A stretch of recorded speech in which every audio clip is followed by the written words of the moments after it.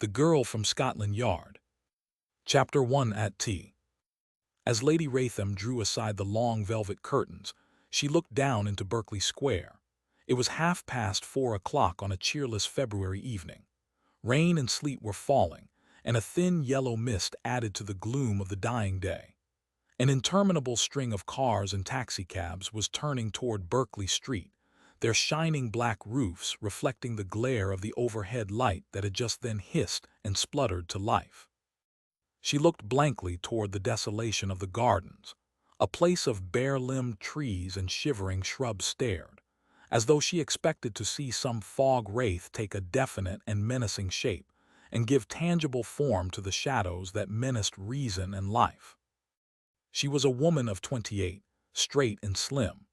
Hers was the type of classical beauty which would defy the markings of age for the greater part of a lifetime. A fascinating face, calm, austere. Her eyes were a cold English gray. You might imagine her the patrician abbess of some great conventual establishment, or a lady of broad manners defending inexorably the stark castle of her lord against the enemy who came in his absence. Analyze her face, feature by feature, put one with the other, and judge her by the standards which profess to measure such things, and brow and chin said purpose with unmistakable emphasis. She was not in her purposeful mood now. Rather was she uncertain and irritable, the nearest emotions to fear that she knew. She let the curtains fall back until they overlapped, and walked across to the fireplace, glancing at the tiny clock. The salon was half-lit, the wall sconces were dark, but the big lamp on the table near the settee glowed brightly. This room bore evidence of money lavishly spent. The greater part of its furnishings would one day reach the museums of millionaire collectors. 3 pictures that hung upon the apple-green walls were earmarked for the National Gallery. As she stood looking down into the fire, there was a gentle tap at the door, and the butler came in. He was a tall man, rather portly in his way, a man with double chin and an unlined face. He carried a small salver in his hand, a buff oblong in the center. Lady Raytham tore open the envelope. It was dated from Constantinople and was from Raytham. She had been expecting the telegram all that afternoon. Raytham, of course, had changed his plans. In that sentence was epitomized his life and career. He was going on to Basra and thence to Bushehr to see the interstate oil wells, or the sites of them. He was expensively apologetic for 2 closely written sheets. If he could not return before April, would she go on to Cannes as she had arranged? He was awfully sorry. He must have said that at least 4 times. She read it again, folded the pink sheets and laid them on the table. The butler was waiting, head slightly bent forward as though to catch her slightest whisper. She did not look at him. "Thank you. Thank you, m'lady." He was opening the door when she spoke. "Druze, I am expecting the Princess Bellini and possibly Mrs. Gurdon. I will have tea when they come." "Very good, m'lady." The door closed softly behind him. She raised her somber eyes and looked at the polished wood of it with a curious, listening lift of her head as though she expected to hear something. But the butler was going slowly down the stairs, a quizzical smile in his eyes, his white, plump hands sliding in and over one another. He stopped on the landing to admire the little marble statue of Circe that his lordship had brought from Sicily.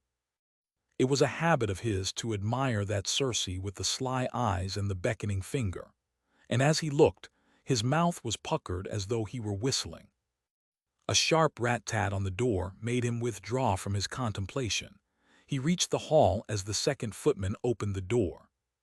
2 women entered. Through the open door he had a glimpse of a limousine drawing away. "Her ladyship is in the drawing-room, your highness. Shall I take your highness's coat?" "You can't," said the first and the bigger woman brusquely. "Help Mrs. Gurdon out of hers. Why you wear such horrible contraptions I can't understand." Mrs. Gurdon smiled largely. "Darling, I must wear something. Thank you, Druze." Druze took the transparent silk coat and handed it to the second footman. The princess was already stamping up the stairs. She pushed open the door and walked in unannounced. Lady Raytham, standing by the fire, her head pillowed on her arm, looked up, startled. "I'm so awfully sorry. Push the lights, Anita. The button is by your hand. Well." The Princess Anita Bellini struggled unaided out of her tweed coat and threw it over the back of a chair, jerked off her hat with another movement and tossed it after the coat. People who saw Anita Bellini for the first time gazed at her in awe. There was a certain ruthless strength in every line, every feature. She was something more than 50 and was just under 6 feet in height. The masculinity of the powerful face was emphasized by the gray hair, cut close in an Eton crop, and the rimless monocle which never left her eye. Between her white teeth, she gripped a long amber holder in which a cigarette was burning. Her speech was direct, abrupt, almost shocking in its frankness. "Greta." She jerked the end of the cigarette holder toward the door. "Being fussed over by Druze. That woman would ogle a dustman. She's that age. It is a horrible thing to have been pretty once and to have produced certain reactions. You can never believe that the spirit has evaporated." Jane Raytham smiled. "They say you were an awfully pretty girl, Nita," she began. "They lie," said Princess Anita calmly. "Russells used to retouch my photographs till there was nothing left but the background." Greta floated in, hands outstretched, her big red mouth opened ecstatically. "Darling," she burst forth and caught both Jane's hands in hers. Anita Bellini's fleshy nose wrinkled in a sneer.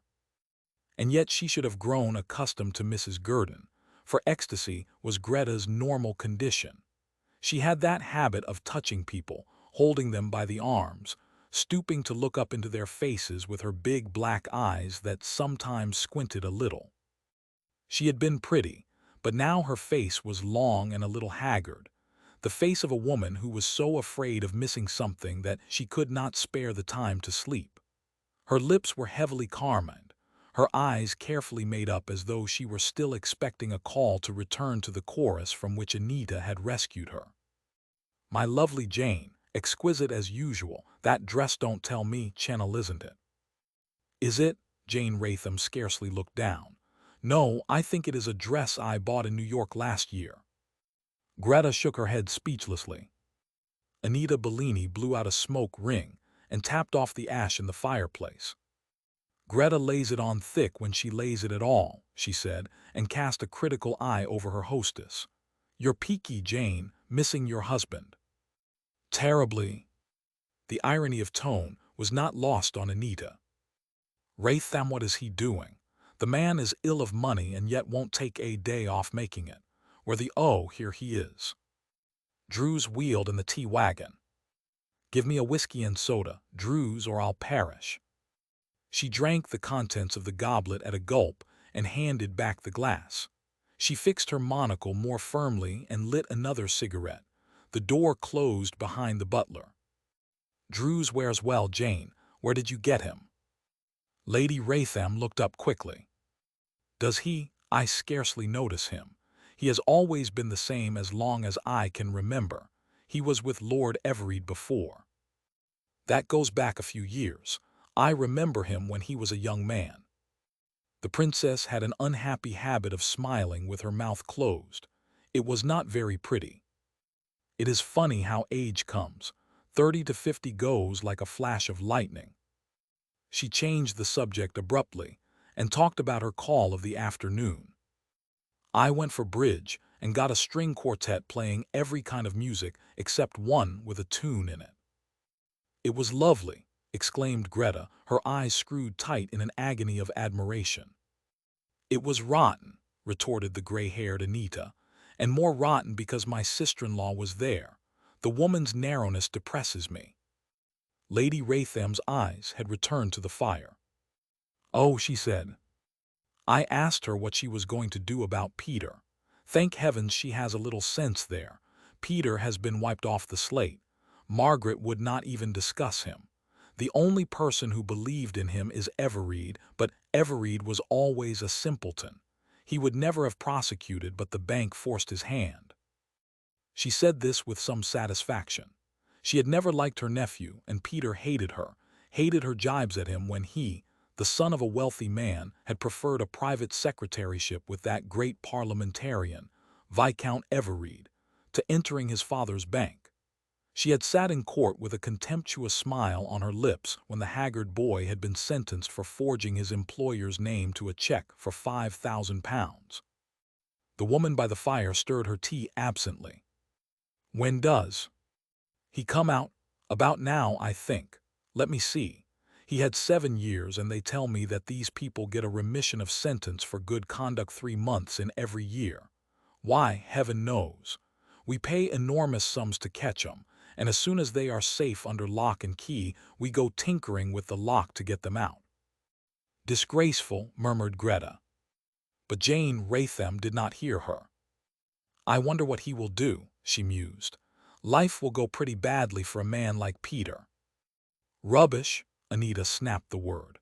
"For goodness' sake, don't get melancholy about Peter. He has been 5 years in prison, and at Dartmoor, or wherever he is, they teach men to use their hands to do something besides forge checks. He will probably make an excellent farm hand." Lady Raytham shivered. How awful." The princess smiled. "Peter Dawlish is just a fool.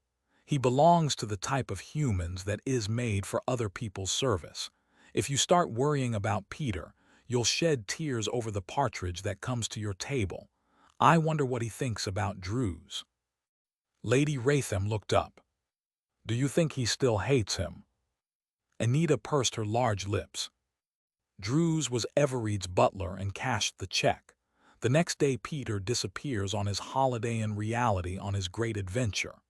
He returns and is arrested, swears he knows nothing about the check, and accuses poor Druze of forgery, which doesn't save him from imprisonment. Lady Raytham said nothing. Naturally, Peter feels sorry if he was still right in believing Druze the villain of the piece. There may be trouble. We needn't deceive ourselves. Her cigarette had gone out. She opened her bag with an impatient tug and searched. Matches, never mind. There was a letter in the bag. She tore a strip from the top and, bending, lit the paper at the fire. "Who is Leslie Maughan?" She was glancing at the signature which footed the letter. "Leslie Maughan, I don't know him. Why?" Anita crumpled the paper into a ball. "Leslie Maughan would like to see me on a personal matter." Anita invented the stilted and supercilious accent which she supposed the writer of the letter might assume. "And Leslie Maughan will be glad to know what hour will be convenient for me to see him. He is an inventor or a borrower of money, or he has an expedition to the Cocos Islands that he would like me to finance. To the devil with Leslie Maughan." Chapter 2. The Girl Detective. Druze had come in noiselessly at the door and stood, hand clasping hand. His face was strangely pale. As he spoke, his right cheek twitched spasmodically. "Yes. Will your ladyship see Miss Leslie Maughan?" "Miss," exclaimed Anita as Jane Raytham rose. "Miss Leslie Maughan of the Criminal Investigation Department, Scotland Yard." Lady Raytham put out her hand and gripped the back of the chair. Her face was bloodless. She opened her mouth to speak, but no word came. Greta was staring at the big woman, but Princess Anita Bellini had no eyes but for the pale butler. "I will see her in the small drawing-room, Druze. Excuse me." She swept out of the room and pulled the door behind her until Druze had disappeared round the lower landing.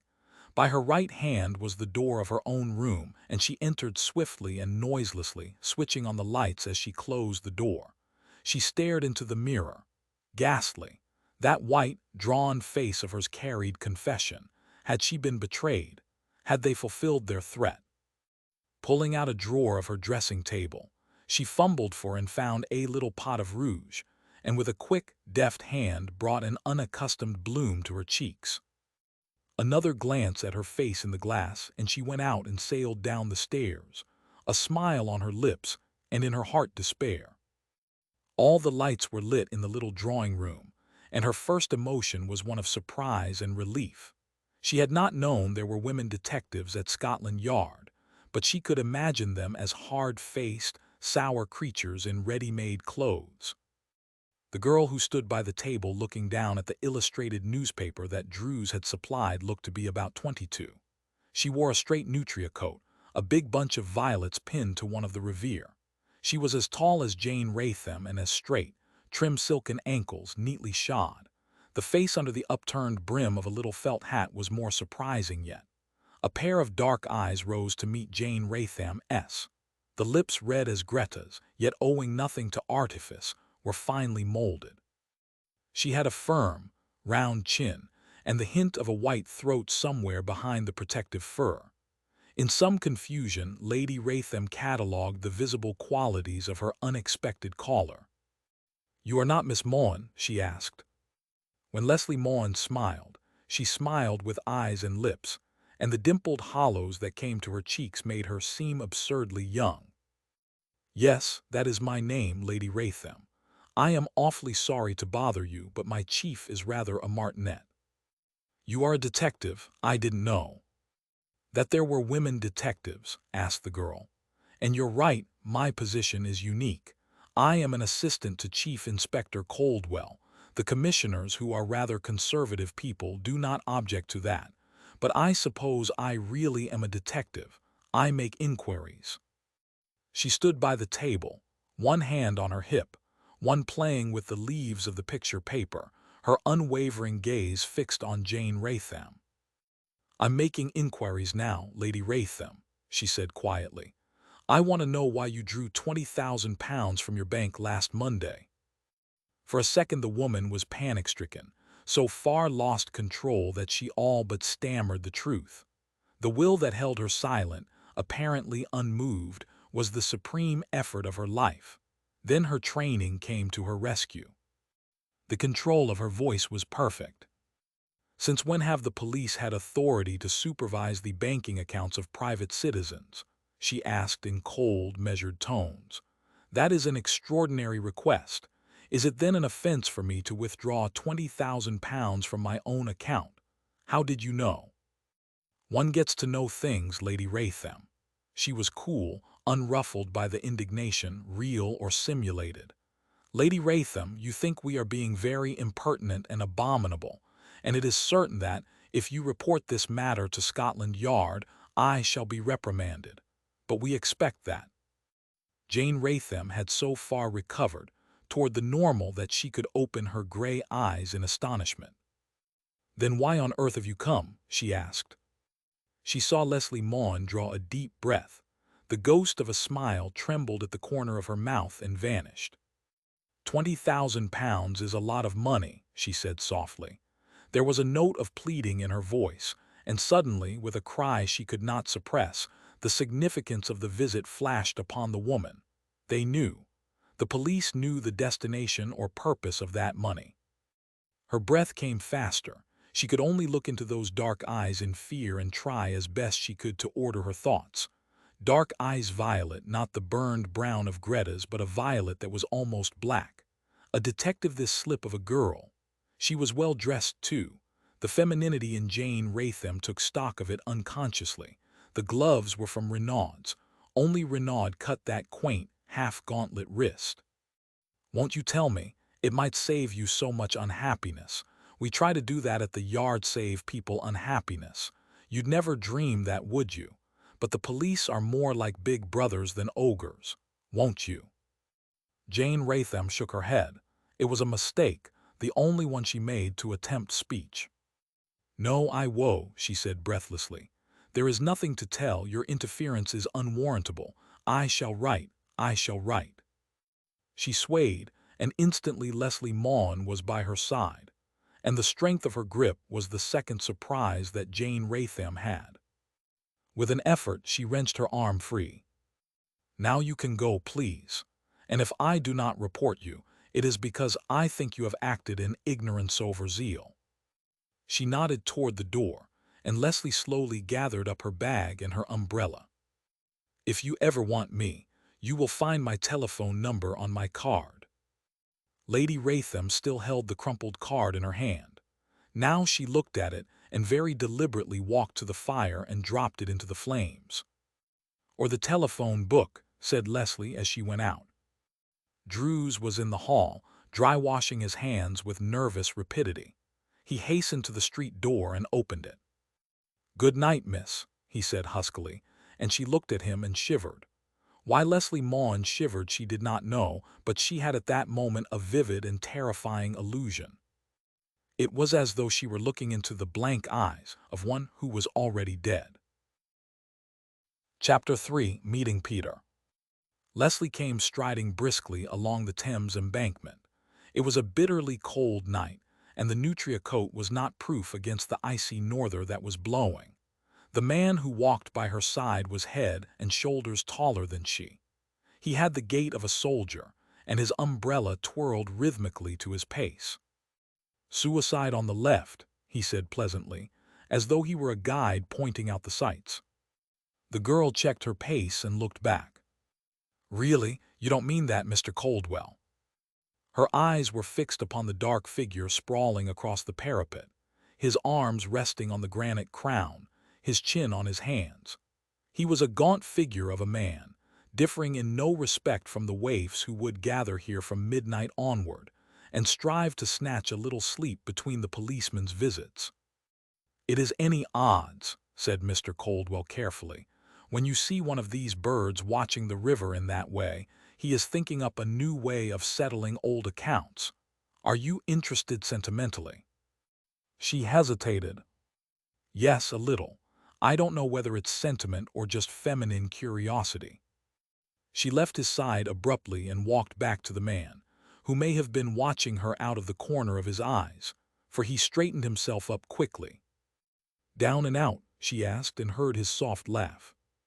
"Down but not out," he replied, and it was the voice of an educated man, with just a trace of that drawl, the pleasant stigmata which the universities give to their children. "Did I arouse your compassion? I'm sorry. If you offer me money, I shall be rather embarrassed. You will find plenty of poor beggars on this sidewalk who are more worthy objects of charity. I use the word in its purest sense." She looked at his face. A slight mustache and a ragged fringe of beard did not disguise his youth. Chief Inspector Coldwell, who had come closer, was watching him with professional interest. "Would you like to know what I was really thinking about?" There was an odd quality of banter in his voice. "I was thinking about murder.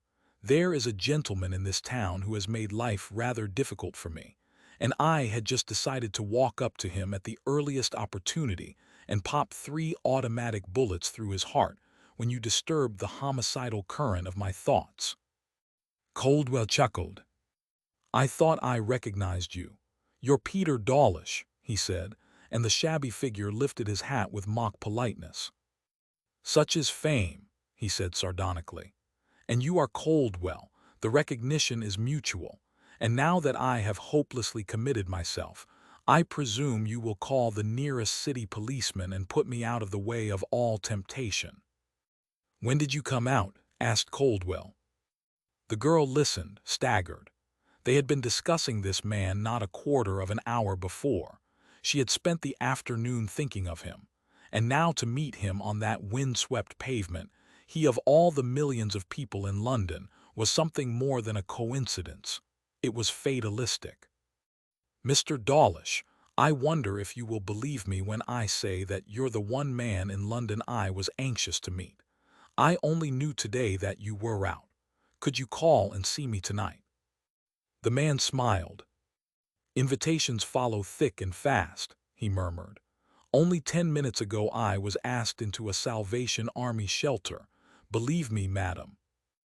"Mr. Dawlish," her voice was very quiet but very clear, "you are being awfully sorry for yourself, aren't you?" She did not see the flush that came to his face. "I suppose I am," he said a little gruffly, "but a man is entitled." "A man is never entitled to be sorry for himself in any circumstances," she said. "Here is my card." She had slipped back the cover of her bag, and he took the little pasteboard from her hand, and bringing it close to his eyes, read, in the dim light that a distant lamp afforded: "Will you come and see me at 10:30? I shan't offer you money. I won't even offer to find a job for you cutting wood or sorting waste paper. It is a very much bigger matter than that." He read the name and subscription again, and his brows met. "Oh yes, really yes if you wish." He was, of a sudden, awkward and uncomfortable. The girl was quick to recognize the change in his manner and tone. "I'm afraid I'm rather a scarecrow, but you won't mind that." "No," she said, and held out her hand. He hesitated a second, then took it in his. She felt the hardness of the palm and winced at the significance of it. In another second she had joined the waiting Coldwell. Peter Dawlish watched them until they were out of sight, and then, with a little grimace, turned and walked slowly toward Blackfriars. "I knew about the smallness of the world," said Coldwell, swinging his umbrella, "but I had no idea that applied to London. Peter, it's years since I saw him last. He was rather a weed 5 years ago." "Do you think he really is a forger?" "A jury of his fellow countrymen convicted him," said Mr. Coldwell cautiously, "and juries are generally right. After all, he needed the money.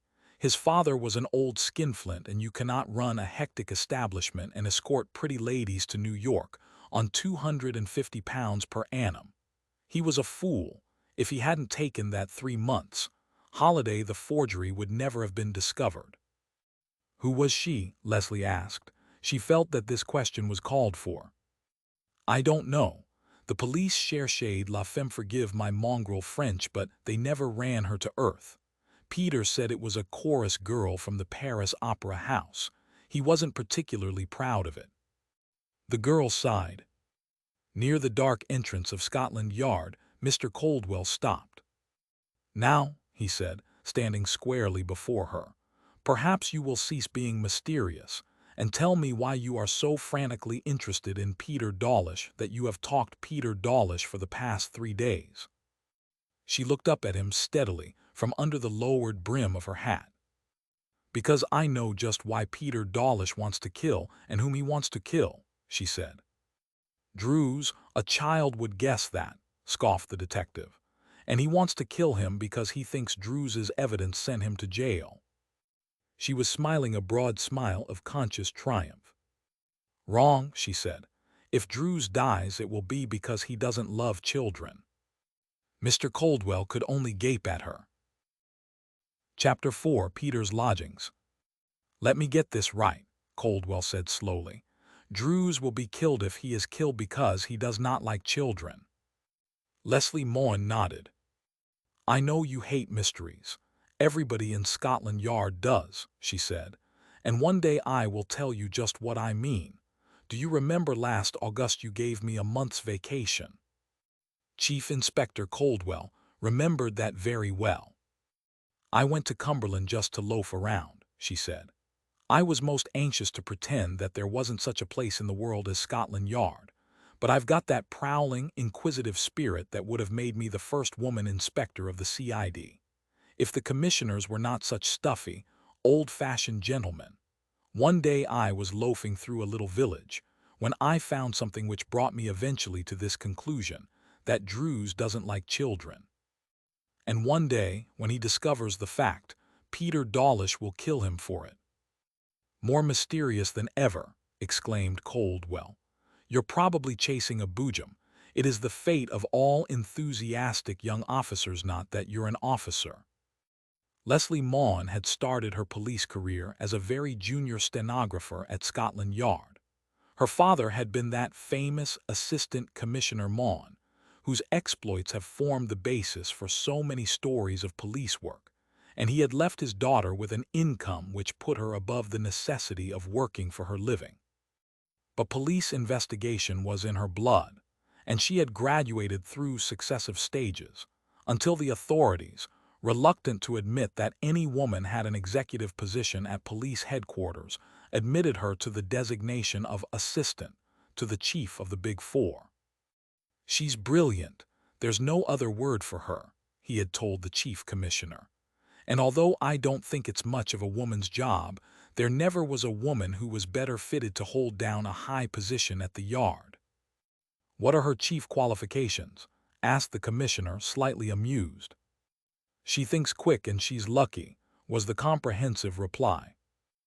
This question of luck exercised the mind of Leslie as she walked home to her flat in the Charing Cross Road. The very fact that that apartment was hers was strong support for the theory of luck. She had taken a long lease of a floor above a moving picture house at a time when flats were going begging. She might have drawn double the rent from a subtenant, but the place was central, comparatively cheap, and she withstood all temptations to change her abode at a profit. A side door led to the apartments, and she had hardly closed the door behind her when a voice hailed her from the top of the stairs. "That you, Miss Maughan?" "That's me," said Leslie. She hung her coat in the narrow hall and went upstairs to the girl who was waiting on the landing. Lucretia Brown, her one servant, was a very tall, broad-shouldered girl, with a round and not unpleasant face. She stood now with her hands on her hips, surveying her mistress. "I thought you were," she began. "You thought I'd been murdered and thrown into the river," said Leslie good-humoredly, "as you always think if I am not back on the tick." "I don't trust London," said Lucretia. It was her real name, chosen by a misguided farm laborer, who, having heard a lecture on the Borgias delivered at the parish hall, came away with a vague idea that the historical character who bore that name was a worthy creature. "I never did trust London, and I never will. Have you had dinner, miss?" "Yes, I've had my dinner," said Leslie, and looked at the clock. "I am expecting a man to call here at 10:30, so when you open the door to him, please don't tell him that I'm out and not expected back for 3 weeks." Lucretia made a little face. "10:30's a bit late for a gentleman visitor, miss. A friend of yours." Leslie could never train her out of a personal interest in her affairs. In a way, Lucretia was privileged. Her first memory was of the broad-faced Lucretia pushing a perambulator in which Leslie took the air. "Is it anybody we know, miss? Mr. Coldwell?" Leslie shook her head. "No," she said. "He is a man who has just come out of prison." Lucretia closed her eyes and swayed. "Good heavens," she said in a hushed voice. "I never thought I'd live to see the day when you'd be having a convict up to see you at 10:30 at night. What about asking a policeman to stand by the door, miss?" "You're much too partial to policemen," said Leslie severely, and the big maid grew incoherent in her indignant protests. 10:30 was striking from St. Martin's in the Fields when the doorbell rang, and Lucretia came into her, eyes big with excitement. "That's him," she said melodramatically. "Well, let him in." "Whatever happens," began Lucretia, "I'm not responsible." Leslie pointed to the door. He came so lightly up the stairs that she did not hear his steps. The door opened and Lucretia backed in. "The gentleman," she said loudly, and cast an apprehensive glance at the stranger as she sidled out of the room and closed the door. Peter Dawlish stood where Lucretia had left him, his soft hat in his hand, glancing from the girl to the cozy room, a smile on his thin face. She saw now how shabbily dressed he was. His shirt was collarless, his boots gray with mud, the old, ill-fitting suit he wore stained and patched. "I warned you I was a scarecrow," he said, as though he read her thoughts. "They gave me a beautiful prison-made suit at Dartmoor, but it didn't seem the right kind of equipment with which to face a censorious world, so I swapped it for this." She pushed a chair up to the fire. "Sit down, won't you, Mr. Dawlish?" "Mr. Dawlish," he repeated. "That sounds terribly respectable." "You may smoke if you wish," she said, as he seated himself slowly, and again he smiled. "I wish, but I have not the wherewithal." She hastily opened a drawer and took out a tin of cigarettes. "Thank you," he said. He took the cigarette in his fingers and frowned. "That is certainly queer," he said. "What is certainly queer?" she asked. "These Gaspers, I used to smoke them in the old days, had 'em imported from Cairo. You can't buy them here, at least you couldn't when I retired. Hey-oh, am I being very sorry for myself again? That stung. I loathe these self-pitiers, and it was a revelation to discover that I had gone over to the majority." He lit the cigarette and drew luxuriously. "This is rather wonderful," he said. "Have you had any food?" she asked. He nodded. "I dined like a sybarite at a small shop in the Blackfriars Road. The dinner cost 6 pence. It was rather an extravagance, but I felt I needed bracing for this ordeal." "You have no lodging?" He shook his head. "No, I have no lodging." He was twiddling his long, thin fingers. She noted with satisfaction that his hands were scrupulously clean, and again he seemed to divine her thoughts, for he looked down at them. "I don't exactly know what information I can give you, if it is information you require, and if you had been a male of the species policeman, I should have declined your invitation rather loftily. But a woman policeman is unique. I've seen them, of course rather fat little bodies with squat little helmets. I suppose they're useful." He noticed that she herself was not smoking, and commented upon it. "No, I very rarely smoke," she said, and then in a changed tone, "Do you mind if I speak very plainly?" "The plainer the better," he said, and he leaned back in his chair and sent a cloud of smoke to the ceiling. "I dare say you'll be forced to walk London tonight." "It has become a habit," said Peter Dawlish. "And really it would be rather amusing if one weren't so horribly tired. They gave me a little money when I left prison, not much. One gets quite a lot of sleep in the daytime, especially the sunny days in odd corners of the parks, and on rainy nights I know a gardener's tool house, which is not perhaps to be compared with the bridal suite at an expensive hotel, but is cozy. I slept there last night with an ex-colonel of infantry and a lawyer who lived in the same ward at Dartmoor." She eyed him steadily. "Tonight you will sleep decently," she said, in her quiet, even tone, "and tomorrow you will buy a new suit of clothes and interview your father." He raised his eyebrows, amusement in his eyes. "I didn't realize that you had scraped down to the family skeleton," he said. "And why am I to do this, Miss Maughan? The suit of clothes would be a waste of money. My parent would not be impressed by my appearance of affluence. Rather, he would imagine that I had found another good-natured gentleman who trusted me with his checkbook. Furthermore, all this would cost money, and I think you should know, before we go any further, that I am not taking any money from you on any pretext." She had the extraordinary knack of making him feel foolish. He always remembered afterward that in the first 2 meetings with this strange girl he had gone hot and cold either at her words or the inflection of her voice. That kind of pride which refuses to take money from a woman is very admirable. There was a note of cold sarcasm in her voice which made him writhe. It is the attitude of mind behind man's subconscious sense of superiority to the female of the species. It is not particularly flattering to a woman, but it must be immensely gratifying to a man. "May I ask you another question, Mr. Peter Dawlish? Do you intend sinking down into the dregs? Is your vista of life lined on either side by common lodging houses, with a pauper's graveyard at the end of it? I don't exactly see what you're driving at." She had made him angry and was secretly amused. "I shall do my best, naturally, to find work. I had an idea of going abroad." "Exactly," she nodded. "To one of the colonies. It is the most popular of all delusions that people without grit or ambition can magically acquire these qualities the moment they go ashore at Quebec or Sydney, or wherever their high spirits lead them." He was laughing now in spite of himself. "You've certainly got a knack of riling a man."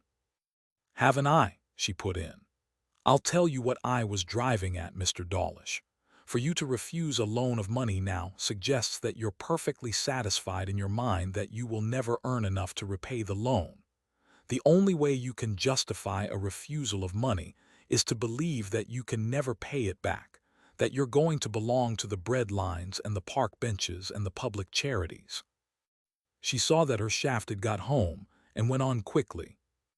"Of course you will do nothing of the sort. You've come out of prison with a grievance against the world, and you're hardly to be blamed for that. I should imagine you are one of the few innocent men who ever went to Dartmoor." He looked at her shrewdly. "You believe I was innocent?" She nodded. I'm pretty sure, she said, and then, do you carry a gun? He laughed aloud. The price of a Browning pistol would keep me in luxury for 2 months, he said. No, I carry nothing more dangerous than a toothbrush. The drawer from which she had taken the cigarettes was still open. She put in her hand and took out a small black cash box and jerked back the lid. We will do this thing in a businesslike way, she said. You will find a paper and pencil on the desk. Sign an IOU for £20. If you believe in your heart of hearts that you'll be unable to pay me back, that a man of 29 or 28, or whatever age you are, will never earn a sufficient margin above his cost of living to send back that money in a year or 2 years, then you need not take a cent. And this little bit of charity, as you call it. I've called it nothing of the sort. In your mind you have, she said calmly. It is very rude to contradict a lady. Now, Mr. Dawlish, I challenge you. If you think you are permanently down and out, the incident is finished, and I think you're finished too. She looked at him through her half-closed eyes, nodding slowly. You mean I'm not worth salving? He asked and got up. I'll accept your challenge. He took the pencil, scribbled a few words on the writing pad, and tearing it off, handed it to the girl. Produce your £20. He was amused in a sour way, but his anger was mostly directed inward to himself, that he should be angry at all. If anybody had told him, when he had walked into that room, that he would accept a loan of money from the girl who had not been absent from his thoughts since he had met her, he would have laughed at such a suggestion. Yet here he was, counting solemnly the notes as they were handed to him, and pocketing them without one single qualm of conscience. I think I'm beginning to know myself, he said. I started a weakling, and prison hasn't improved me. No, I do not mean that it is a weakness to accept this money, but it would have been a weakness to refuse. I'm awfully obliged to you. She held out her hand. Where will you be staying? She asked. I don't know, but I will keep in touch with you. Please don't bother about me anymore. If I can't get a job of some kind, I'm really not worth helping. Why are you doing this? It isn't part of the usual police procedure. She shook her head. The police help where they can, you ought to know that, she said quietly. But I admit that this is a purely personal action on my part. You are part of a big experiment. It isn't my womanly heart but my scientific brain that is dictating just now. And then, going off at a tangent, I wish you would shave yourself, Mr. Dawlish. You look too much like a musical genius to be thoroughly wholesome. He was still chuckling to himself when Lucretia closed the outer door upon him with unnecessary violence. He knew a small temperance hotel where he could sleep that night, a place in Lambeth, near Waterloo Station. Temperance Hotel was rather a grand name for an establishment which was only a little superior to a common lodging house, but he guessed it was too late to get a bed at any of the Rowton houses. He walked briskly down Charing Cross Road and into the Strand, crowded with cars and taxis, for the theatres were closing and the northern sidewalk was almost impassable. And then he thought he saw his mother preceding another lady into a car and stopped. Yes, it was Margaret Dawlish, and the lady with the dirty gray hair was Aunt Anita. He could afford to grin now, and the discovery was very pleasurable. He could well imagine that if he had seen that party earlier in the evening, the sight would have evoked a sneer, and just that twinge of self-pity against which he was trying hard to guard himself. He turned back, lest in passing they recognize him, and went down Villiers Street, mounting the stairs to Hungerford Bridge. It was not the 20 notes in his pocket, a compact, cozy little roll that made his heart and his step lighter. He had caught something of the girl's spirit, had been imbued with a little of her courage and sanity. Leslie Maughan puzzled him. She was more than pretty. There was in her face a spirituality which he had not detected in the face of any woman of his acquaintance or knowledge. He realized with a start that he had always disliked clever women. He liked them soft and feminine, and, if the truth be told, a little silly. But he liked this capable and pretty young woman. Leslie Maughan had just enough of the official quality to keep him at a distance, and yet she was genuinely friendly as a sensible elder sister might be, though in truth she must be years younger than he. Sometimes he felt a very old man. Leslie Maughan had made him feel like a child. He was over the middle of the river now, and there was revealed to him the pageantry of the Embankment, with its lights reflected in the dark waters of the Thames. He felt himself responding to the glow and color of it. And then, for no reason at all, he had an uncomfortable feeling that he could not trace, but instinctively he looked back. There were several people crossing with him, but immediately behind him, not half a dozen yards away, were three little men who moved shoulder to shoulder. They had the curious high-stepping walk which he had seen in Orientals, a sort of modified prance. They were not speaking to one another, as friends might who were walking home together, and, curiously enough, it was their silence which made him uneasy.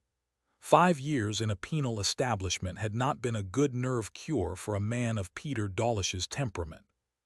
He ran down the steps and found himself in a dim and gloomy street. From here was a short cut to the York Road, near where his Temperance Hotel was situated. His way led him through a deserted street of tiny houses that was not quite a slum, but was barely respectable. As he turned into the thoroughfare, he glanced back and saw that the three little men were following. They moved noiselessly, as though they were wearing rubber shoes. Peter crossed the road and they followed a little nearer to him. He was wondering whether it would not be better to turn and face them till they had passed. He had decided upon this action when something fell over his head. He raised his hand quickly to catch at the thin rope, but it was too late. The slip knot tightened about his throat, two muscular little figures leaped at him, and in another second he was lying on the ground, fighting for life, strangled, his head bursting, his hands clawing at the rope. And then consciousness left him. After an eternity he felt somebody lifting him up and propping him against a wall. A brilliant light shone on his face. Peter put his hand to his throat. The rope had gone, but he could still feel the deep depression it had made upon his skin. "What was the game?" said a gruff voice. He blinked up, could distinguish a helmeted head of policeman. "How do you feel? Would you like me to get an ambulance? I can put you into the hospital in a minute." Shaking in every limb, Peter struggled to his feet. "I'm all right," he said unsteadily. "Who were they?" The policeman shook his head. "I don't know. They passed me at the end of the street and I thought they looked queer. Little fellows with flat noses, more like monkeys than men. And then I saw them go for you and came after them. I think I just about saved your life, young fellow." "I think you did," said Peter ruefully, as he felt at his scarred throat. "Run? I never saw anybody run as fast as they did," said the constable. "Did you have a row with them?" "No, I never saw them before in my life," said Peter. "Humph," the officer was looking at him dubiously. "Wonder who they were. They talked in some lingo I didn't understand. I only caught one word, or maybe it's two orange pander or bander." "Orang blanga?" asked Peter quickly and whistled. "No. Peter shook his head. "No, I don't know them. I guess their nationality, Javanese." The officer was loath to leave him. "Where are you going now?" "I'm trying to find a lodging." He was still far from recovered, for when he took a step the street and the officer went round in a mad whirl, and but for the policeman's arm he would have fallen. "You'll get yourself pinched for being drunk," said the policeman humorously. "Lodgings. Now where did I see a lodging?"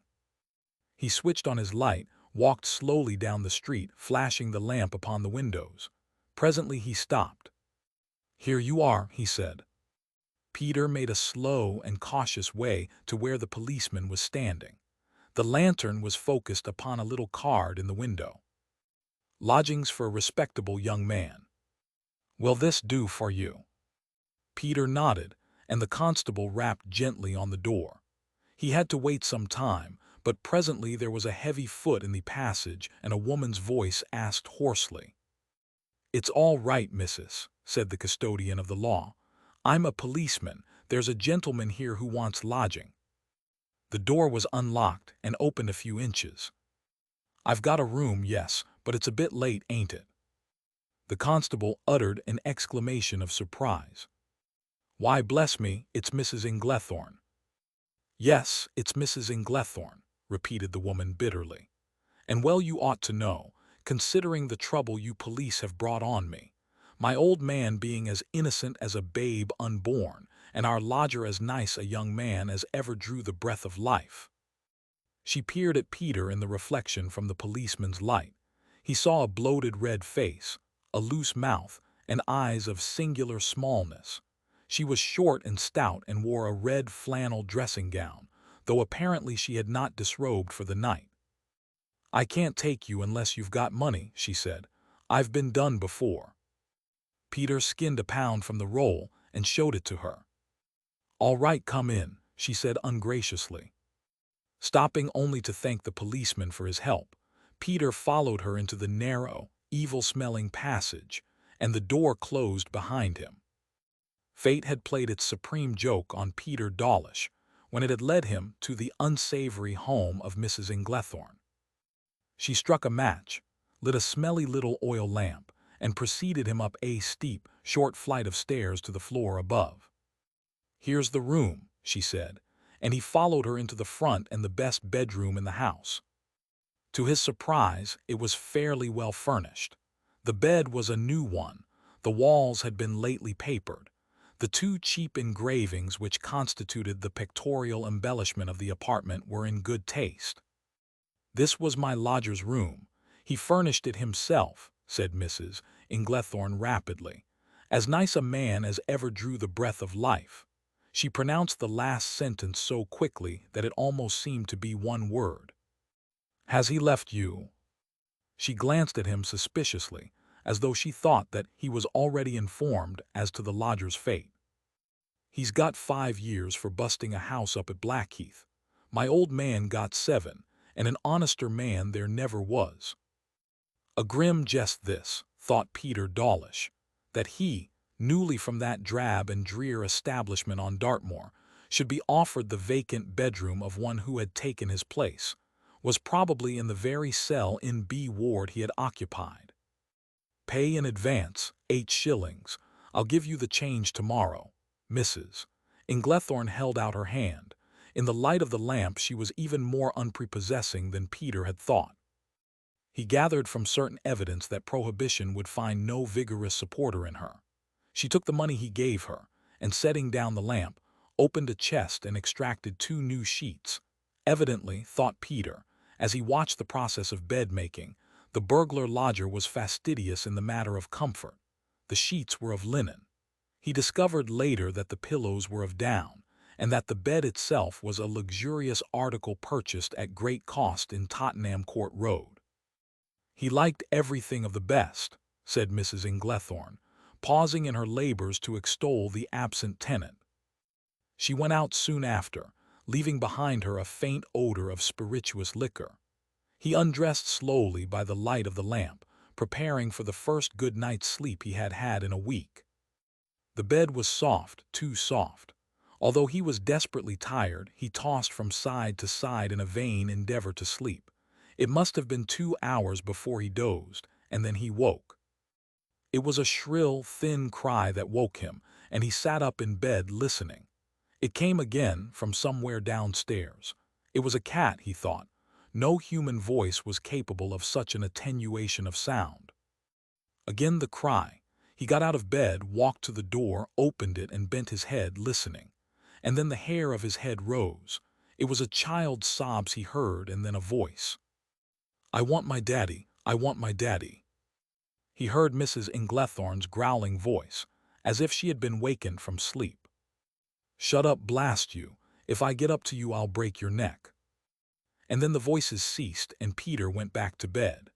But it was not until the sound of closing doors in the street told him that the early workers were abroad, that he fell into a troubled sleep, disturbed by dreams of a child who cried and moaned all the time, "I want my daddy.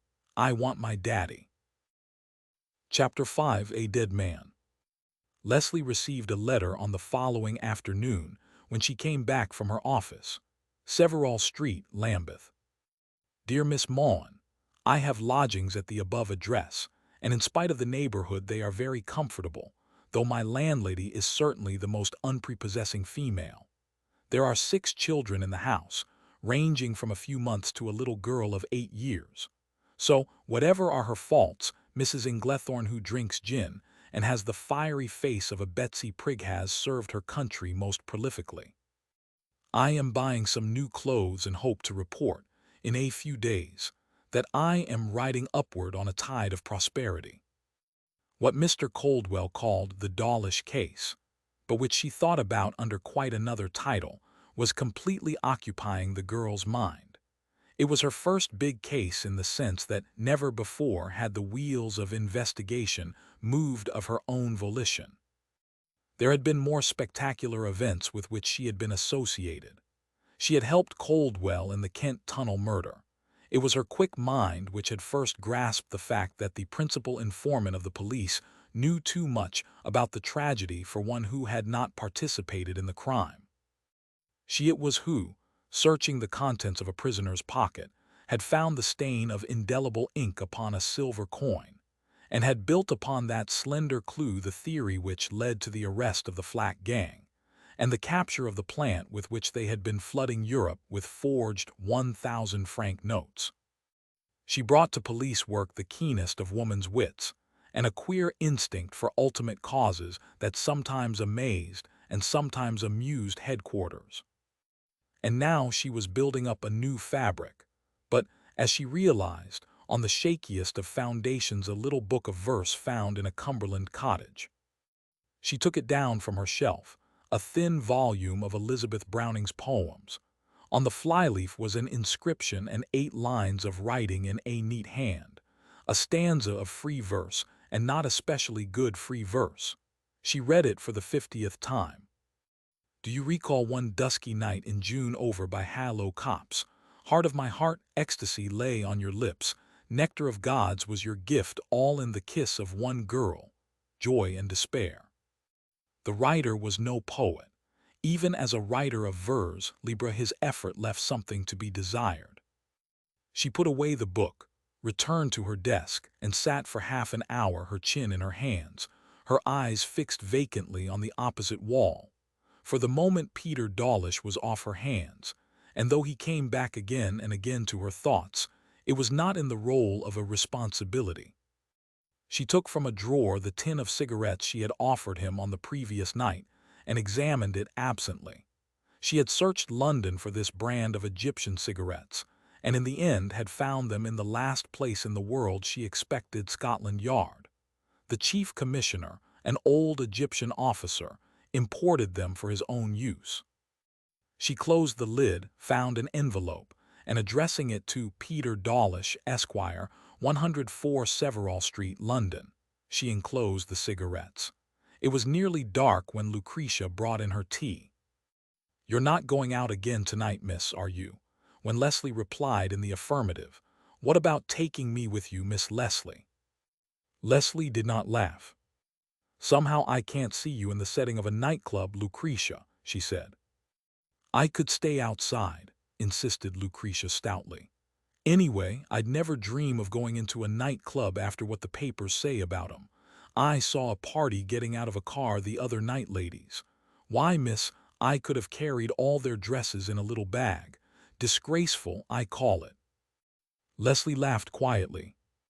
"You've got to understand, Lucretia," she said, "that no woman is properly dressed for dinner unless she feels comfortably nude. Don't faint." "Women are not what they was," said Lucretia severely. "That's the devil of it, Lucretia. They are," said Leslie. She had only half made up her mind as to the course she should pursue. Mr. Coldwell often twitted her about her luck, but her luck was largely a matter of abnormal instinct, and it was in her bones that there was tragedy in the air. Suppose she saw Lady Raytham again, and this time spoke not in parables but in plain English. It required no particular effort on Leslie's part, for her moral equipment was free from the faintest tinge of cowardice.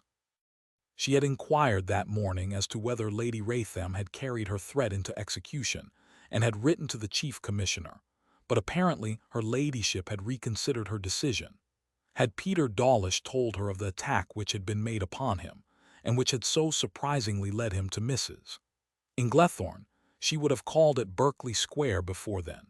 But Peter had been silent on the subject, and Leslie did not know till the next day of that surprising outrage. She went to her bedroom and changed her dress. She was dining that night with Mr. Coldwell at the Ambassador's, which is sometimes called a nightclub by the uninitiated, but is in reality the center of London's smart life. Over her flimsy gown, which Lucretia never saw without closing her eyes in mental anguish, she put on her heavy fur coat, slipped a pair of rubbers over her shoes, and sent Lucretia down for a taxi. At 7:15, she was pressing the visitors' bell at number 377 Berkeley Square. The door was opened almost instantly by a footman. "Have you an appointment with her ladyship?" he asked, as he closed the door upon her. "No, she hasn't an appointment with her ladyship." Leslie turned in amazement at the sound of a loud, raucous voice. It was Druze, who had come into the hall from a door beneath the stairs. The white face was red and blotchy, his hair untidy. There was a stain on his white shirt front, and when he walked toward her his step was unsteady. He was, in point of fact, rather drunk, and Mr. Druze drunk was an exceedingly different person from Mr. Druze sober. The whole character of the man seemed to have changed. From being a shrinking, rather fearful servitor, he had become a blustering, loud-mouthed bully of a man. "You can get out. Go on, we don't want you." He advanced toward her threateningly, but the girl did not move. The second footman had withdrawn to a respectful distance, and was looking with frowning amusement at the antics of his chief. "Do you hear what I say? Clear out. We don't want any spying police girls round here."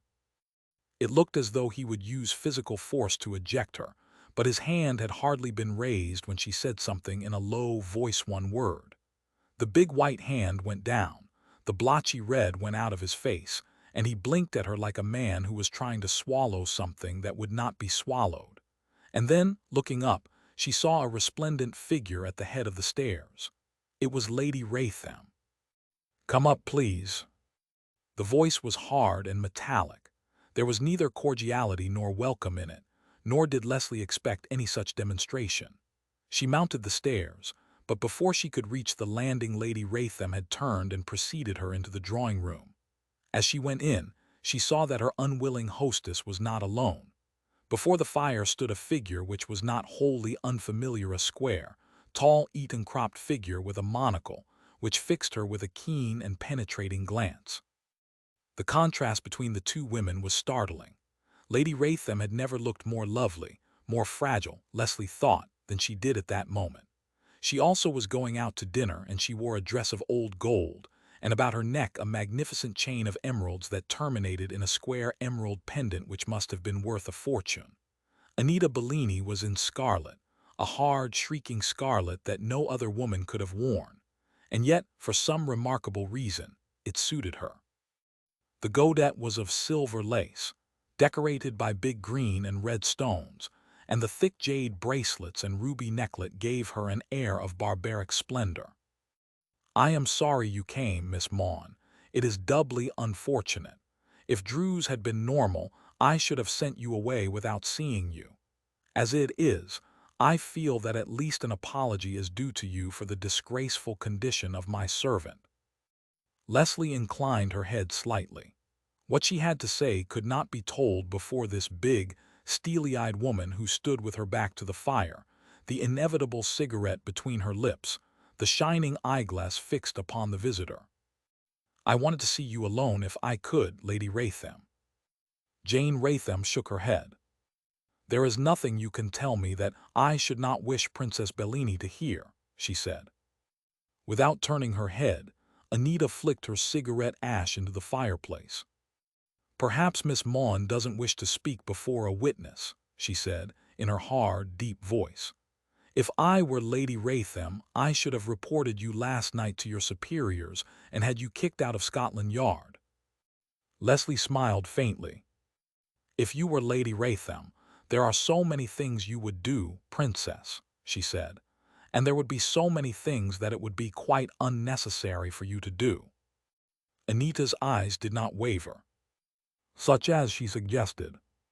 If she expected to frighten the younger woman, she must have been disappointed. Leslie's lips were curved in a fixed smile. "We have now come to the point," she said good-humoredly, "where I should not like to speak before witnesses, either though someday I may speak before more witnesses than you can crowd into a room twice this size. As many, Princess, as can squeeze themselves into court know, one at the Old Bailey." She said this without raising her voice, and now for the first time Anita Bellini gave the slightest hint of her emotion. The eyeglass dropped and was caught deftly and replaced with too elaborate care. The strong mouth drooped a little, but recovered at once. "That sounds almost like a threat to me," she said harshly. "Young lady, I think you're going to lose a job." Quick as a flash came the answer. "Before I lose my job, Princess, you will lose a very profitable source of income." She did not wait for the answer, but turned to Lady Raytham. "Will you see me alone, Lady Raytham?" Jane Raytham's voice shook a little. She was a very bewildered woman. "I brought you here to apologize to you for Druze," she said breathlessly, "and you have made use of the opportunity to insult my friend, a lady who—" Her voice grew husky, and she stopped as though she could not articulate further. There was nothing more to be gained here, unless she was prepared to blurt her questions before the very woman who she was anxious should remain in ignorance of the information which had come to her. Leslie had unfastened her coat in coming upstairs. Behind her brown fur, Lady Raytham saw the silk-clad figure in mauve. Princess Anita Bellini smiled. She had a flair for Paris models. "They pay you well in the police, my young friend," she said bluntly. "Who is the lucky gentleman who pays for your clothes?" "My lawyer until I am 25, said Leslie. "Fortunate lawyer, who is he?" Leslie smiled. "You ought to know him. He acted for you in your bankruptcy." And with that parting shot she went out of the room, knowing she was a cat, but realizing that a cat was entitled to what pleasure she might find in getting under the skin of a tigress. Half an hour later, Mr. Coldwell unfolded his serviette and shook his head soberly. "You are a cat, too, but you're a clever little cat, and when Tabitha did you discover that Her Highness was a bankrupt? I confess that is news to me." The girl laughed ruefully. "I read gazettes," she said. "It is depraved in me, but I find them more interesting than the best sex novel that any schoolgirl has ever written. The bankruptcy was arranged 10 years ago in the quietest way. The princess took up her residence in a small country town before she filed her petition, and it is easy to keep these country proceedings out of the London papers. On this occasion she described herself as Mrs. Bellini. There is no law compelling you to use a foreign title." Pussy cat," murmured Mr. Coldwell. "And did she annihilate you?" "She was slightly withering," said Leslie carelessly. "But Druze dropped. I'm awfully worried about that." "I don't see why you should be," said Coldwell, and beckoned a waiter. When the man had taken the order, "Do you know, you're almost persuading me that there is something big behind this Dawlish mystery. I don't mean the discovery, which is very unlikely to be made, that Druze was the forger after all." A tall woman had come into the restaurant and was glaring round through the thick lenses of her horn-rimmed spectacles. She was very straight and spare, her head covered with a mop of white hair, which lent her an almost comical air of ferocity. She nodded curtly to the inspector and went to meet the gesticulating maître d'hôtel. "That is Mamma," said Coldwell.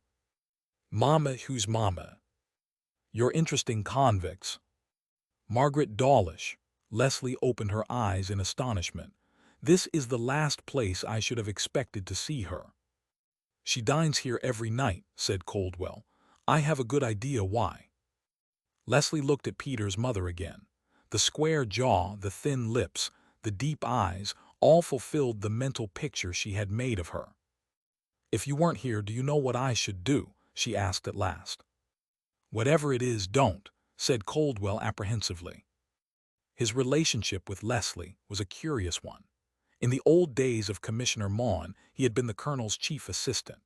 Though he was only a sergeant in those days, he was admitted very largely to the confidence of that genius of Scotland Yard, spent long weekends at Sutton Colley, and had assumed a sort of guardianship toward Colonel Maughan's motherless child. There never was a time within Leslie's recollection that Josiah Coldwell had not figured largely in her life. He was one of her father's executors, the best trusted of all his friends, and it was only natural, when she conceived the idea of adopting police work as a profession, that he should be her sponsor. It was not until a very long time after she had put the suggestion to him that he agreed. At first he had pooh-poohed, then he had grown solemn, and then mournful, but in the end she had had her way. "If you don't put me there, Uncle Josiah, I shall go into training as a private detective." It only needed this threat to force his capitulation, for private detectives were contemptible figures in the eyes of this regular policeman. For him, it was a matter of pride that she had succeeded. Today, if the truth be told, if she had expressed the slightest hint of weariness and a desire to return to the obscurity of what is termed civilian life, he would have been thrust in the deeps of gloom. He did not tell her this in the course of the dinner. She had guessed it easily enough long before, but he did venture to return to a matter which rather worried him. As the band struck up a dance tune and she rose invitingly, he groaned and came to his feet. "I'll be awfully glad, Leslie, when you find a young man to dance these infernal jazzes with you. How can you expect the high-class crooks of London to have any respect for a man who dances in public?" He was over 60, yet in truth, no better dancer took the floor that night, but it pleased him to talk of his decrepitude.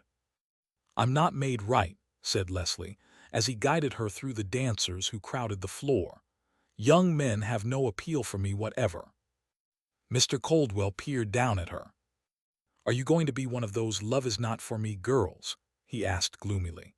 "Somehow I can't imagine you running a garage of toy poms."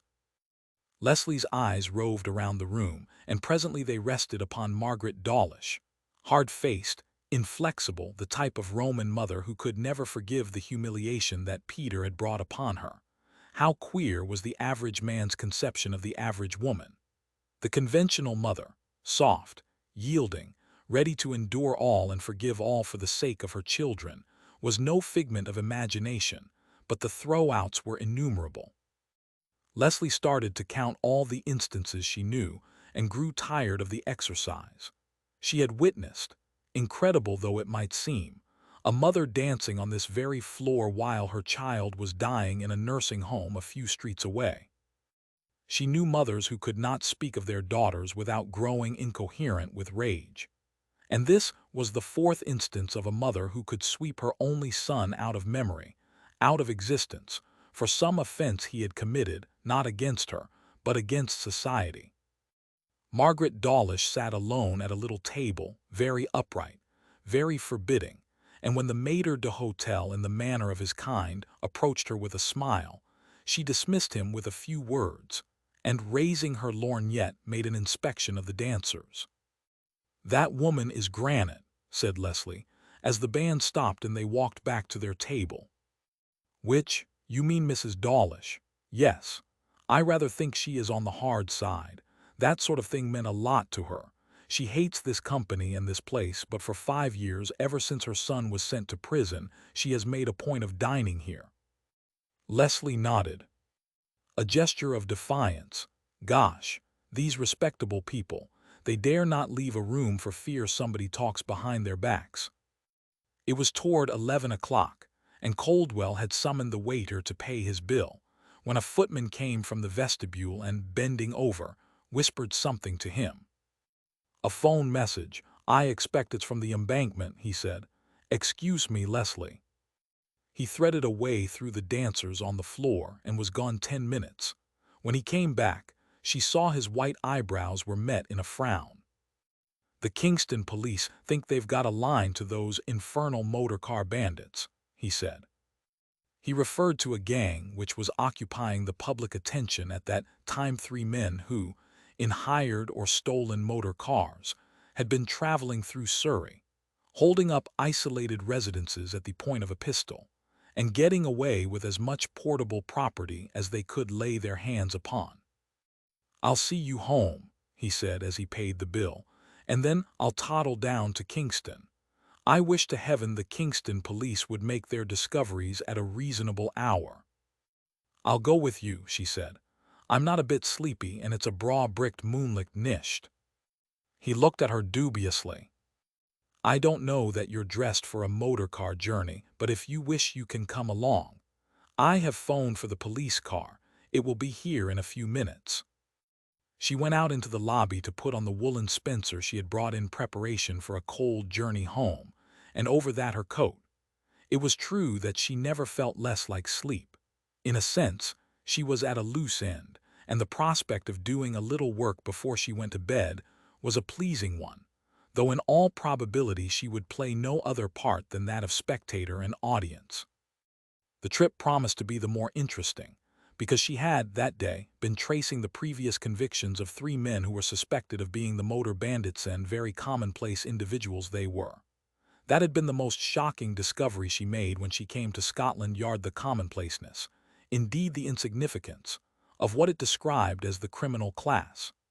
Out-of-work plumbers, laborers, carters, and clerks, with a painter here and there, formed the bulk of them. The women only had an individuality. There was no habitual woman criminal quite untouched by romance. Their stories were altogether different, their lives more varied, and, if the truth be told, their enterprise and inventive qualities more fascinating. She passed through the swing doors into the street. The night was bitterly cold and the sky overhead was clear. The bright moon which she had recklessly inferred was not in evidence, but there were all the other attractive conditions for a midnight ride. The car was an open tourer with a plenitude of rugs, and as Mr. Coldwell fixed the rear screen to shield her face from the cutting air, the journey promised no discomforts. The car passed swiftly through Kensington and across Hammersmith Bridge, and in an incredibly short space of time was running down Kingston Vale. The driver pulled up at the police station behind a big touring car which was unattended, and they got down. In the charge room, they found the inspector talking to a middle-aged man, who was apparently the owner of the car. "Sorry to bring you down, Mr. Coldwell," said the inspector, "but this sounds almost like one of the motor crowd's little jokes." The car owner apparently was the proprietor of a small garage.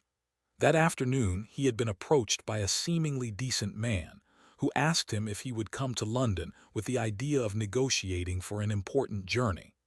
The garage keeper, as it happened, had some business in town and had met the hirer at a little restaurant in the Brompton Road. "He seemed all right to me," the garage keeper continued his narrative. "It was only after I got home that I began to smell a rat. He wanted me to pick him up at the end of Barnes Common, near the Wimbledon Road, at 10:15 tonight and drive him to Southampton. He asked for a closed car, but I told him I hadn't got one that could do the journey, and I didn't like the idea anyway. But as he offered me double the fare I should have asked, and paid half of it down, I agreed." "Did you ask him why he wanted to go to Southampton at 10:15? "That was the first question I asked," said the man. "He told me he was dining with some friends, and that would mean he would lose the boat train the Berengaria pulls out at 5 o'clock tomorrow morning, and all the passengers must be on the ship overnight. I've had that job before, so it wasn't unusual. The only queer thing about it was that, instead of asking me to pick him up at a house, he fixed this place on Barnes Common. But he told me he didn't want his friends to know that he was leaving the next day. At any rate, I fell for him, but as time went on I began to get suspicious and communicated with the police." "What sort of looking man was he?" asked Leslie. "A middle-aged man, miss," said the chauffeur-owner, a little surprised at a question from this quarter. "It struck me that he'd been booze-drinking a little, but that's neither here nor there. He was well-dressed, and that's all I can tell you about him except that he was clean-shaven, had rather a big face, and wore a soft felt hat." Coldwell turned to the girl. "Does that describe any of the people we have been looking over?" he asked. She shook her head. No, she said quietly, but it rather accurately describes Druze. Druze, he said incredulously. You're not suggesting that Druze is one of the gang? I'm not suggesting anything, she said, biting her lip thoughtfully. Did you notice his hands, Mr. Porter? Said the chauffeur. Yes, miss, I did notice his hands when he took off his gloves to pay me. They were very white. She looked at Coldwell. That is an even more accurate description, she said. You didn't go to the common, did you? Asked Coldwell. No, sir. The inspector went up in my car with a couple of policemen. He must have smelled a rat, said the local inspector. There was no sign of anybody at 10:15, and apparently he was very particular about his being there absolutely on time. He told Mr. Porter, if I'm not there by 25 minutes past, don't wait for me. That sounds rather like the gang, Mr. Coldwell, he added. It is an old trick of theirs to hire a car and arrange to be picked up in some quiet spot. The telephone bell tinkled in another room and he went to the instrument. He was gone 5 minutes. When he came back, the gang busted a house the other side of Guilford at 9 o'clock, he said. The car smashed into a ditch and 2 of them have been caught by the Surrey police. Coldwell pursed his lips. That disposes of your theory, he said. Driving back up Kingston Vale, Coldwell expatiated upon his favorite theme, which might be headed, No effort is wasted when you're dealing with lawbreakers. A lot of men would grouse about being brought out in the middle of the night on a fool's errand, but it is possible to investigate the reason why a condensed milk tin has been found in an ashpit without learning something valuable. And if that hirer was friend Druze. As it was, said Leslie promptly. Well, we've learned something, continued Coldwell. It brings him into a new list, so to speak. He's in the people who do strange things class, and that makes him stand out from the mass of law-abiding citizens. They passed swiftly down Roehampton Lane, climbed the little slope that carried them over the railway bridge, and had reached the middle of the common when Chief Inspector Coldwell began to enlarge and illustrate his theory. Just ahead of them, Leslie saw the rear lights of a car moving out from the side of the road. Never despise little cases, he began, because. There was a grinding of brakes. The car stopped so violently that Leslie's nose touched the glass screen painfully. What's wrong? Asked Coldwell sharply. He, too, had seen the car ahead, and his first thought was that his driver was avoiding a collision. The police chauffeur was looking round. I'm sorry, sir, I was rather startled. Did you see a man lying on the sidewalk? No, where? Asked the interested Coldwell. The driver reversed and the car moved slowly backward.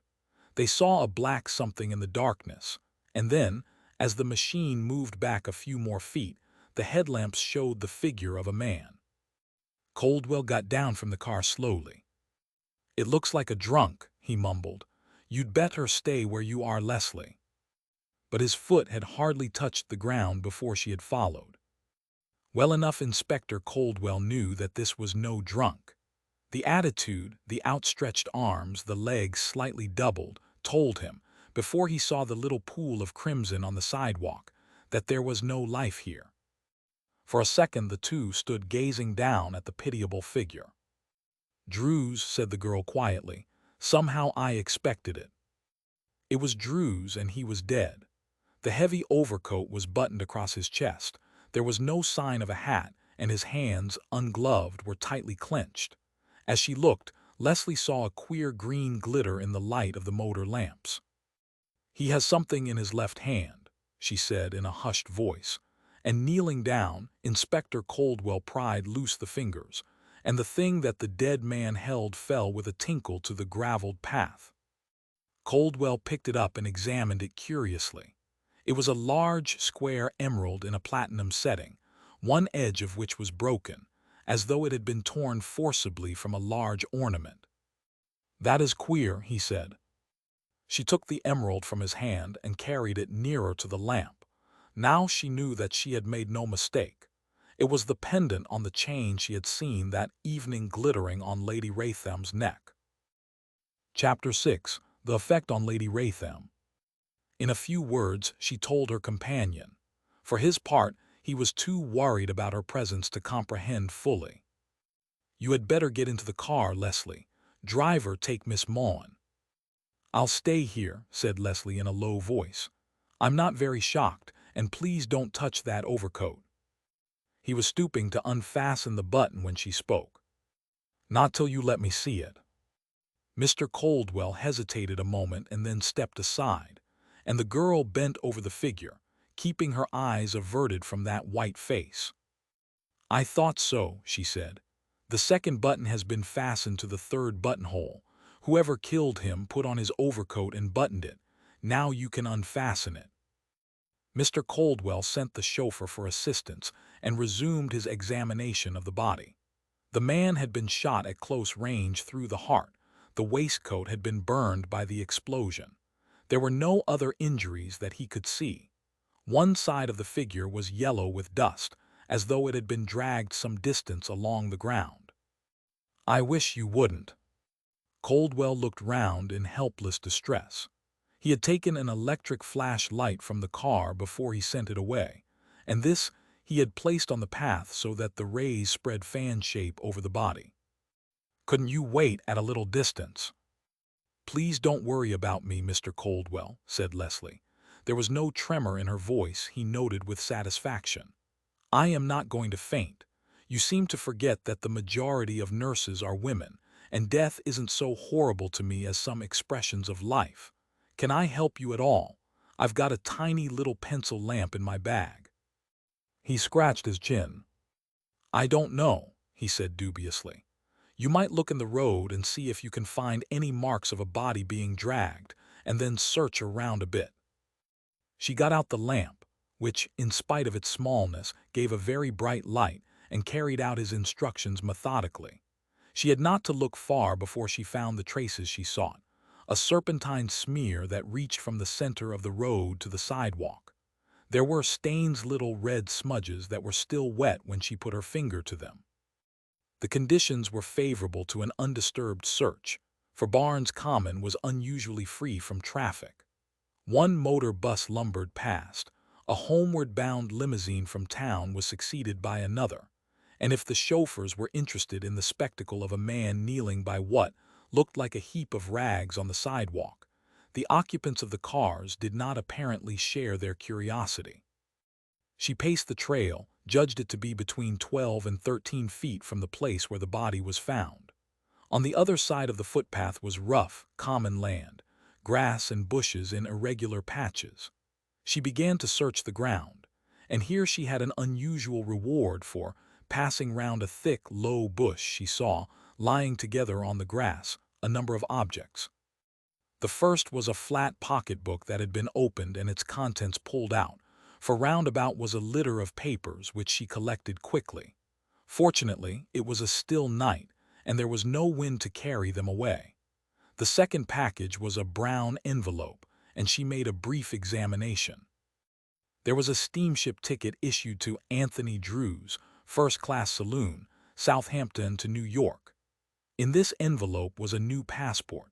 The third object was also a pocketbook, brand new. The perfume of the Russian leather cover told her that. This also had been opened in such a hurry that the strap about it had been broken. It was stuffed tight with $1,000 notes. She collected the 3 packages and sought for more, but there was none. And then she took stock of the place where she had found them. It was immediately behind a big bush which effectively screened all view of the road. She put her lamp close to the ground and moved it slowly. Here was a curiously mottled patch of grass. In some places it was gray with frost, in others wet and crushed. The ground was too hard for footprints, but without their aid she could reconstruct all that had happened here less than an hour ago. Somebody had come behind this brush to examine the contents of the pockets. The papers had been taken out one by one, examined and thrown away, and the object had not been robbery. The tightly filled pocketbook proved that. It could not have been a chance thief who came upon the body. No honest person would have made this search. It had been somebody looking for a definite thing. She went back to Coldwell with her discoveries just as the police car came flying over the railway bridge. followed by a motor ambulance. She told Coldwell hurriedly what she had found, and he was not surprised. "I've been searching his pockets, most of them are inside out," he said, and then, abruptly, "Where is Peter Dawlish?" She stared at him open-mouthed. Peter Dawlish, what has he got to do? And then she remembered Peter's threat, and saw that it was inevitable that suspicion should attach to him. "He hadn't a pistol yesterday," she said, "and I doubt whether he's got one now. If Druze had been shot dead in the street, I should think he'd be under suspicion, but Peter Dawlish would hardly shoot a man, put him in a car and drive him to Barnes." The old man nodded. "I agree with you, Leslie, but we shall have to pull him in and make inquiries. Druze has been shot 3 times. That's rather a queer thing, and he has been shot through the heart. We shan't know exactly until the pathologist has seen him, but I think I am right. And listen, did you see the footprints?" He pointed to the smooth granite curb, and she saw for the first time the indubitable impressions of a bare foot. The ball of the foot and toe prints were unmistakable. He put the 3 packages Leslie had found in his overcoat pocket. "Go along and see Lady Raytham and tell her what has happened. Take this with you, and for the love of Mike, don't lose it." He put the square emerald in her hand, and she dropped it into her bag.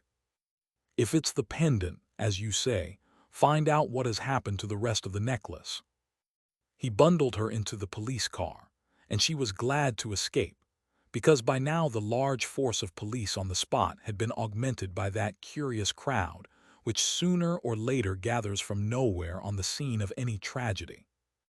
The windows were in darkness when she drove up to the house in Berkeley Square, and instead of ringing she wielded the heavy knocker. She had to wait a little time, and then it was a footman who opened the door, and his manner and mien were both respectful and a little nervous. "Do you want to see her ladyship, miss?" he said. "She's upstairs with Mrs. Gurdon. There is Mrs. Gurdon now." Greta was coming down the stairs. She was in that peculiar style of evening dress which she affected. Greta made most of her own clothes from the latest Paris models, and usually in the most unsuitable material. Their homemadeness was never blatant. They did not proclaim but hinted it. Leslie looked up at the rouged face and the black, staring eyes, and it required no particular acumen on her part to detect Greta Gurdon's agitation. "Oh, my dear Miss whatever your name is," she said, "do come up and see Lady Raytham. You are Miss what is your name? Maughan, isn't it? So glad. Druze has been a perfect beast." She held out her hand dramatically. It was shaking.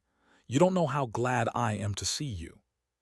Her eyelids were blinking up and down, with a rapidity that fascinated, and would have amused Leslie in any other circumstances. "What has Druze been doing?" she asked. "Won't you come up and see Lady Raytham?" begged Greta. "She'll tell you so much better than I, my dear Jane, can put everything into the most understandable terms. Druze has been simply awful, made a terrible scene and walked out quite suddenly. It's dreadful what servants are coming to, isn't it? I think it must be the war or—" A cool voice from the darkness above interrupted her flow of disjointed explanation. "Ask Miss Maughan to come up. I want to see her alone." Leslie went up the stairs, and as she reached the first turn, she saw that the drawing-room door was open. There was no light on the stairs, save for that which came from the open door. In one corner of the spacious landing she saw a small wheeled table. She walked in, closing the door behind her. Lady Raytham was standing behind a little table near the fireplace. She wore a dark day dress without ornamentation, and Leslie's quick woman's eyes saw that she had changed her stockings. The very fine-textured, flesh-colored hosiery she had seen on her earlier that evening had been replaced by a slightly darker pair. But only for a second did the details of the dress interest her. What a change had come to Jane Raytham's face! She was made up, that was clear. The delicate flush of her cheeks was neither natural nor normal in her. She had helped her lips toward a verisimilitude to a healthy red. Her eyes, however, defied all artificial aid. They seemed to have sunk into her head. Great dark circles, which even careful powdering could not disguise, surrounded them. "Have you brought me any news?" she drawled out. It was not like Lady Raytham to drawl. "I telephoned to you about an hour ago, but unfortunately I could not catch you. On the whole, I think I prefer that a woman officer should deal with this case." "Has he stolen anything?" asked Leslie bluntly, and to her amazement Lady Raytham shook her head. "No, I've missed nothing. I shouldn't imagine he would steal. He may have, of course, but I shall be able to tell you more about that tomorrow. He was grossly insulting and left me at a second's notice." "Have you been out?" "Yes, I went to a dinner with Princess Anita Bellini. We intended going on to the theater, but I had a headache and decided to return." "What time did you come back?" asked Leslie. Lady Raytham raised her eyes to the ceiling. "It may have been 9:30, probably a little earlier," she said. "We dined at a little restaurant which the princess knows." "And then you came back and had another dinner," said Leslie steadily. "The table is still on the landing set for two, so far as I could see." For a second the woman was staggered out of self-control. Her hand went up to her lips. "Oh, that," she said awkwardly. "My friend Mrs. Gurdon came later, and then we gave her some supper." Leslie shook her head. "I wish you would be frank with me, Lady Raytham," she said. "The truth is, you didn't go out to dinner at all, did you?" For a second the woman made no reply. "I don't know what I did," she said. Between despair and suppressed anger her voice was a wail. "He drove everything out of my mind. Oh, if I had known, if I had known." She covered her eyes with her hands, and Leslie heard the sobs she could not stifle. "What did he say to you before he went?" she asked inexorably. Lady Raytham shook her head. "I can't tell you. He was dreadful, dreadful." Leslie had waited this opportunity to fire her shot. "He is in our hands," she said. "Shall we bring him here?" The woman uncovered her eyes and stepped back with a little scream. "Here, here," she said huskily. "My heavens, not here. He must go to the mort." She stopped herself, but too late. "How did you know he was dead?" asked Leslie sternly. Under the rouge, the woman's face was gray. Chapter 7. Leslie's Interview. "How did you know he was dead?" asked Leslie again. "Who told you?" I heard." Her voice was hardly more than a whisper. "Who told you?" "Nobody knows but the inspector and me, and I have come straight away from the place where he was found. I left him 3 minutes ago." 3 minutes? I don't understand." And then, as she saw that she had been trapped for the second time, the color came and went in Jane Raytham's face. "I don't wonder that you are surprised, Lady Raytham. You know that Barnes Common is a little more than 3 minutes away, don't you?" The woman looked round like some hunted animal, seeking an avenue of escape. "I know he is dead," she said desperately. And then she faced the girl with a new resolution, and a courage which Leslie could only admire. "I know he's dead," she exclaimed. "I know he's dead. Heaven knows who killed him, but I found him there. I saw him as my car was passing on the sidewalk. I somehow knew it was he and got out. That is how I know. I should have told the police, I suppose, but I was frightened, terribly frightened. I thought I should faint." "Where were you going when you found his body?" Leslie's grave eyes were fixed on the woman. To the Princess Bellini. She has a house in Wimbledon." "But you couldn't have parted with her for very long, when you decided to follow her." Jane Raytham licked her dry lips. "She left something behind the night was rather pleasant. I wanted the air, so I drove." "Won't you sit down, Lady Raytham?" said the girl gently. The woman looked ready to drop. With a little nod she sank down into an easy chair that was near at hand. Humanity was at the back of Leslie Maughan's suggestion, but there was something else. She had learned at Scotland Yard never to interrogate either a prisoner or a possible witness while you are on the same level with them. It was a piece of information that had been conveyed to her by the greatest of the criminal counsel of the bar. "Put a witness on a lower level," he said, "and he'll tell you the truth." Now she looked down at the broken woman who was nervously fingering the arm of the chair, and a wave of pity swept over Leslie Maughan, such as she had never experienced before. "You were not going to Princess Bellini's Lady Raytham," she said gently. "You were looking for Druze. He had taken something of yours." Lady Raytham gazed at her without answering. "You thought he had gone to the Princess Bellini's.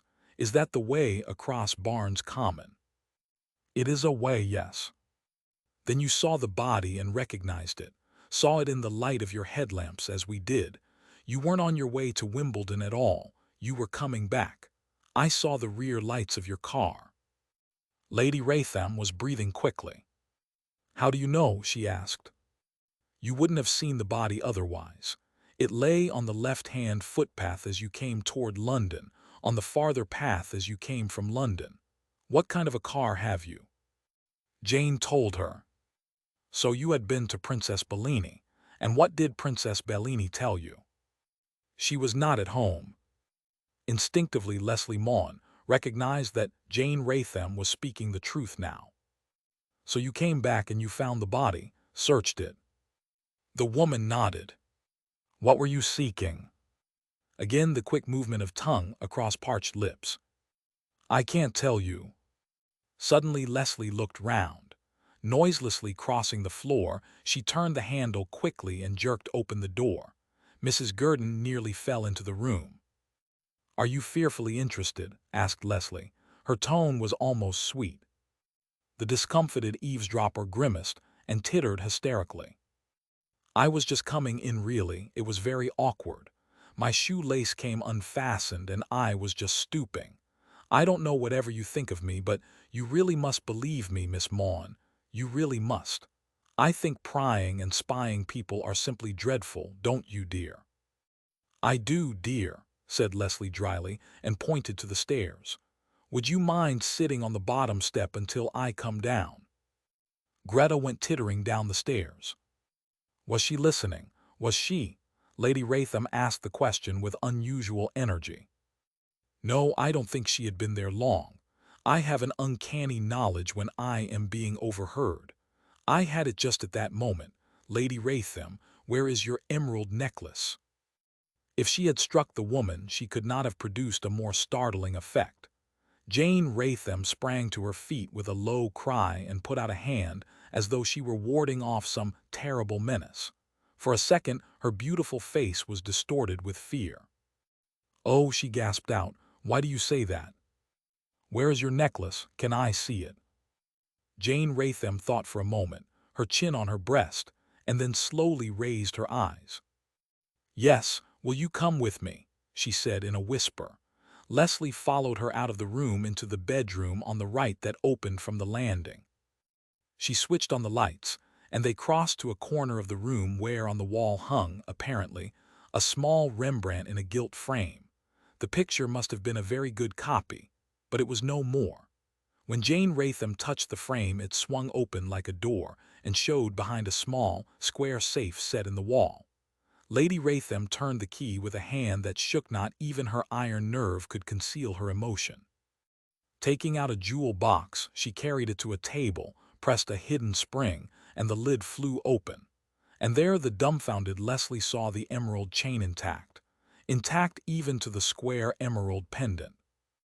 Leslie picked up the jewel and surveyed it in bewilderment. Then, opening her bag, she brought to light the emerald that had been found in the dead hand of Druze and placed it by the side of the pendant of the chain. They were exactly alike. "Are there two chains?" she asked. "No," said Jane Raytham. "Is that the one you wore tonight?" She nodded. Her eyes were flaming. Even under that terrible strain, she could not restrain her natural curiosity. "Where did you get that?" she asked. "We found it in Druze's hand," replied Leslie. The woman's mouth opened in astonishment. "You found nothing else? No other?" Again she stopped quickly. "No other part of the chain number? Wasn't it this you were looking for?" Leslie saw her expression change. Was it relief she detected? Certainly her tone was lighter and less strained when she spoke. "No, I wasn't looking for that. Who killed him?" "Who do you think?" Eye to eye they stood, silent for the space of a second. Why should I suspect anybody? Leslie Maughan fired her second shot. Shall I suggest a name? She asked. Peter Dawlish. Again that quick upward jerk of the chin, as though she were meeting some sickening pain. Peter Dawlish, she said loudly. Peter Dawlish, you're mad to think Peter Dawlish. Without warning, she stumbled forward, and Leslie had only time to throw out her arms and take the weight of her as she fell in a swoon to the ground. In a second, Leslie had pressed the bell and had thrown open the door. The footman came running up. Open one of those windows and get me some brandy. He gaped down at the white-faced woman on the floor. Is her ladyship ill? He asked. Don't ask questions. Open the window, hurry. And as the French windows were thrown violently open, she said, Now get the brandy. Before the man had come back, Jane Raytham had opened her eyes and stared inquiringly up into the face that was bent to hers. What happened? I fainted. I'm a fool. Let us go out. With Leslie's assistance, she rose unsteadily to her feet. I'd better put your jewel case back in the safe, hadn't I? Or perhaps you'd rather do it. It doesn't matter, said the woman listlessly. And in that moment, Leslie Maughan guessed why Anthony Druze had died. Slipping her arm round Jane Raytham's waist, she took her back to the drawing room, insisted upon her lying on the couch, propping a pillow under her head, and throwing a heavy silken scarf that drooped on a chair back over her feet. You're very good, murmured Lady Raytham, and I loathe you so much. I suppose you do, said Leslie, and yet you shouldn't because I haven't been at all unpleasant. Jane nodded her head in agreement. Will you keep very quiet when I tell you this? I haven't suggested that you will be under suspicion of shooting Druze. She had no need to be a reader of faces to realize that this possibility had never occurred to Jane Raytham. She said incredulously, but how absurd! Why should I shoot? Oh, but that is impossible. It is impossible that anybody should think such a thing. And in spite of Leslie's warning, she struggled erect. You don't think so, do you? She was on her feet, peering into the girl's face, her hand gripping Leslie's wrist fiercely. You don't think so? I hated Druze. I hated him. She stamped her foot in her fury. You don't know what it has meant to me every morning to see his face, every minute liable to his presence. Do you realize what that meant? I had to school myself so that I didn't shudder at the sight of him, and the mock humility of his "yes, my lady," and "no, my lady," that I might sit unmoved at my own table and face my own husband, and appear oblivious to the horrible masquerade. She stopped, exhausted by her own vehemence. Leslie waited a moment, and then, What is Anthony Druze to you? Lady Raytham stared at her. To me you mean, what do you mean? Suddenly she burst into a paroxysm of laughter. It was dreadful to see her. Oh, you fool, you little fool, can't you guess, don't you know? And then suddenly she ran out of the room. Leslie heard her bedroom door slam and the snap of the turning key, and knew that her interview was ended. Chapter 8. A surprise for Leslie. It was 2 o'clock when a taxicab stopped in Severall Street, Lambeth, and a very weary girl alighted. The detective whom she had asked by telephone to meet her was waiting at the corner of the street and ran toward her. You want Mrs. Inglethorne, don't you, miss? The house is on the opposite side of the road. He hurried across the street and knocked at a door. Twice and 3 times he knocked before a sash went up and the voice of Peter Dawlish asked, Who is it? He had hardly asked the question before he recognized the girl. I'll be down in a second. But before he could descend, the landlady herself made an appearance. She was a little tremulous of voice, more than a little whining, when she recognized the familiar countenance of the detective. What's your want? There's nobody here except my young man lodger, and he's straight. A policeman recommended him. This lady is from Scotland Yard, and she wishes to see him, Mrs. Inglethorne, said the detective soothingly. Don't get worried. Worried? Me working my fingers to the bone and my old man in stir. though as innocent as a babe unborn. By this time Peter Dawlish had descended. "Do you wish to see me?" She nodded. "Where can I see you? Can you come out and sit in the cab for a few minutes?" "Certainly." "There is another favor I want to ask you. Will you be very annoyed if I ask you to allow this police officer to search your room?" He was struck dumb for a second. "Certainly. Why, is something lost?" "Nothing." She turned to the detective and gave him instructions in a low tone. He pushed past the frightened landlady and went upstairs. "Now come into the cab. You won't catch cold." He laughed irritatedly. "I'm so hot with righteous indignation that I would melt an iceberg," he said. He stepped into the taxi and pulled the door tight. "Now, Miss Maughan." She looked sideways at him. The white face of the lantern illuminating the taximeter formed a reflector that gave some light to the interior of the car. "What have you been doing all evening?" she asked. "From what hour?" 8 o'clock. "I've been in the house. A job came to me this morning addressing envelopes, and I've been working since 7 till within a few minutes of your arrival. About 2,000 of them are already addressed. I think that accounts for my time. I only had the envelopes and lists at 6:30. Why, what has happened?" "Druze is dead." "Dead?" "Murdered. His body was found on Barnes Common some time between 11:45 and midnight." He whistled softly. "That is a bad business. How was he killed?" "Shot at close range." He was silent for a time. "Naturally, after my wild and woolly threats, you suspected me. Come up and see the envelopes. My bedroom is the only decent room in the house." She hesitated, then, stretching out her hand, pulled back the lock of the door. Mrs. Inglethorne was past surprising. She stood at the foot of the stairs, an old ulster over her dressing gown, and watched the two go up without comment. "There is nothing here, miss," said the detective before he caught sight of Peter. "Nothing except these." He indicated with a wave of his hand a deal table covered with small envelopes neatly packed. Leslie smiled. "You needn't have told me you'd been working here, Mr. Dawlish," she said. "It is like a smoke room." The aroma of cigarettes still hung about in spite of the open windows.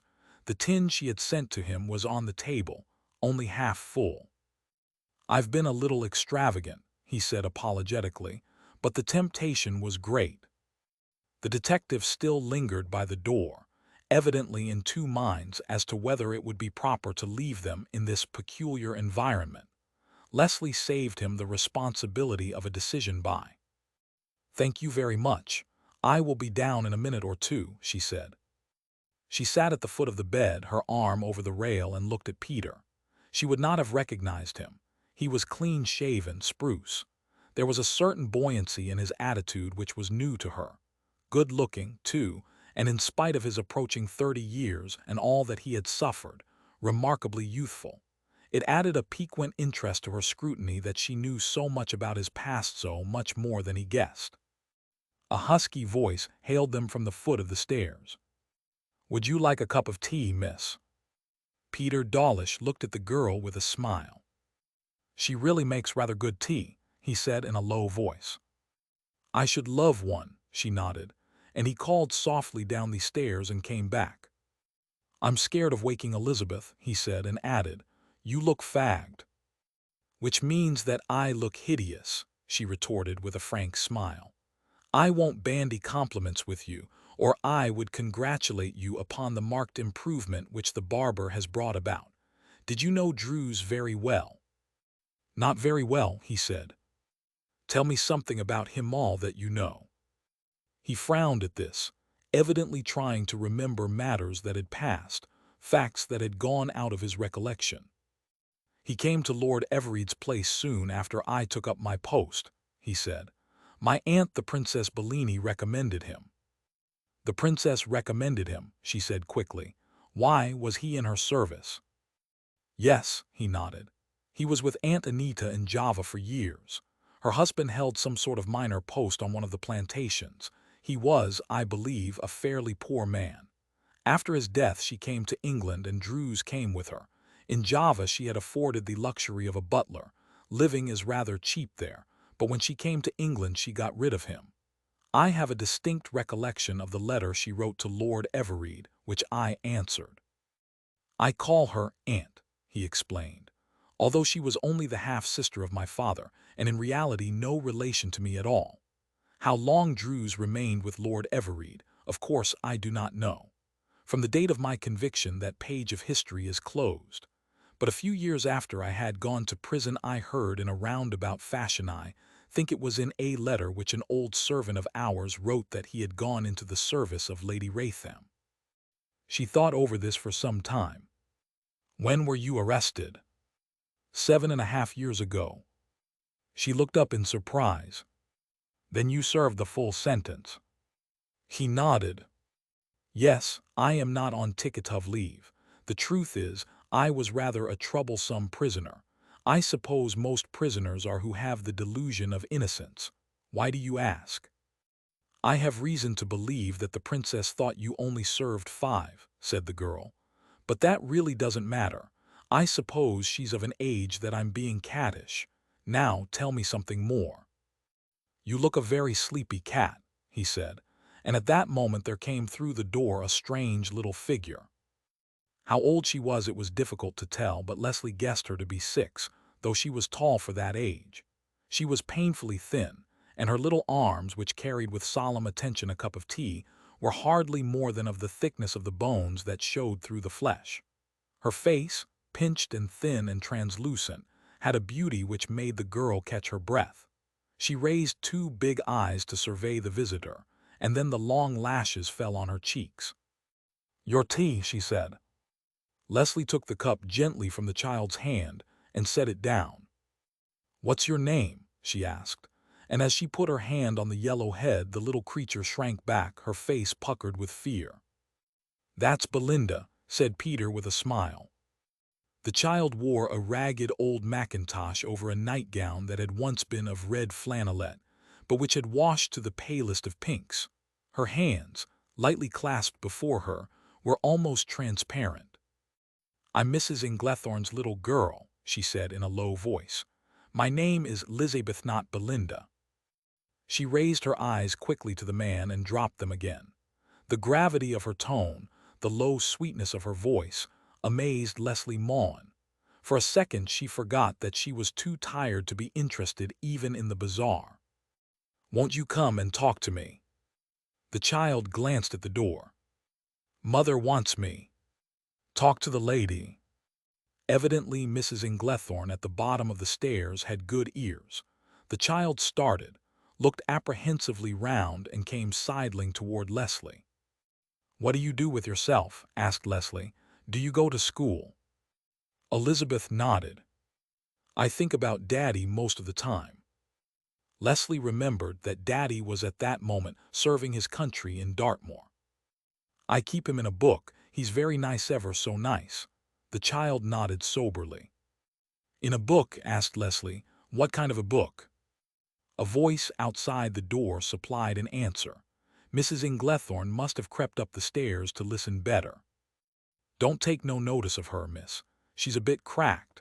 Any good-looking feller she sees in a book, she says, is her father. Why, she used to take the king once, and then Lord what's his name. And when I think of her own poor dear father that worked his fingers to the bone and got a stretch for nothing, as innocent as a babe unborn, it's very hard. Elizabeth was tense now. Her big eyes narrowed, her ear turned to the door. It was an attitude of apprehension, and Leslie's heart ached for the child. She smoothed her hair, and this time the little girl did not shrink. I'll send you some wonderful pictures, and you'll be able to make up fathers and uncles, and all sorts of nice things from them. Stooping, she kissed the child, and with her arm about her painfully thin shoulders led her to the door. On the landing, the unhealthy-looking Mrs. Inglethorne smirked and squirmed, a picture of gratitude for the lady's condescension. I'm going to be very interested in Elizabeth, said Leslie, her steady eyes on the woman. You won't mind if I come round sometimes to see how she is getting on? Mrs. Inglethorne made a fearful grimace, which was intended to express her pleasure. "How many children have you?" "5, miss." The woman was looking at her curiously, possibly fascinated by her first meeting with the female of the hated species. "5 in this little house," Leslie raised her eyebrows. "Where do you keep them all?" Again the woman wriggled, this time uncomfortably. "In the kitchen, miss, except the 2 girls. They sleep in my room." "I'd like to have a look at your kitchen." "It's a bit late and you'd wake 'em up," said Mrs. Inglethorne after hesitation. But Leslie waited, and reluctantly Mrs. Inglethorne went down the stairs, the girl following. The kitchen was at the back of the house, approached by a narrow passage. It was a room barely 10 feet square, cold and miserably furnished. In the unsatisfactory light of the oil lamp the woman carried she saw not 3 but 4 little bundles.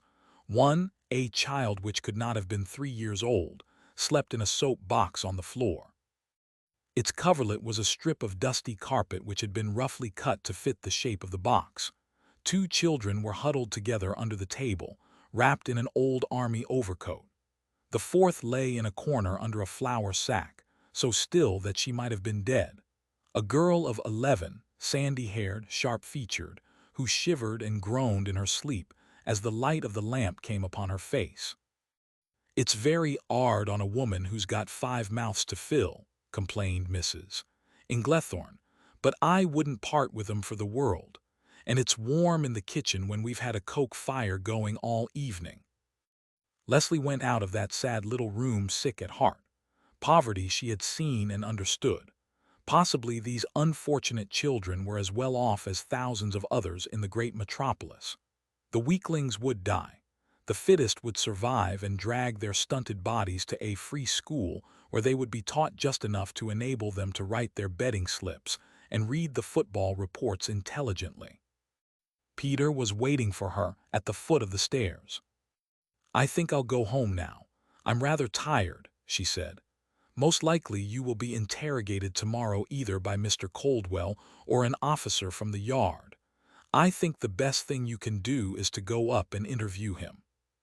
And then, abruptly, "Have you seen your mother since you have been free?" He shook his head. "My parent has expressed her wishes on the matter in unmistakable terms. We were never en rapport, so to speak, and perhaps it is a little too late now to attempt to arrive at a mutual understanding." She looked down at the floor, her lips pursed. "I wonder," she said, and held out her hand. "Good night, Peter Dawlish." He took the hand, held it for a second, and then, "You're rather wonderful. I'm getting a new angle on life," he said. She had one more call to make.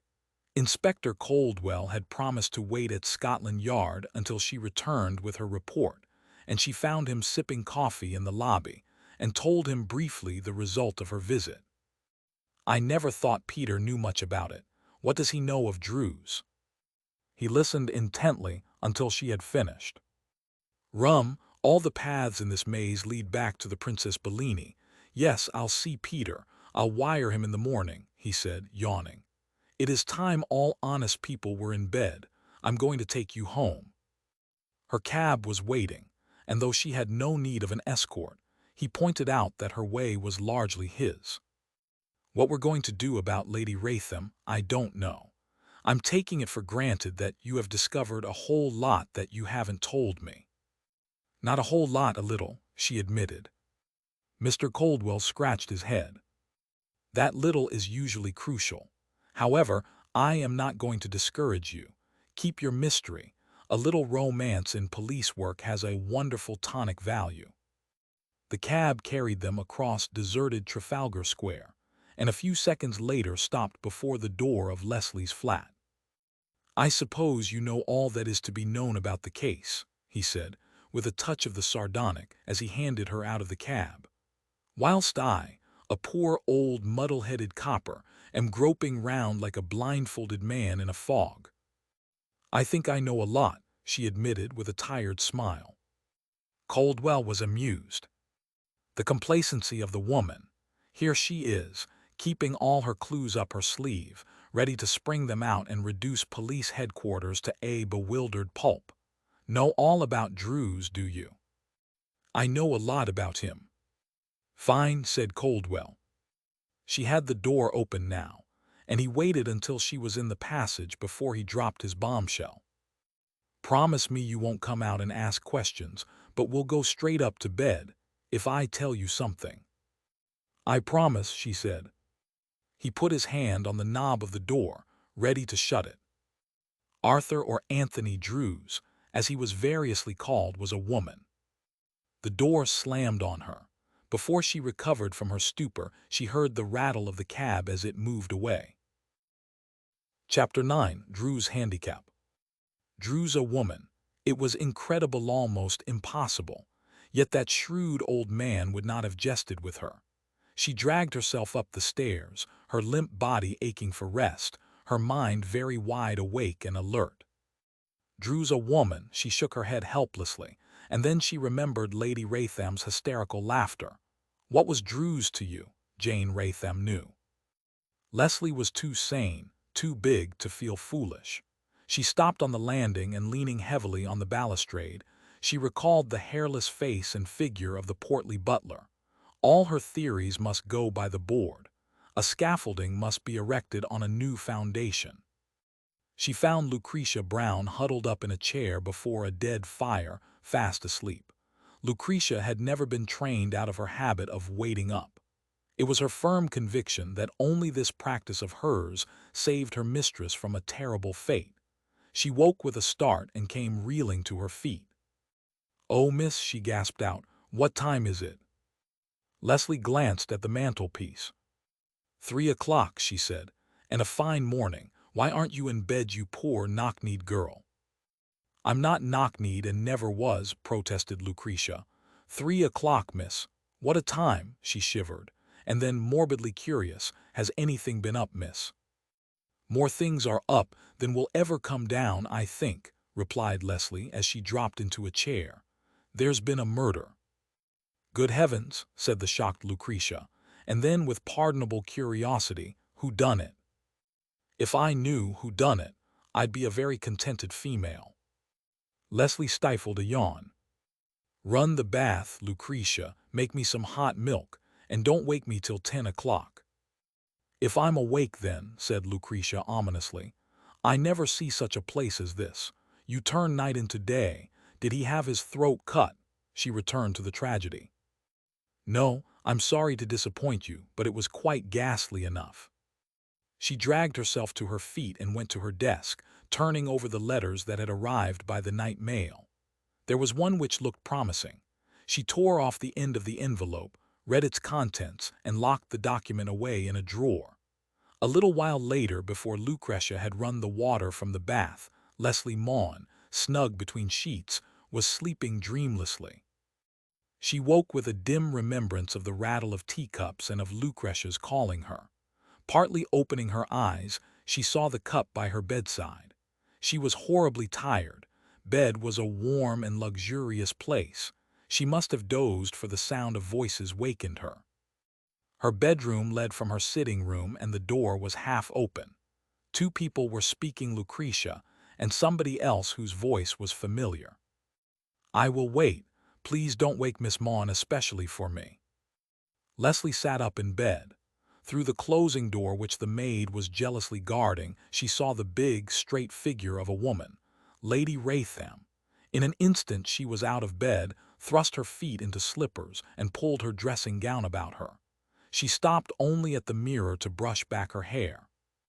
Lady Raytham was standing in the middle of the study. A bright coal fire was burning, and the room, at that early hour of the morning, had a special attraction for its young owner. But Jane Raytham's presence seemed, for some unaccountable reason, to lend it a new distinction, as a great bunch of Easter lilies or a bowl of narcissus might have done. "Good morning. I'm sorry to be so early. I hope I did not disturb you." She was polite, almost frigidly so, and Leslie could only look at her in wonder. All the evidence of distress and terror that had marked her face on the night before had vanished all except that dark tint under the eyes. "Won't you sit down? Have you had breakfast?" asked Leslie practically. Lady Raytham shook her head. "Please don't bother about me. I have plenty of time and can wait," she said. There was a certain resentful admiration in her gaze. She was thinking how few women of her acquaintance were presentable at such an hour and in such circumstances. She had never seen Leslie Maughan in the daytime before, and not only did she stand the test of the cruel morning light, but she looked even prettier. She liked the poise of the girl and the readiness with which she accepted this sensible suggestion and disappeared into the bathroom, the gawky maid, her arms laden with garments, following. By the time she came out, Lucretia Brown had laid a little table, huge blue coffee cups and china racks bristling with crisp brown toast. "No, I couldn't eat, thank you," Lady Raytham shook her head. "I will have some coffee." Leslie looked significantly at the door, and Lucretia regretfully disappeared. "Yes, I slept," said Jane Raytham listlessly. "I don't know how or why, but I did. I suppose I just couldn't sleep anymore. There is nothing about the murder in the newspapers." Leslie made a mental calculation. "There wouldn't be. It will be in the evening press. I know all about Druze." "You know about her?" Jane Raytham looked at her steadily. "What was her name?" asked Leslie, but the other woman shook her head. "I don't know. She was always Druze to me." "Did your husband know?" "That she was a woman?" She shook her head. "No, poor Raytham, he'd have had a fit, but then he never notices anything." She had married the first Baron Raytham when he was a little over 50, bachelor-minded, a man of set habits, who had found himself most unexpectedly a Benedict, and was a little aghast at the discovery. For the greater part of a year he had striven to be the model husband, and had been something of a bore. The domestic habit was foreign to him. Society and all its dainty et ceteras he loathed.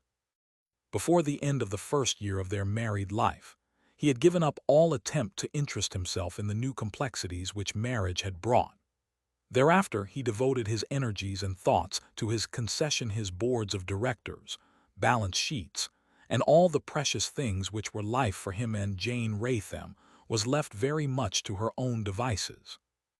"My husband is very seldom in London, probably not 2 months a year. He has," she hesitated, "other interests." Very wisely, Leslie did not pursue the subject. She too had heard that Lord Raytham had carried into married life a loose string or two that was substantially attached, and which he was unwilling or unable to drop. Leslie was too versed in the ways of the world to be shocked at this, too sophisticated to be anything but mildly amused at the inefficiency of man, who finds it so easy to get rid of a wife and so difficult to discharge a feminine attachment. "Your name is Leslie, isn't it?" And when she nodded, "I wonder if you would mind my Leslieing you. You're not so formidable as I thought. I rather like you.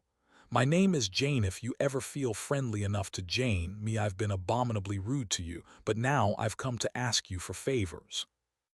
Leslie laughed.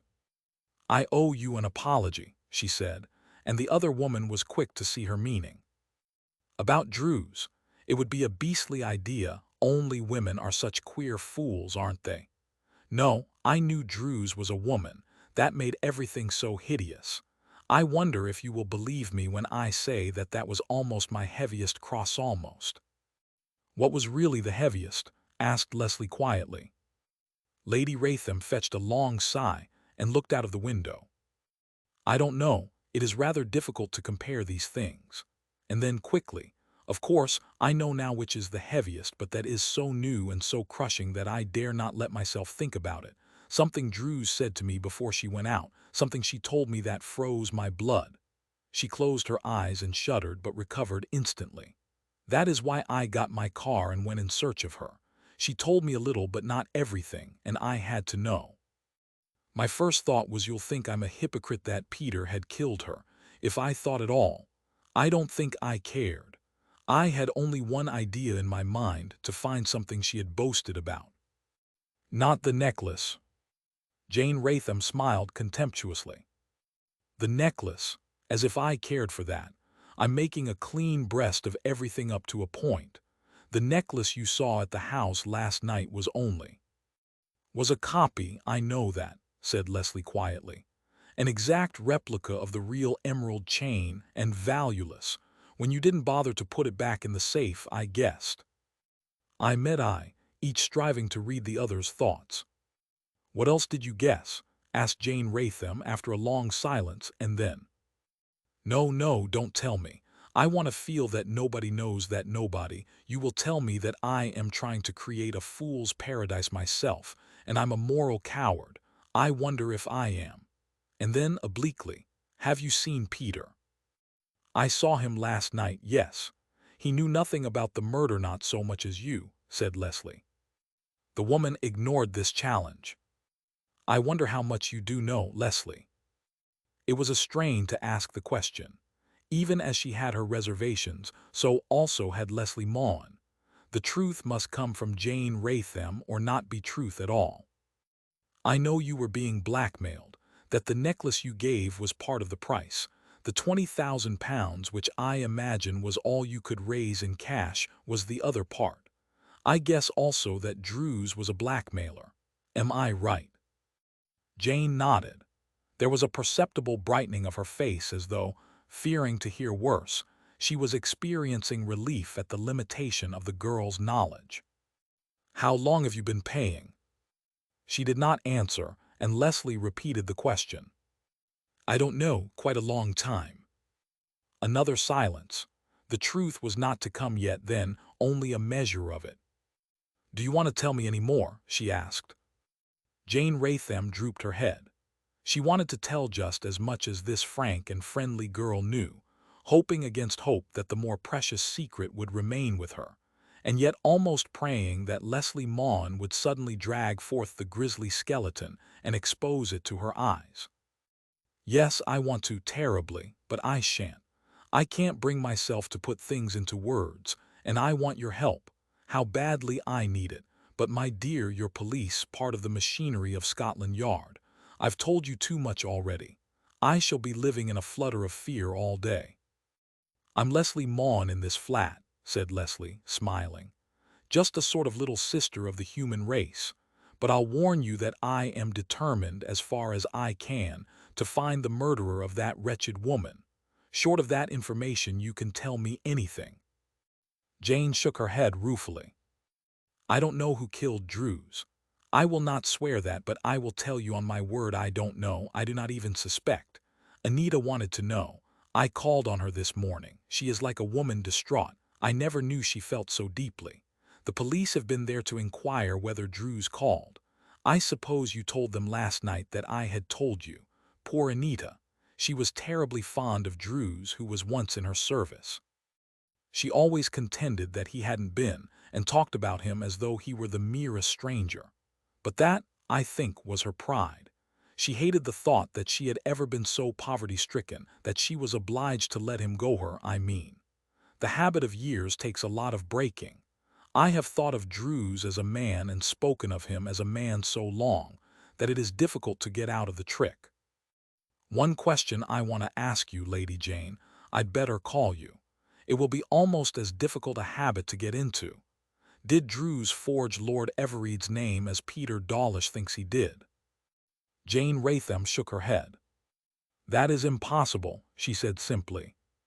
Why impossible? The answer took Leslie Maughan's breath away. Because she could not read or write. Chapter 10. A Doctor's Confession. Druze was illiterate, but, like all illiterate people, had acquired a certain form of culture and was very clever to conceal this misfortune. I think, in fact I know, she had the schooling of an average child, but she was just incapable of learning.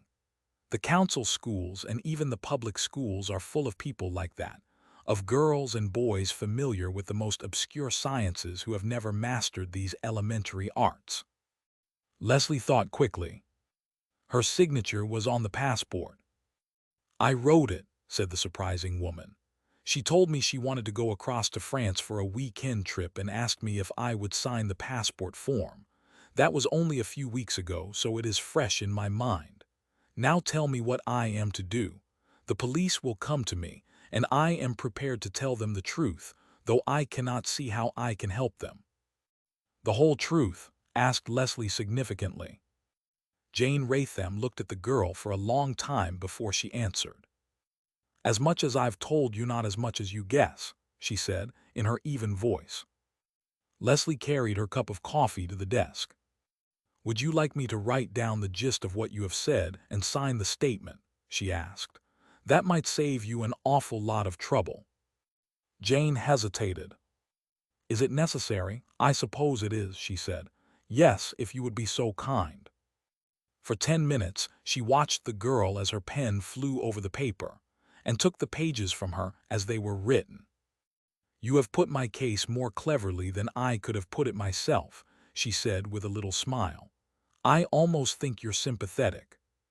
"You don't know how sympathetic I am," said Leslie, rising from her chair to make way for the other. Lady Raytham sat down, read the last sheet again, and had dipped her pen in the ink, when the sound of voices came from outside the door. It was Lucretia's raised protest, and a deeper voice, which Leslie instantly recognized, and running to the door, threw it open. The Princess Anita Bellini stood on the landing, glaring through her monocle at the defiant Lucretia. "You can't come in, Miss Maughan is engaged," she was saying. "I don't care if you're a princess or if you're the Queen of Sheba. When Miss Maughan is engaged, nobody can." "That will do, Lucretia. Come in, princess." The big woman strode into the apartment without a word of thanks, not even deigning to look at the defiant maid. "Where is," she began, and then she saw Lady Raytham at the desk. "What are you writing, Jane?" she demanded loudly. "You're not being such a fool as to make a statement to the police, are you?" "Lady Raytham is merely telling me as much as I already know," said Leslie. "Jane, you must not sign it. I forbid it." There was a tremor of anger in the hard voice, and looking at the woman, Leslie saw how deeply the tragedy must have affected her. She seemed 10 years older. The big slit of a mouth was turned down at the ends, the eyes red and inflamed. Very calmly, Lady Raytham affixed her signature. "Don't be foolish, Anita," she said quietly. "The police are entitled to know certain things about Druze." "What have you told them? Can I see this precious document?" She reached out her hand, but Leslie was before her. "Let me read it to you, princess," she said, and placed the desk between herself and her furious visitor. That Princess Bellini was in a cold tremble of rage was patent. She read without interruption to the end. "Jane Raytham, you're a fool to sign a thing like that," stormed the woman. "Let them find things out without committing yourself to paper. This girl has tricked you into a confession." "Confession," said Leslie with a smile. "How absurd! Lady Raytham knew that Druze was a woman. It was impossible that she should not. And as she says, she has only told us what we already knew and what you already knew." "I knew nothing," said Anita Bellini harshly, her baleful eyes fixed on the girl, "except that you have tricked Lady Raytham into making a statement which will involve her in considerable trouble." Leslie faced her squarely, and for the first time Anita Bellini became dimly and uncomfortably conscious of the strength of this inconsiderable person. They had met before, and the honors of that meeting had not rested with the princess. But she had thought of Leslie as a girl with a certain glibness of tongue, a gift of smart repartee, but without any of the especial qualities that she might expect in a foe worthy of her heaviest metal. But now it had dawned upon her that, whether she was Coldwell's pretty typist, as she had contemptuously referred to her, or whether she was a Scotland Yard underling, she was certainly a factor to be considered and forestalled. And if she had had any doubt on the subject, Leslie Maughan's first words would have dispelled it. "Lady Raytham has made a statement, and you also will make a statement, princess," she said, "either before or after the inquest." The woman surveyed her with an oddly sly look that was unnatural in her. "I don't know how you can bring me in," she began, and her tone was milder than it had been. "You employed Druze. Apparently you knew she was a woman and are acquainted with her early history," said Leslie quietly. "That is quite sufficient to bring you into any inquiry which the police set afoot." Anita Bellini took out her monocle, polished it on her handkerchief, and returned it to her eye. "Possibly I was rather precipitate," she said, "but I think you should make allowance for my whatever I have said. I have been awfully upset by Druze's death. Would you read the statement again?"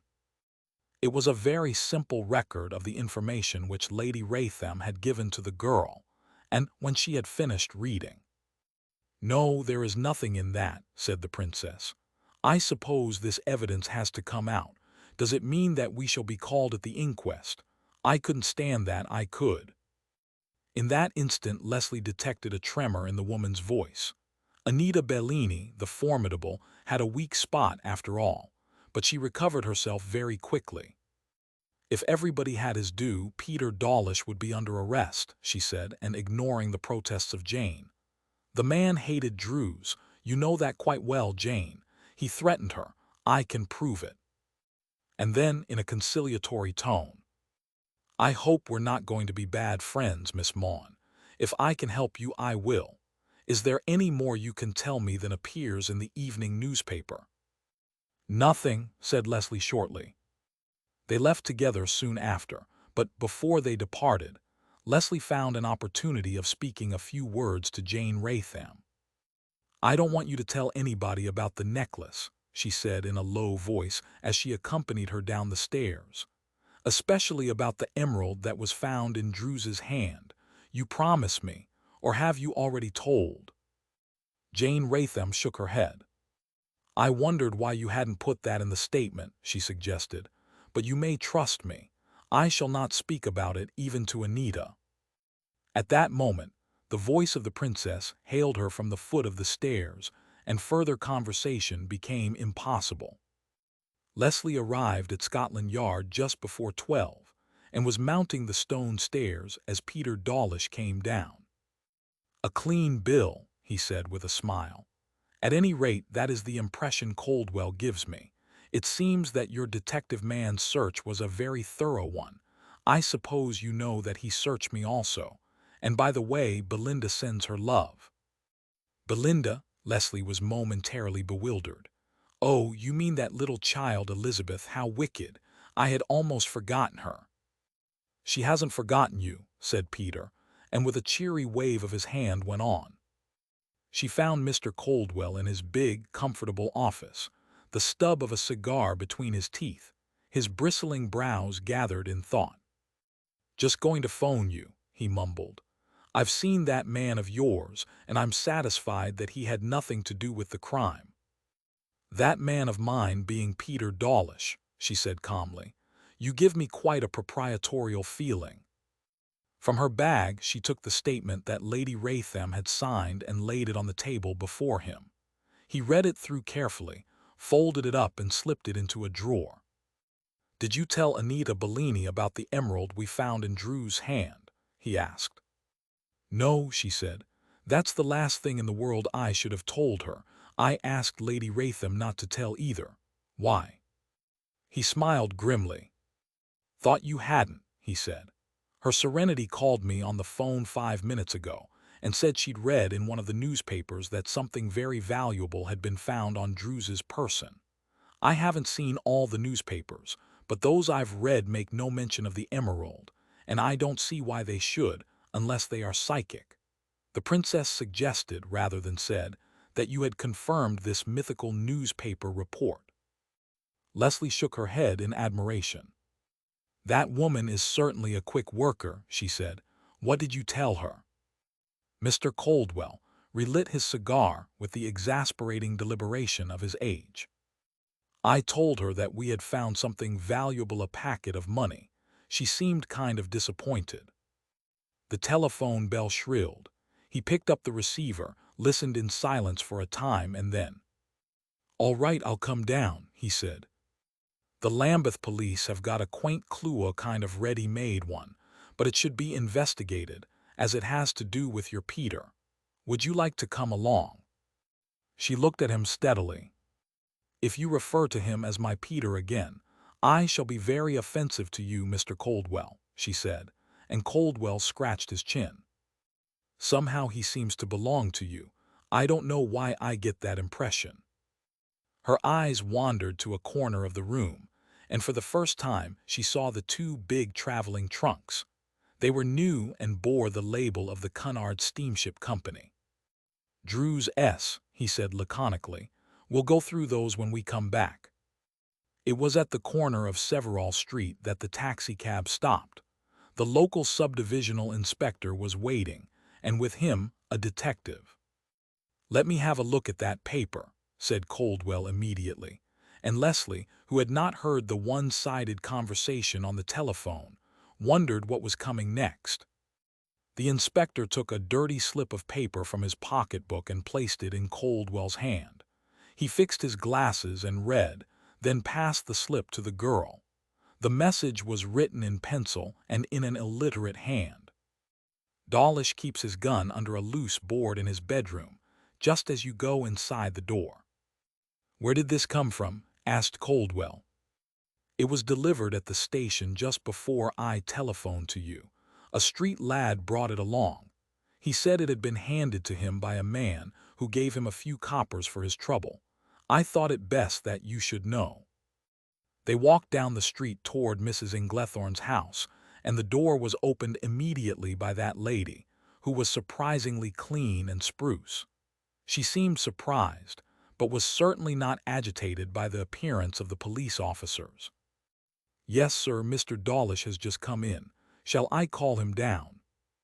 "No, thank you, we'll go up."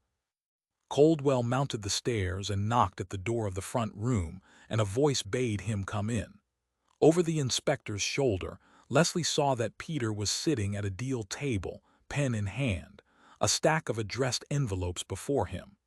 He shifted his chair round, and his eyebrows rose in astonishment. "Hello," he said, obviously taken aback by the character of the call. "Do you want to see me again, Inspector?" Coldwell took in the room at a glance. "I have information that you've a gun concealed under this floor," he said. "If you don't mind, I'll make another search." "Fire ahead," said Peter, without a moment's hesitation. Coldwell turned back to the door, lifted a corner of the faded carpet, and saw the loose board immediately. To lift it up was the work of a second. Thrusting in his hand, he pulled out a long black Browning pistol. Peter's face went white. His jaw dropped in an amazement that could not have been simulated. "Anything more here?" asked Coldwell, and kneeling, thrust in his hand and groped about. Presently he found a small package wrapped in cloth and brought it to the light. He unwrapped it slowly. "My stars!" gasped out a hollow voice. Mrs. Inglethorne had crept up the stairs and was an interested spectator. There was reason enough for her astonishment, for in the center of that dirty rag lay 3 large diamond rings, the least valuable of which must have been worth £100. "Do you know anything about these, Dawlish?" Peter shook his head. "No, I'm not a burglar," he said, with a return of his old good spirits. "That branch of the profession is not my forte, and that little find has every appearance of being the proceeds of a very old burglary." Coldwell looked at the wrapper. It was thick with dust. Even as he turned back one corner of the rag, a fine cloud arose. "Do you know anything about these, Mrs. Inglethorne?" She shook her head. "Or the pistol?" The woman was paralyzed. Her face had gone a ghastly gray as she realized the enormous significance of that find. There they had lain month after month, at least £500 worth of jewelry, the results of one of her lodger's little coups, and she none the wiser. "Never seen it." Mrs. Inglethorne found a difficulty in breathing. "This has been used as a hiding place before," said the inspector, as he laid the pistol and rings upon the deal table. He examined the Browning, noted its make and number, and having carefully removed the magazine and dislodged the cartridges from the chamber, smelled at the barrel.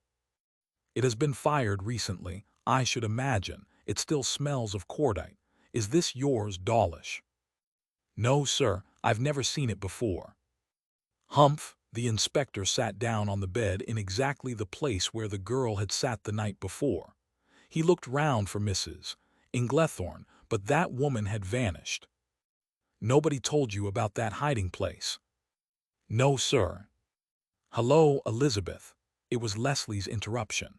The frail child stood in the doorway, shyly smiling at the beautiful lady of her dreams. She whispered something that the girl could not catch, and Leslie went nearer to her, took the two thin hands in hers, and stooping, kissed the pale cheeks. "Tea," she said with a laugh. "No, dear, I don't think we want tea. It was very nice of you to come." The child's eyes were fixed on the table. They were wide open, and in their depths Leslie saw a look of fear. "What is it?" asked Leslie. "That big gun," whispered the child. "Mother had it this morning, and I was so frightened." The sharp-eared Coldwell heard. "Your mother had it this morning, my dear," he said kindly. "Where did she have it?" "In the kitchen. A gentleman left it, a little gentleman with a yellow face. Mother brought it into the kitchen and said we all ought to be killed." She clapped her hands to her mouth with an exclamation of fright, for only then did she remember the strict injunctions laid upon her. Coldwell strode out of the room to the head of the stairs and called Mrs. Inglethorne in a stentorian voice. It was a long time before he had an answer, and then by the tremulous voice he guessed that part of the conversation between himself and the child had been overheard. "Come up here," he said curtly, and Mrs. Inglethorne came lumbering up the stairs. "This pistol came to your house this morning. From whom?" The woman's mouth was dry with terror. She blinked from one to the other. "A gentleman brought it," she gasped out. "He said it belonged to Mr. Dawlish, and would I put it under the floor without a word of a lie, sir, if I never move from here." Coldwell's gimlet eye searched her unwholesome face. "You told me you had never seen the pistol before. Who sent it?" She shook her head. "I don't know, sir. I've never seen the man before in my life if I never move." "You'll move," said Coldwell grimly, "and darned quick if you don't tell me the truth." But to her story she stuck, swearing by numerous gods, some of whom were unfamiliar to Leslie, that she knew nothing whatever of the pistol except that it had been brought there by a perfect stranger who she thought was a friend of Peter Dawlish. To Leslie Maughan's astonishment, the inspector appeared to accept this story, and to find nothing venal in the act of concealment. "You did a very foolish thing, Mrs. Inglethorne. The next time a perfect stranger comes and asks you to conceal firearms in your lodger's room, you had better notify the police." He slipped the pistol into his pocket and looked round for Elizabeth, but she had vanished. "That lets you out, Dawlish," he said. "At least, it does for the moment. If I were you, I would make an inspection of the room and see if there are other likely hiding places where stuff could be planted." He had a consultation with the local inspector, and then he and Leslie walked back to their cab. "You've let her down rather lightly, haven't you, Mr. Coldwell?" He gave her a quick sidelong glance. "Minnow fishing never did appeal to me," he drawled, "especially while one of the big pikes is hovering around, and it's the pike I'm after. And if this minnow doesn't lead me to him, I'll be astonished." "You accept Peter Dawlish's story?" He nodded as he helped her into the cab. When he had followed and had slammed the rackety door and the machine was in motion, he explained. "The detective who searched the house last night found that loose board and the hole underneath. He might have missed the diamond rings, but he couldn't have missed the gun. Therefore I knew it had been planted since. Peter might have put it there, of course, but the odds were all against that theory. The true story was the one told by the child. The little yellow-faced gentleman was probably one of the three who attacked Dawlish." For the first time she learned of that surprising outrage which had been committed in Severall Street the night Peter had visited her. He admitted a little irritably that the case had gone outside his own experience. Here is a woman who has been masquerading as a man for the past 15 years, found dead, with an emerald in her hand, worth, at a rough guess, £1,000. She was shot at close quarters with the pistol I have in my pocket. She gasped. "You don't mean that?" He nodded. "I do mean it. I'd like to bet a month's pay that I'm right. You think a murderer would be crazy to put the very weapon in the hands of the police, knowing that the pistol has a number and its purchase can be traced unless it was bought in Belgium, which is extremely likely. You haven't seen Druze since she was found, have you? Well, I'm not advising you to. All the details about her can be passed on. There's a big black powder burn at the base of her right thumb, that is to say, on the back of her hand. First thing I noticed when I examined the body was that powder burn. How did that come there? Asked Leslie. She fired an automatic 5 or 6 shots in rapid succession and got the backfire. One shot wouldn't have burned her. It must have been at least 5. Look, he showed his own hand, and a raw red mark faintly tinged with black. I was firing an automatic this morning to see what would happen, and I've got exactly the same mark as she has. I'm only making a guess, Leslie, but my guess is that Miss or Mrs. Druze was killed in self-defense, that she started the gunplay and got the worst of it. Leslie caught her breath. Then where is the other body? She asked quickly. He stared at her open-mouthed. Other body? She killed somebody first, said Leslie quickly. Killed or desperately wounded. Such a woman as Druze would not carry a pistol unless she knew how to use it. If she knew how to use it and fired first, then somebody was badly hurt. The old man took off his hat and scratched his head. That's the natural conclusion to reach, he said, and I didn't reach it. And why I didn't reach it I don't know. Just let me think this out, will ye? The silence was unbroken until they reached Scotland Yard. I'm still thinking it out, he said dismally, as he stepped out of the cab behind her and paid the taxi man. There was a bearded man in the hall, doctor written in every line of him. He was talking to the officer at the desk, and evidently Coldwell was being pointed out to him, for he walked to the door to meet the inspector as he entered. You're Mr. Coldwell. My name is Simpson. I am Dr. Simpson of Marylebone Road. Yes, doctor, said Coldwell, politely attentive. A friend of mine has suggested that I should go to Scotland Yard and report rather a curious circumstance, he said awkwardly. I have never done such a thing before, and I'm a little at sea as to how I should begin. But I have a patient who is suffering from a gunshot wound, and I am not quite satisfied as to how she received her injury, which is a slight one. Coldwell was all attention now. Through the calf, no artery has been injured, and really I feel I'm being terribly disloyal to a patient. What is her name? Asked Coldwell. Mrs. Greta Gurdon, was the reply. Chapter 11. The Document. The apartment that Greta Gurdon occupied was on the first floor of a house in Portman Crescent. Hers was one of those artistic little flats that reflected every taste but her own. She slept in a red lacquer bed, ornamented by golden devils, a bargain acquired many years before in the Caledonian market and renovated by her own hands. Life is rather a tragedy for the lonely woman. There was a shadowy husband very much in the background, but he had either run away from her or was in a lunatic asylum or something equally unsatisfactory. She was one of the thousands who were endeavoring to keep an expensive establishment on an insufficient income.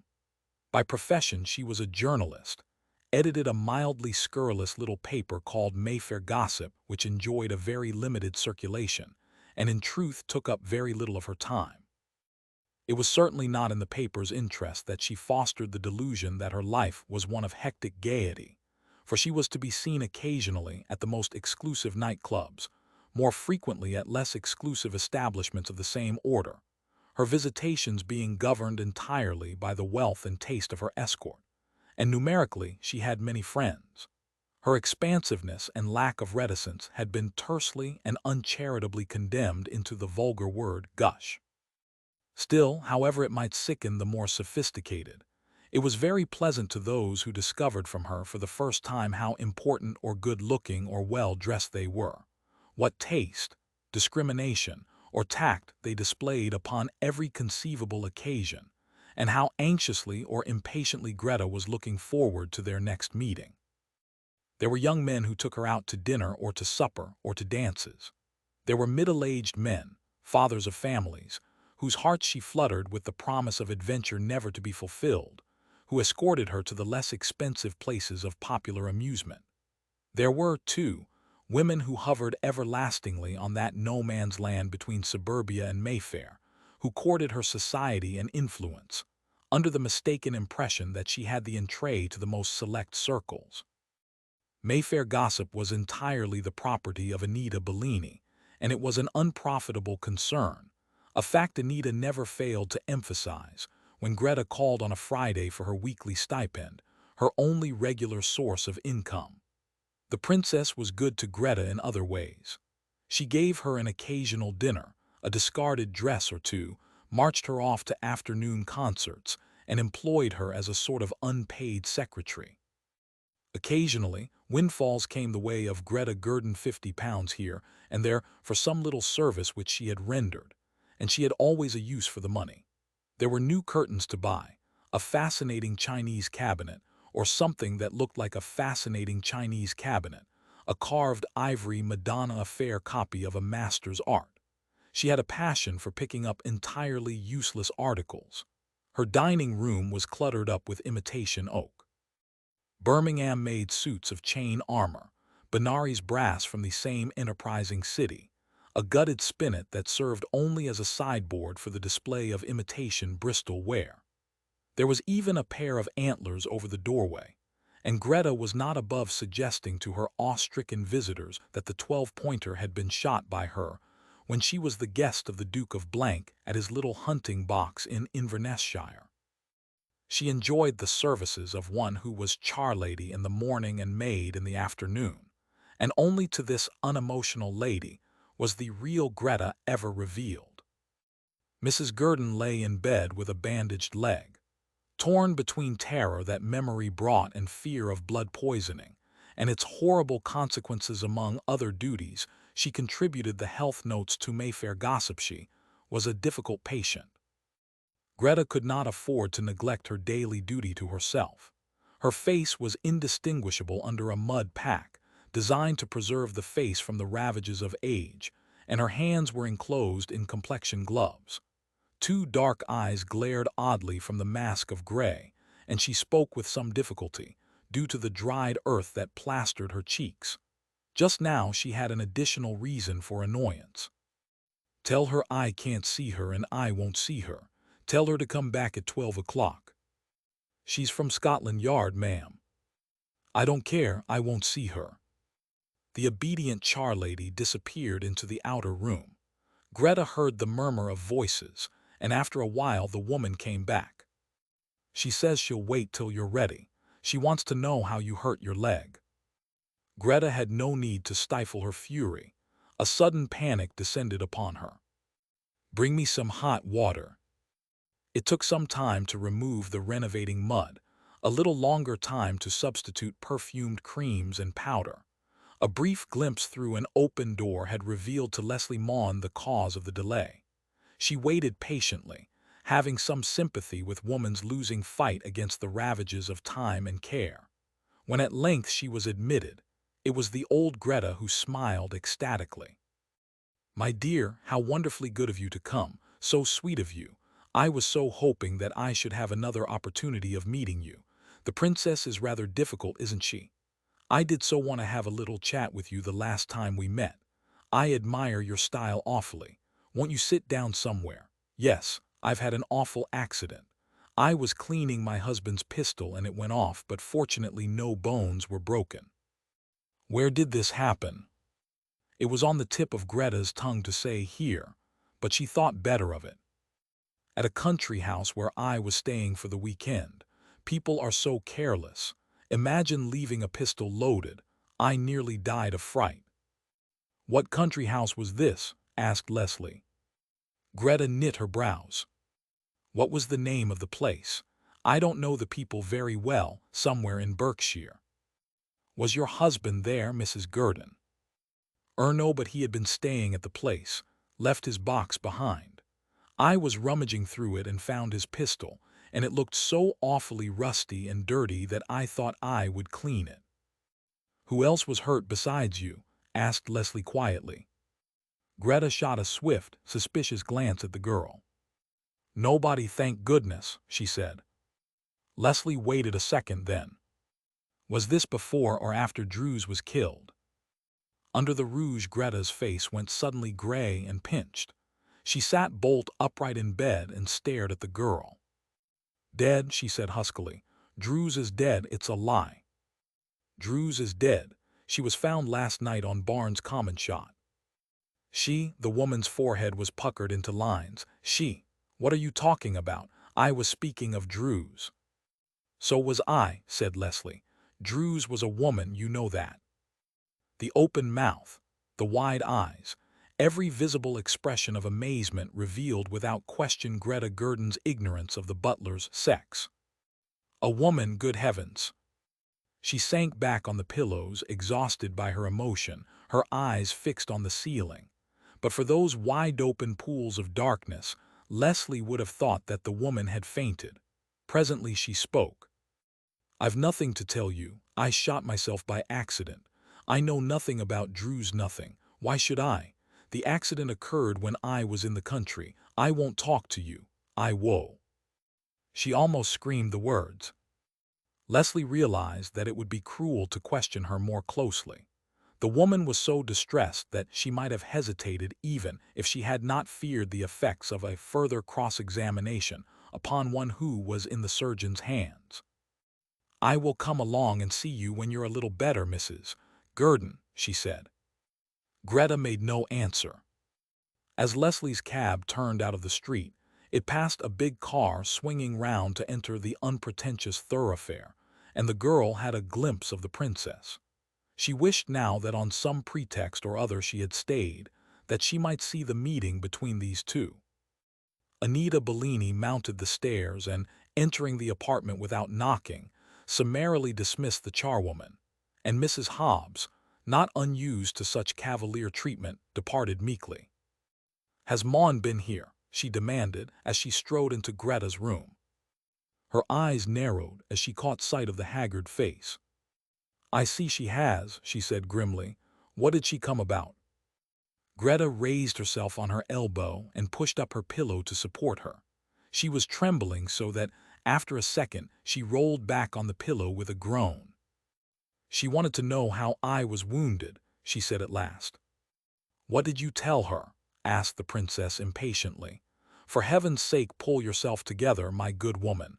How did she know you were wounded anyway? Did you send an announcement to the newspapers?"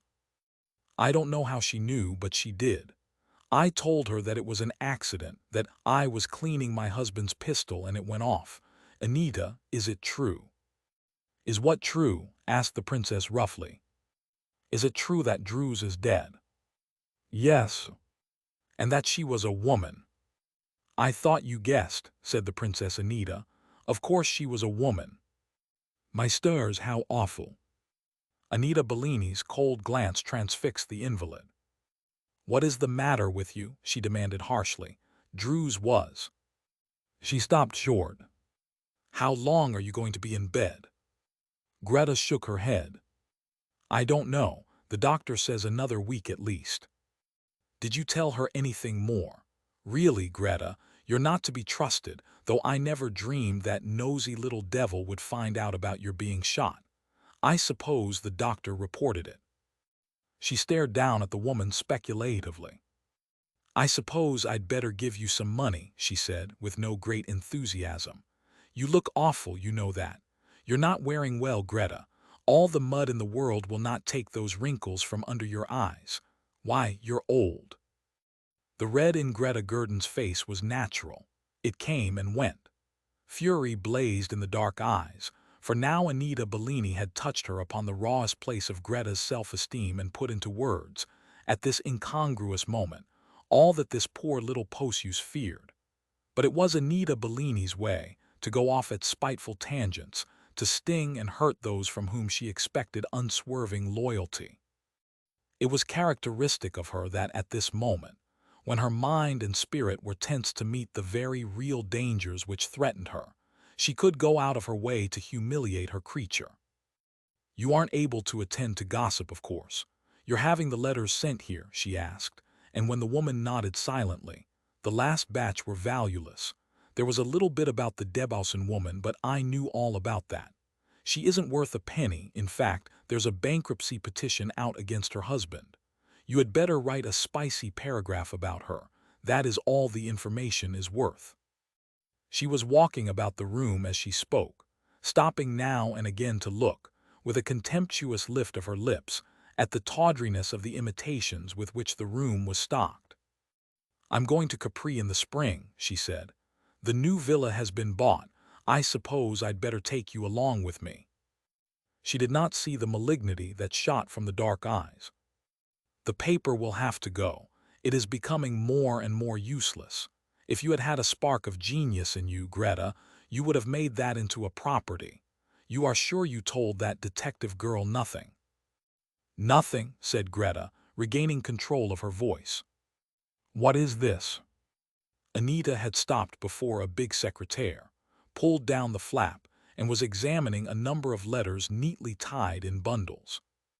"Are those the papers of mine that I asked you to put in order?" "Yes." The princess detached one letter from a bundle, read it, and tossed it back. "Most of these things can be burned," she said. "You found nothing of importance." "No, nothing." Something in Greta's tone made the other turn her head. "What's the matter with you?" And then the pent-up fury of Greta Gurdon burst forth. She was sobbing with rage, almost unintelligible in her anger. "You treat me as if I was a servant patronizing. I hate your beastly way of talking to me. I'm not a dog. I've served you like a slave for 12 years and I won't be talked to as you talk to me. I won't. I'd sooner starve in the gutter. I suppose I am getting old. I know I am, but you needn't throw it in my face. You're always talking about my looks. If you can't say anything nice, say nothing at all. I'm tired of it."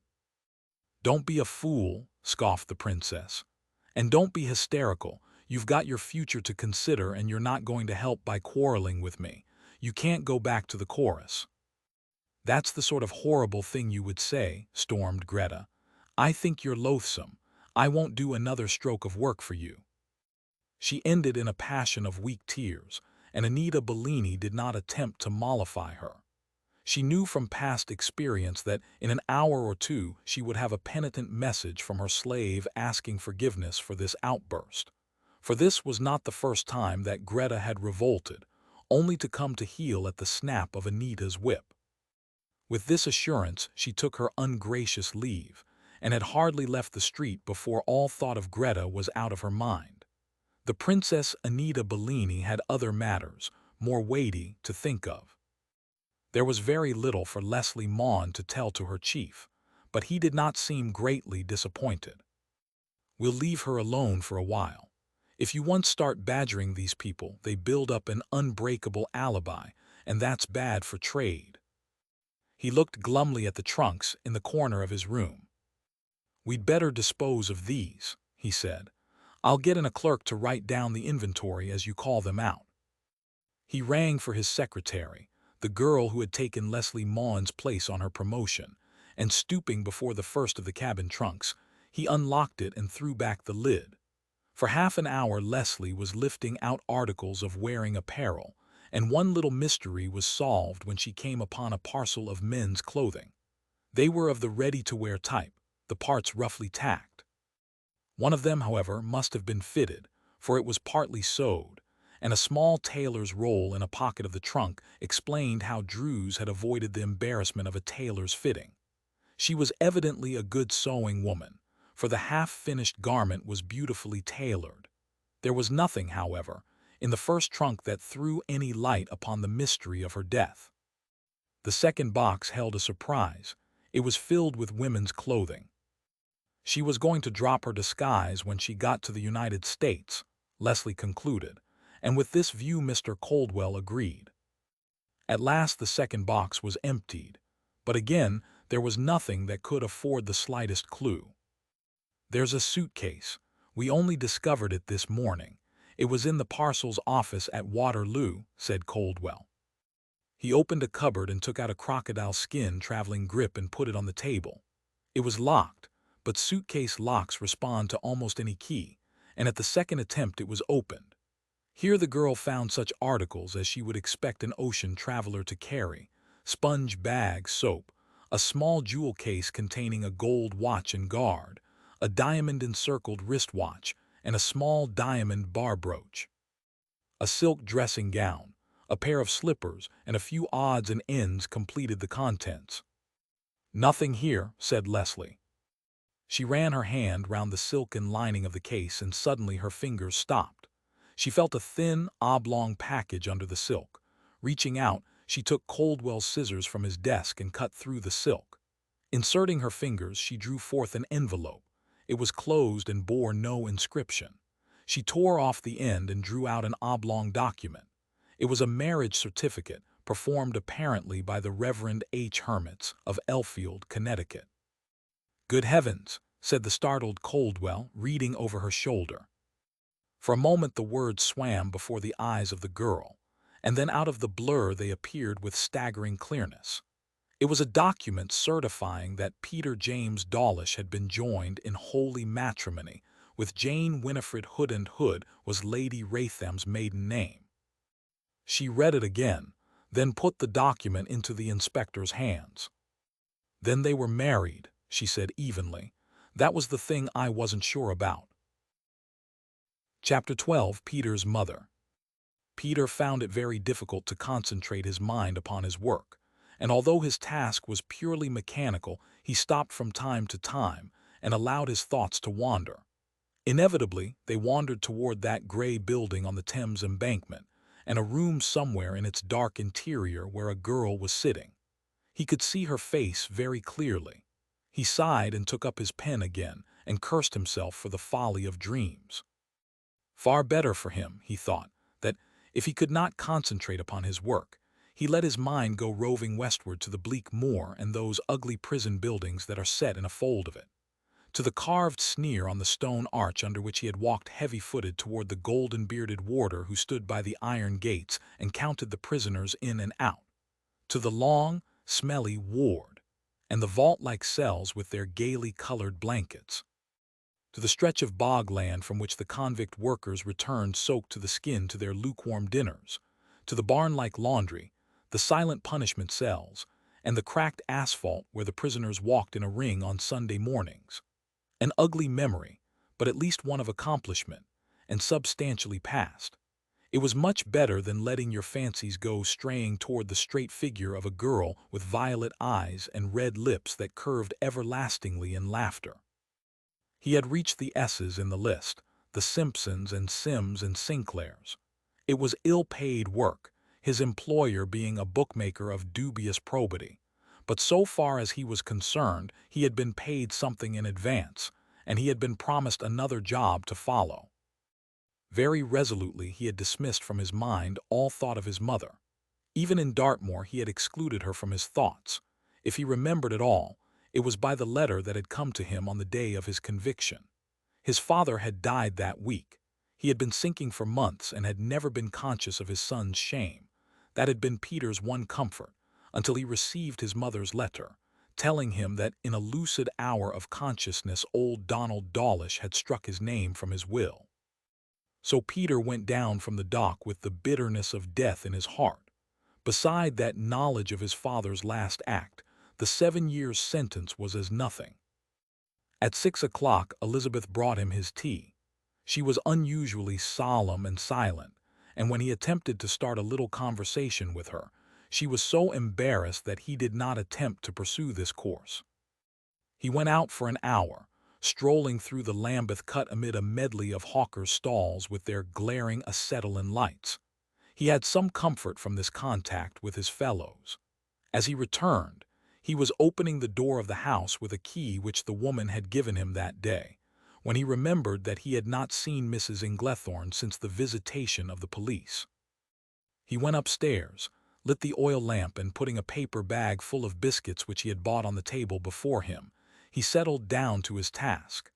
8 o'clock was striking when he heard the squeaking of brakes as a motor car stopped before the door, and going to the window, he pulled aside the shade and looked down. It was too dark to distinguish the visitor, but his heart leaped at the thought that it might be Leslie Maughan, and he opened the door and waited. This time he heard Mrs. Inglethorne's voice, and after a while she called up to him sourly. "A lady to see you, Mr. Dawlish. Will you ask her to come up, please?"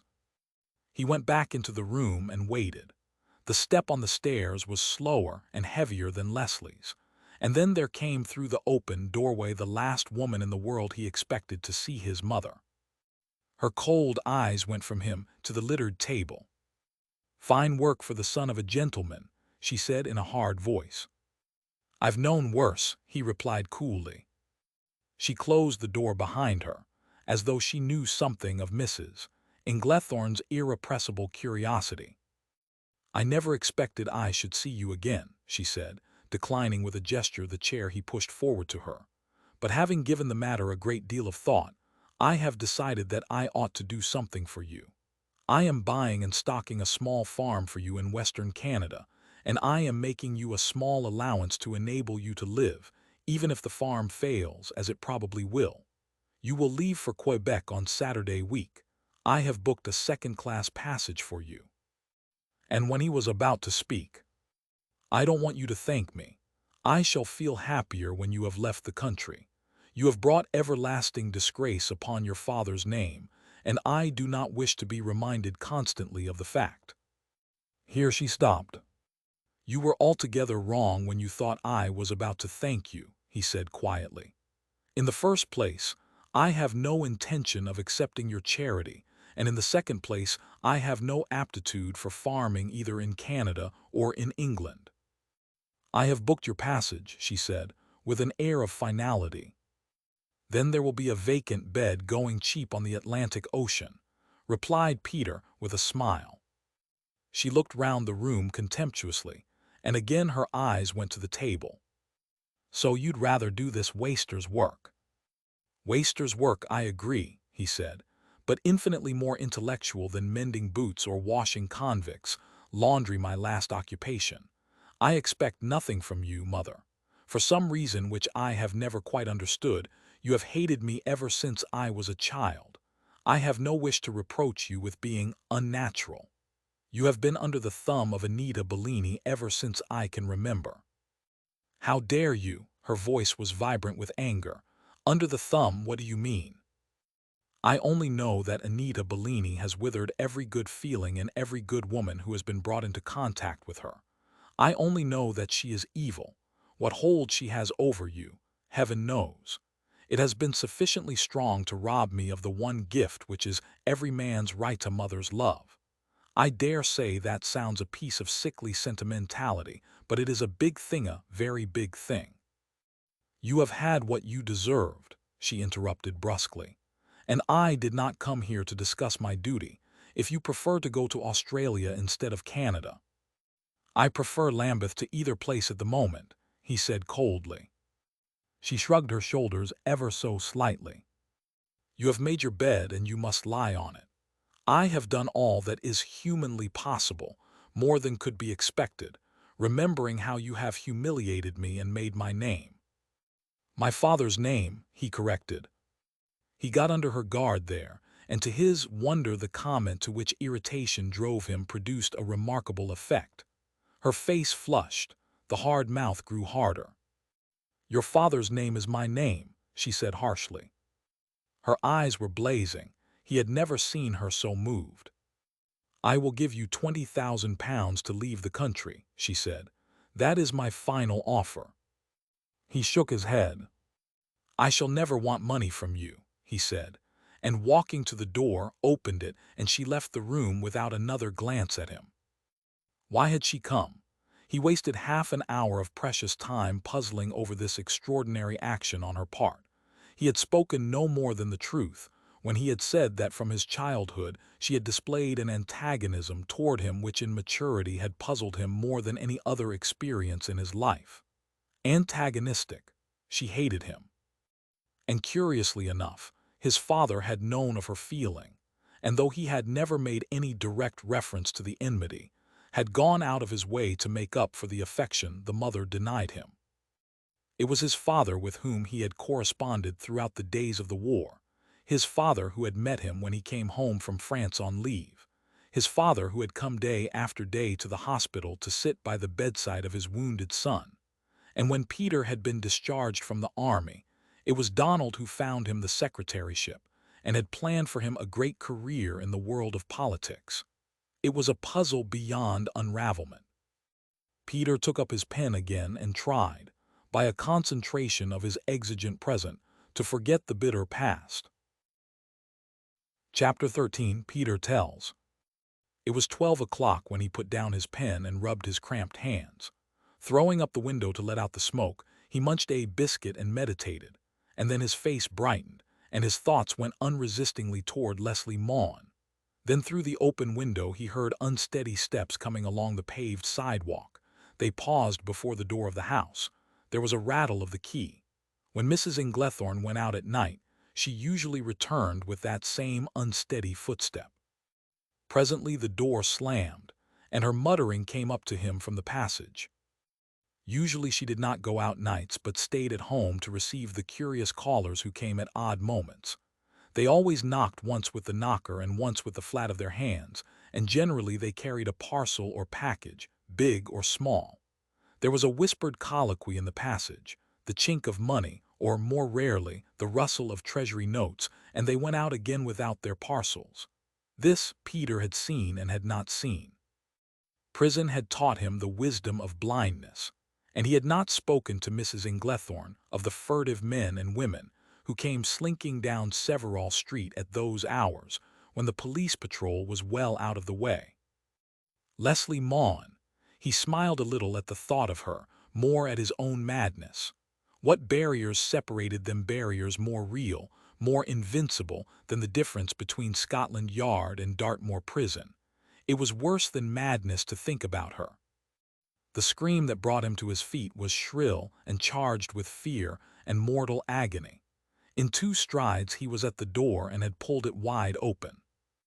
Now he heard it plainly, the whistle and fall of a whip, the terrified, frantic cries for mercy. He ran down the stairs in the dark and tapped at Mrs. Inglethorne's door. From inside the room came a deep, heartbreaking sound of sobbing.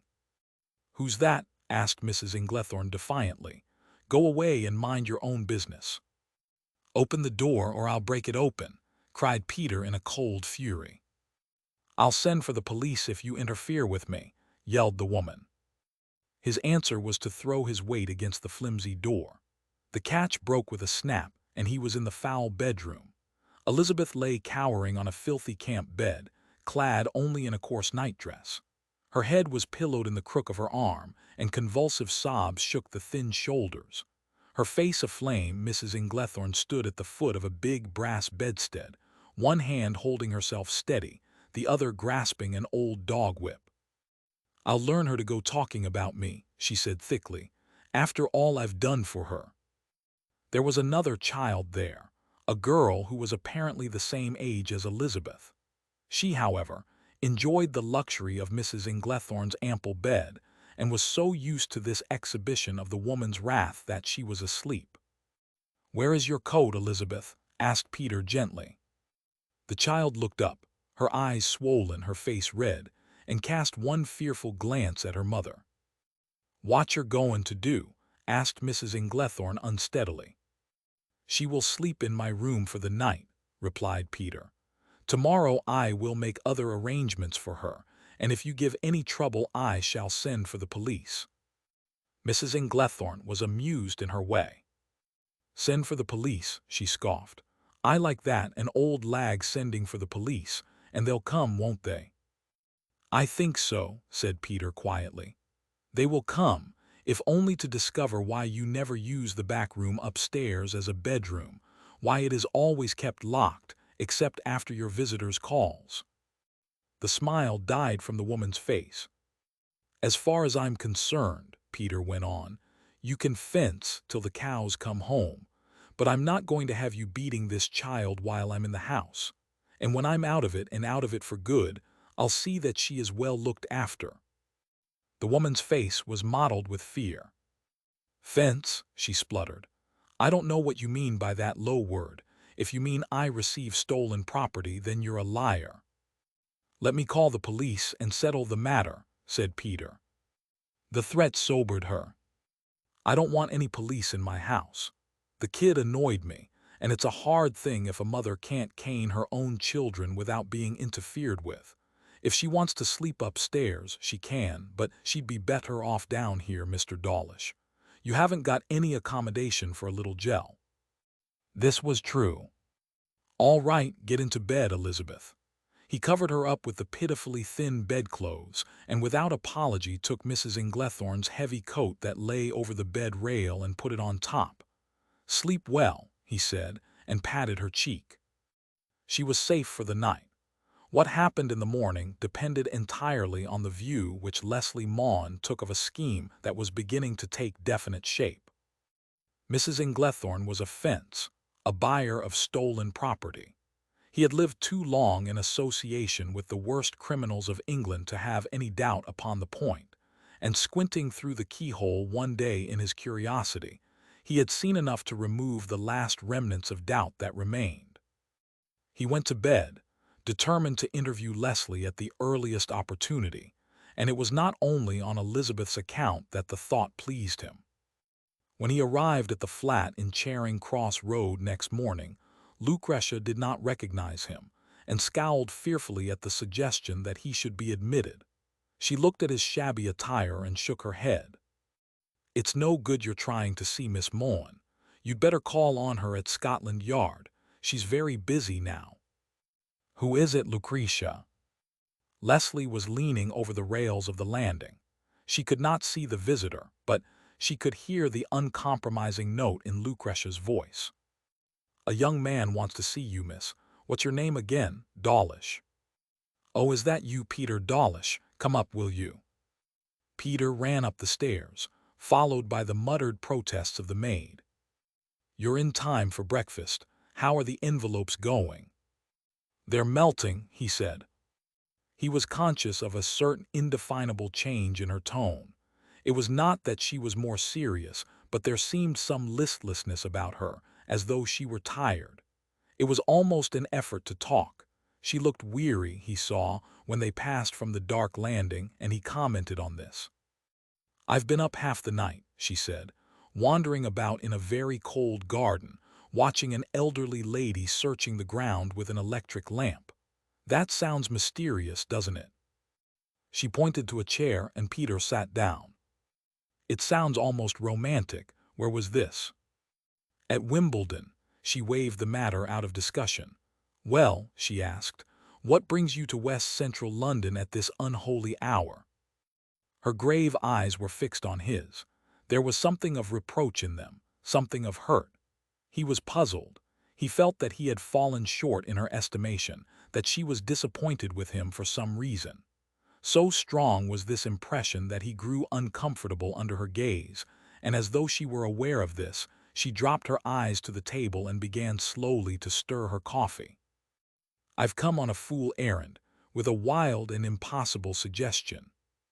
And then he told her of what had happened overnight, of the merciless flogging which Mrs. Inglethorne had administered. "The woman is a fence," he said, "not in a very big way. I think she specializes in furs and silk lengths." She knew something of the genus fence, but he told her what he had learned in Dartmoor, of fences who visited the scene of prospective robberies and priced the loot, practically paying for it, before it was stolen, of skillful men and women who would stand outside a small jeweler's shop and with one comprehensive glance assess the thieving value of the whole. He told her of dead stores which were locked up at night, where nobody lived on the premises, and of live stores, where there was either a watchman or a proprietor and his family sleeping on the floors above. "I am not reporting this officially, I mean the fence part of it, but the child is ill-used. The other little kids get a whacking now and again, but I should think she gets hers all the time." "What do you wish me to do?" she asked, looking up at him. "I don't know." He had a sense of awkwardness. "I had a wild idea that possibly you might be able to find to do something with her." "You mean take charge of her?" She was smiling at him. "Yes, I suppose I did mean that," he said after a second's thought. "It sounds fantastic and impossible now, but Elizabeth has got a grip on me. Probably it is my own rather unhappy childhood which is responding to her wretchedness." She laughed. "I'll make your mind easy at any rate," she said. "I had already considered the possibility. In fact, I discussed the matter with Lucretia last night before I went out to dinner, and Lucretia was wildly enthusiastic. I have a spare room here. She could go to the Catholic school in Leicester Square. The only point is that we get Mrs. Inglethorne's consent." "She had better," he said grimly, and her lips twitched. "Really, you're almost ferocious when you're taking up the causes of other people," she said. "I wish you'd be a little energetic in your own." "Aren't I?" She shook her head. "Not very," she answered in her quiet way. "Why don't you see your mother?" He grinned. "She saved me the trouble and came last night." "To Severall Street?" she asked in astonishment, and when he nodded, "Was it a pleasant encounter?" "A normally strained interview," he answered cheerfully.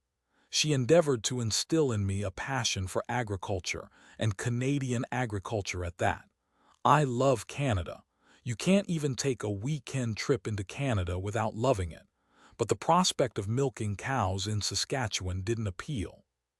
"She wanted you to go abroad. Why?" He shrugged his shoulders. "I suppose she rather feels there isn't room enough for both of us in London." She thought the matter over for a minute. "Didn't your father leave you any money?" "He cut me off without the proverbial shilling."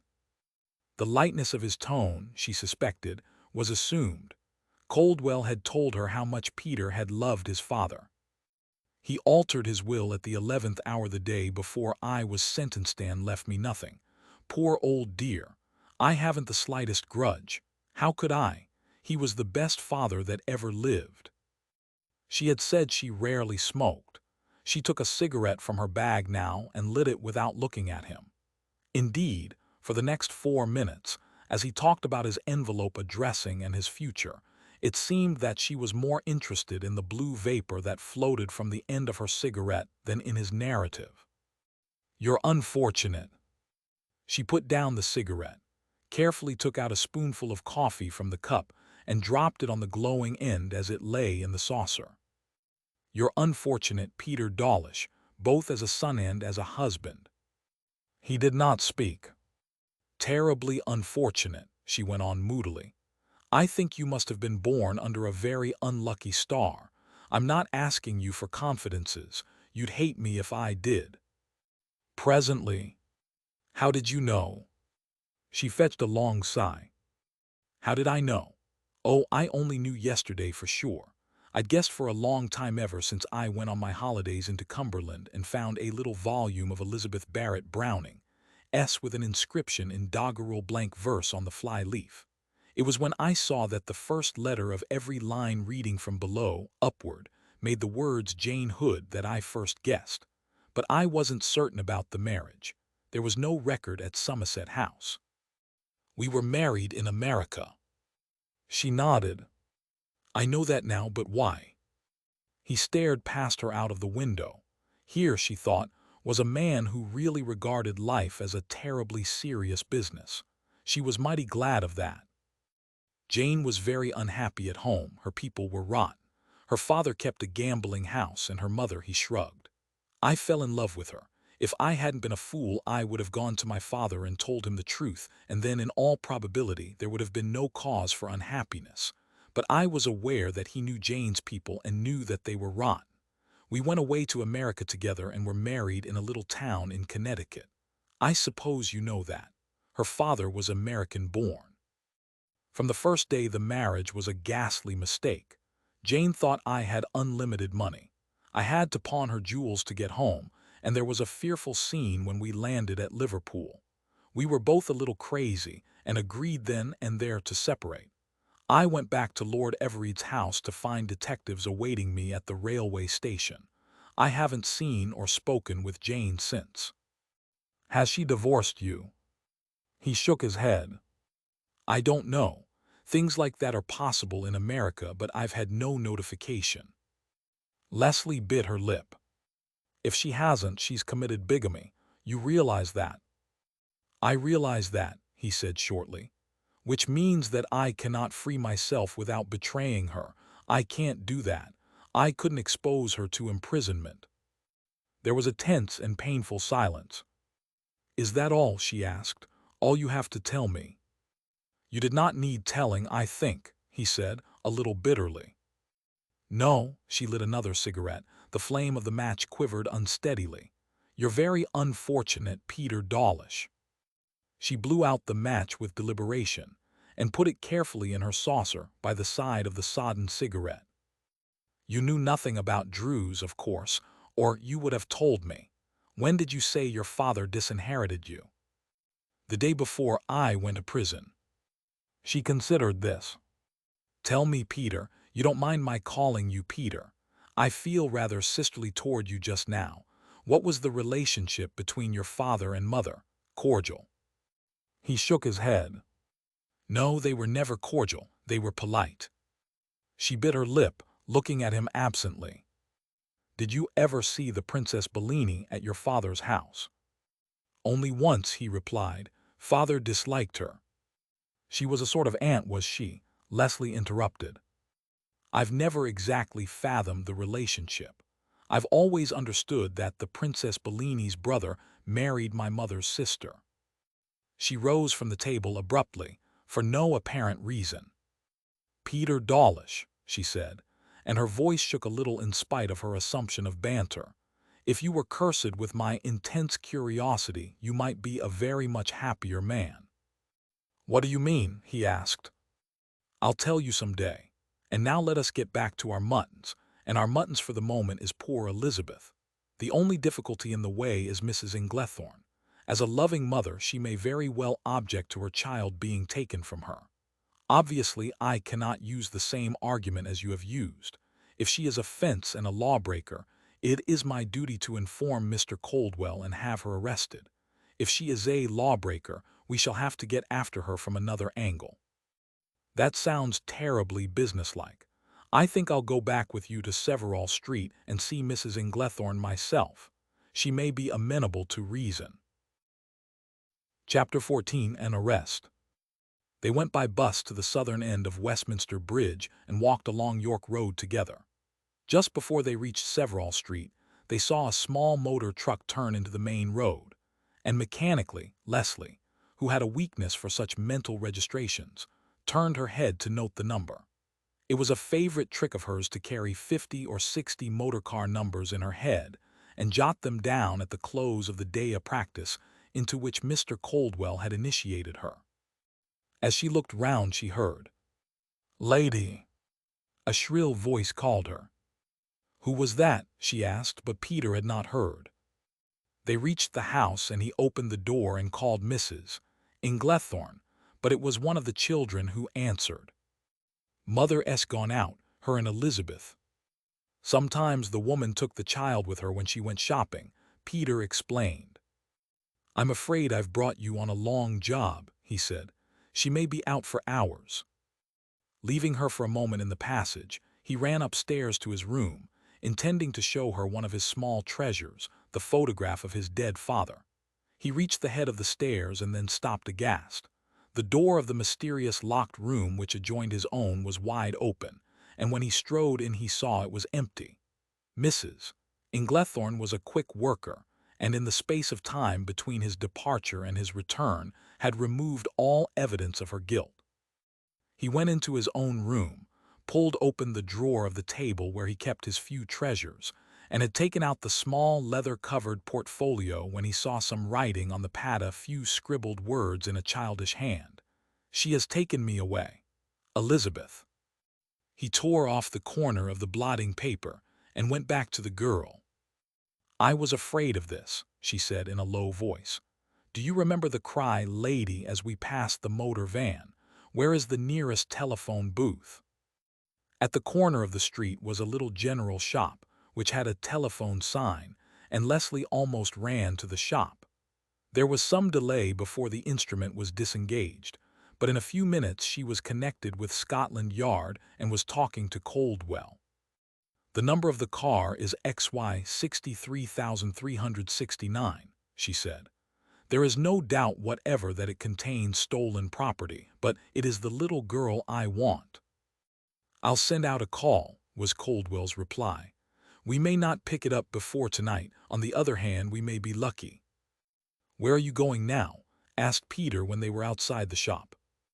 "Back to the house," said Leslie. "I want to look at that room." "They cleared everything."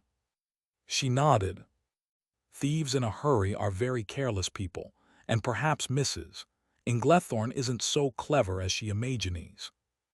The room was apparently bare. The only article of furniture it contained was a long table, and by the dust marks on this Leslie was able to judge the extent of the property that had been stored. On either side of the rusty fireplace was a cupboard. One of these she opened and found empty, except for a little heap of rubbish at the bottom. The second, however, was locked. With a table knife borrowed from the kitchen, she forced back the catch and pulled open the door. There was nothing very much there, but enough. There were 3 bolts of silk, one still bearing the label of the wholesaler from whom it had been stolen. "Thieves in a hurry are very careless," she said, with the light of battle in her eyes, "and it really doesn't matter whether Mrs. Inglethorne is hanged for a sheep or a lamb, so long as she's well and truly hanged." She sent Peter to the police station and went down to interview the children. A grubby lot of little people they were, very pale, very starved-looking, except one who apparently was in charge in Mrs. Inglethorne's absence. She was the little girl, Leslie learned later, who had slept in the woman's bed, and unlike the others, she bore a striking facial resemblance to her mother. "You didn't find nothing, did you?" She was frankly hostile. "You've got to be up very early to catch my old woman, missus." And then, turning to the silent semicircle of children who constituted the remainder of Mrs. Inglethorne's family, she ordered them peremptorily away. "Go and play in the backyard." Poor little starvelings! Leslie's heart ached to see them. She sought, by delicate inquiry, to discover where Elizabeth had been taken, but the preternatural cunning of the child she questioned baffled her. Peter came back in a very short time, accompanied by a uniformed inspector and a plainclothes officer. They made an inspection of the silk and carried it off with them to the station. "This may affect you a little, Peter Dawlish," said Leslie when they were alone. "The children will be removed to the workhouse this afternoon, and Mrs. Inglethorne will be arrested immediately on her return, so that you will have the house to yourself." He laughed. "I'm not depressed," he said. He walked with her as far as Westminster Bridge Road, and at parting she asked him a curious question. "What would you do if you had £500,000?" He looked at her in astonishment and laughed. "That isn't my favorite dream," he said. "But I think the first thing I should do would be to send to America to discover whether I have been, as you would say, well and truly divorced." "Indeed," her tone was a trifle cold. "Is that necessary when Jane Raytham is within a penny bus ride?" And with a nod she was gone. Peter returned to the house and found it very difficult to resume his work or concentrate his mind upon lists. He had hardly started before the police officials came with an omnibus to take away the children, and they departed with no visible reluctance, except in the case of the girl whom Leslie had interviewed. At 4 o'clock in the afternoon, Mrs. Inglethorne came into the house in triumph, and without going into the kitchen mounted the stairs and stood, arms akimbo, her red face made hideous by a self-satisfied smirk, confronting her lodger. "Well, did you bring in the police?" she demanded. "And what are you going to do with Elizabeth?" And when he did not answer, she shook her fist at him. "Out you go, out of my house, you police informer. I'll learn you to go prying around and threatening me. You leave this room at once or I'll send for a policeman." "I think I'll stay," he said good-humoredly. "Oh, will you?" She went to the door and called, "Emma." There was no answer. "I can save you a lot of trouble, Mrs. Inglethorne," said Peter, putting down his pen. "Your children have been taken away to the workhouse." She staggered back against the wall, her big mouth open wide. "Why?" she stammered. It is usual to take children to the workhouse when their parents are arrested, and there are no other relatives to look after them," he said. "Arrested?" she screamed. He nodded to the window, and she staggered past him and, pulling up the sash, looked out. Two men were standing on the opposite sidewalk, and one nodded as to an old friend. She recognized the detective sergeant who had arrested her husband. "They can't touch me," she screamed. "They can't touch me, it's my word against yours." "Unfortunately, you left a few bolts of silk behind in the cupboard," answered Peter. Mrs. Inglethorne was in a state of collapse when the detectives came in to arrest her. The motor truck had been traced. The driver and a man who accompanied the car had been driven to the nearest police station, where the plunder was checked and exhibited in preparation for the charge which would follow. They either could not or would not, however, give any information concerning the child, and when Leslie went to Lambeth to interview Mrs. Inglethorne in her cell, she was no more successful. "Find her," rapped the woman. "She's in good hands, that's where she is. I'm not saying anything. If you want her, find her. That's my last word to you." Leslie did not notify Peter that she was coming to Lambeth. Passing up Severall Street on her way home, she saw the light in the upstairs window and guessed that he was still working hard. A postman rapped at the door, and she waited a while until it was opened, as she guessed, by Peter, and almost turned back just to say a word to him. And if she overcame this deplorable weakness, it was not lightly done. "Leslie Maughan," she said to herself, mounting the steps of Hungerford Bridge, "do you know what you are doing? Shall I tell you in the vulgarest terms? You're chasing a married man. Leslie, that isn't done, not in the best society." She was uncommonly weary when she dragged herself into her own sitting room, deciding to forego the duty she had planned. This was a second call upon Greta Gurdon. That afternoon there had been a consultation at Scotland Yard, but matters had not developed sufficiently to justify the issue even of a search warrant. After a light dinner, she took out the letter she had received 2 nights before, spread the foolscap on her desk, and examined it carefully. It was a queer story she read, even in the stilted terminology of an elderly country parson, who employed such words as primogeniture, and felt it necessary to sprinkle his pages with quotations from Horace, mostly in Latin. The writer was the vicar of a small Devonshire parish near Budleigh Salterton, and he had, as he said in a preliminary flourish, reached the fourscore of the prophet. He wasted a page in explaining how he came to reach these years, and employed mens sana in corpore sano at least twice in the first folio. He knew the Druze family very well. They lived in his village and had done so for hundreds of years. He himself had baptized Alice Mary Druze and Annie Emily Druze, and several other members of the Druze family which he thought it was necessary to enumerate by their full names. It had necessitated long researches in ancient registers. The Druze family had for generations farmed some 40 acres of poor land on the edge of Dartmoor. They were a wild family with a bad history, and here the reverend gentleman, who was also something of a scientist, branched away from the main track to a discourse upon heredity which would have done credit to a Lombroso. Old Father Druze was a lunatic and had died mad. His grandfather had committed suicide. There was a record in the parish registry, and a note that he had been buried at the crossroads, in the proper manner for such as take their lives. Druze's grandmother had also a history of sorts. The clergyman remembered her as a respectable woman, though inclined to gaiety, and he even felt it necessary to retail a 100-year-old piece of scandal, something that had happened at Widdicombe Fair. Alice was illiterate. He had extracted a note of this fact from the register of the church school. Annie, on the other hand, was a diligent scholar and showed surprising proficiency in the study of the so-called dead languages, so that she speedily secured a respectable situation with a haberdasher in Exeter, a Mr. Watson. She was a God-fearing young woman, a communicant, and eventually married a well-to-do farmer in the neighborhood of Torquay. The farmer's name Leslie jotted down on her pad. The third of the daughters, Martha, was of an exemplary character, though of no great educational attainments.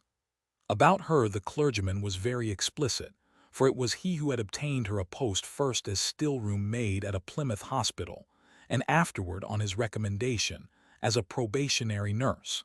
It was believed that she went to South Africa and married a prosperous carpenter.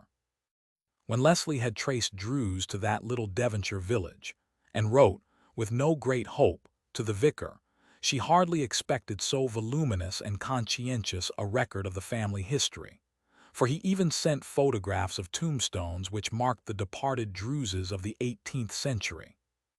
If she had only read this before, she thought, she could not have been shocked by the discovery that Arthur Druze was a woman, for apparently there was no male member in that family, except the semi-lunatic father and a remote uncle who for some reason wasn't called Druze at all. She read through carefully, took down an atlas and a gazetteer from her bookshelf, and finally locked letter and data in the drawer. Her work was by no means finished for the night, though she was dropping with weariness. She had a number of letters to write. Before she had left the office, Mr. Coldwell had given her the names and addresses of a dozen people who would be helpful to her in the search she was making. At 11 o'clock they phoned from Scotland Yard to tell her that there was no news of Elizabeth. Mrs. Inglethorne, confronted as she was with a long term of imprisonment, possibly of penal servitude, refused any information about the child, except that she had gone to her Aunt S.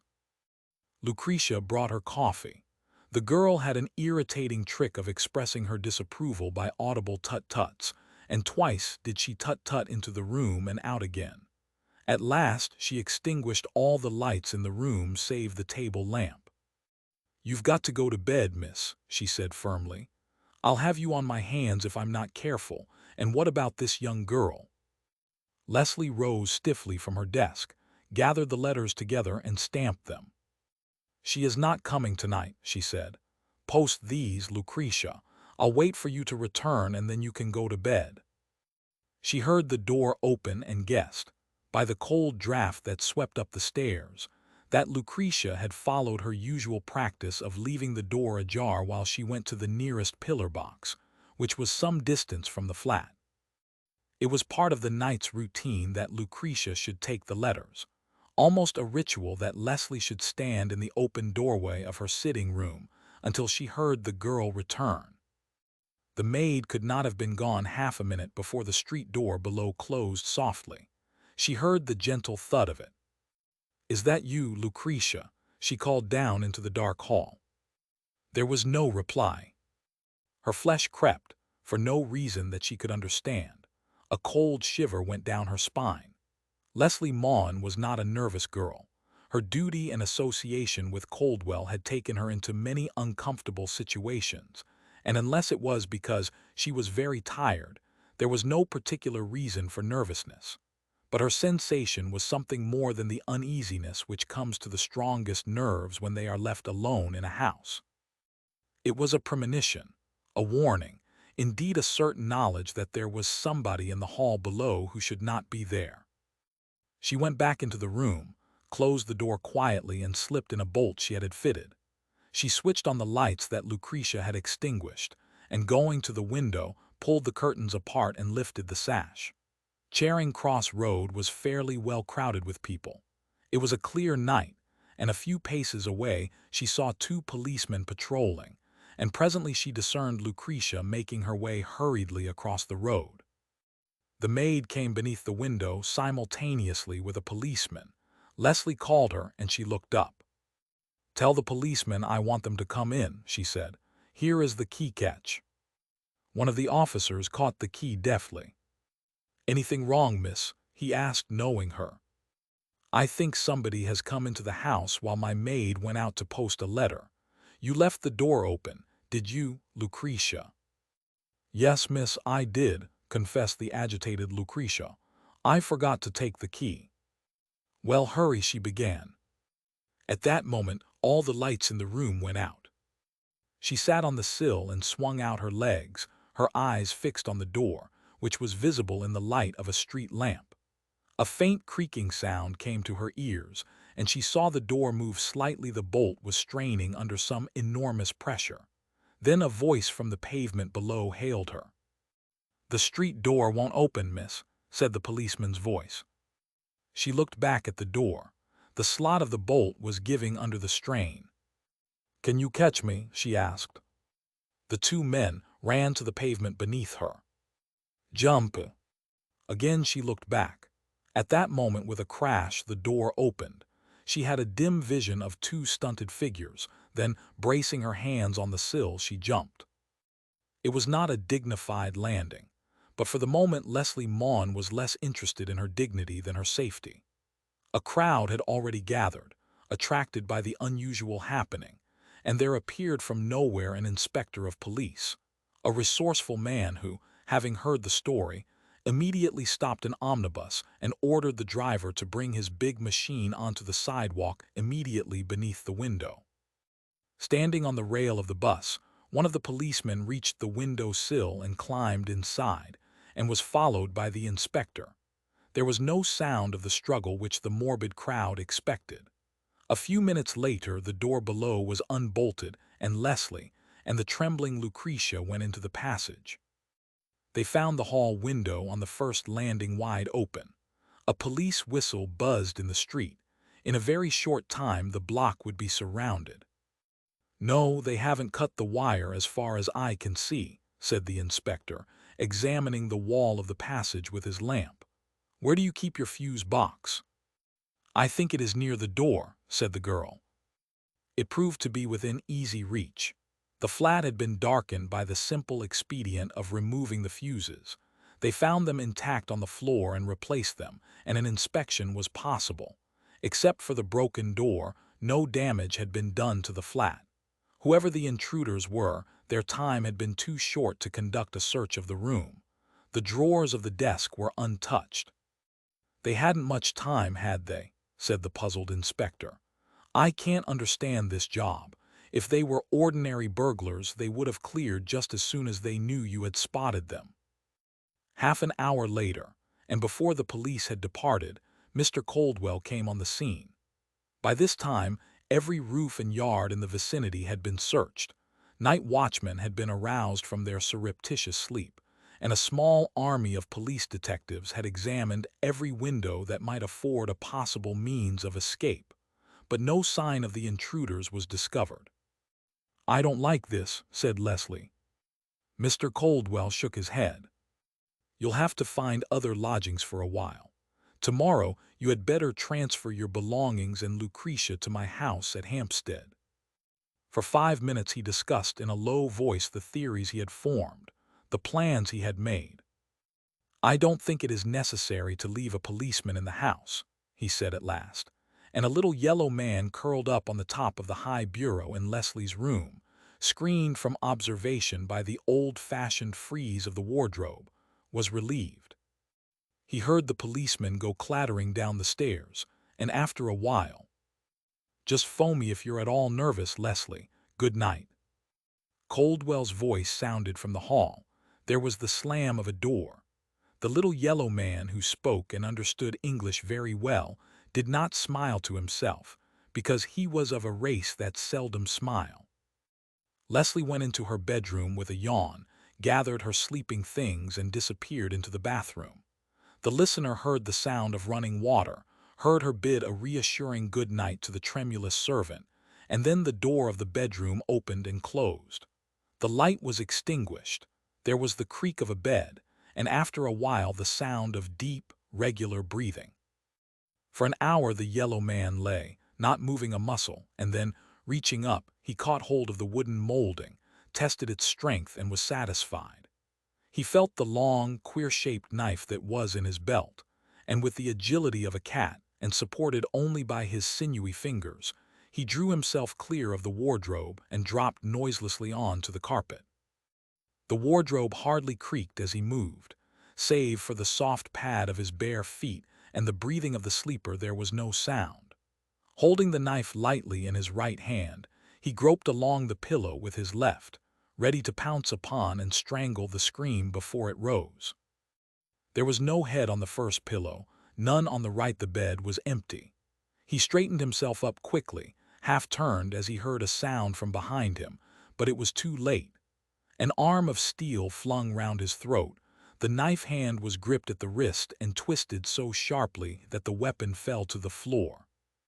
"I want you," it was Coldwell's voice. He lifted the little figure without difficulty and reached out his hand to turn on the light. At that moment the prisoner recovered himself and with amazing strength twisted round to face the detective. Coldwell realized that he had on his hand something with the ferocity and suppleness of a wild cat, something that growled and clawed and kicked so that not a limb of him was still. The unexpectedness of that furious onslaught threw him for a second off his balance. He drove out with his right, but as though he could see in the dark, the assassin dodged, and in another second he was free and had flown through the open door. Coldwell followed, but too late. With one leap the little man crashed through sash and pane and dropped unharmed to the street below. A policeman made a dive at him, but he ducked, flew across the road, and disappeared down a court by the side of a theater toward St. Martin's Lane. "Didn't even see him," said Coldwell bitterly when he called the girl in from Lucretia's room. The detective's face was scratched, his collar torn. It was rather like tackling a young tiger. Leslie had turned on the lights and they saw the extent of the damage. He must have dived for the lower sash, head first, for the upper window was untouched. There was not a scrap of glass remaining, and the cross supports of wood were smashed to splinters. "I've heard of such things being done," said Coldwell, "and I've seen them done on the stage, but never in real life and through 3/4-inch molding." Leslie was still dressed. She had been waiting in the maid's room, a pistol on her lap, till the sound of the struggle brought her out, just too late.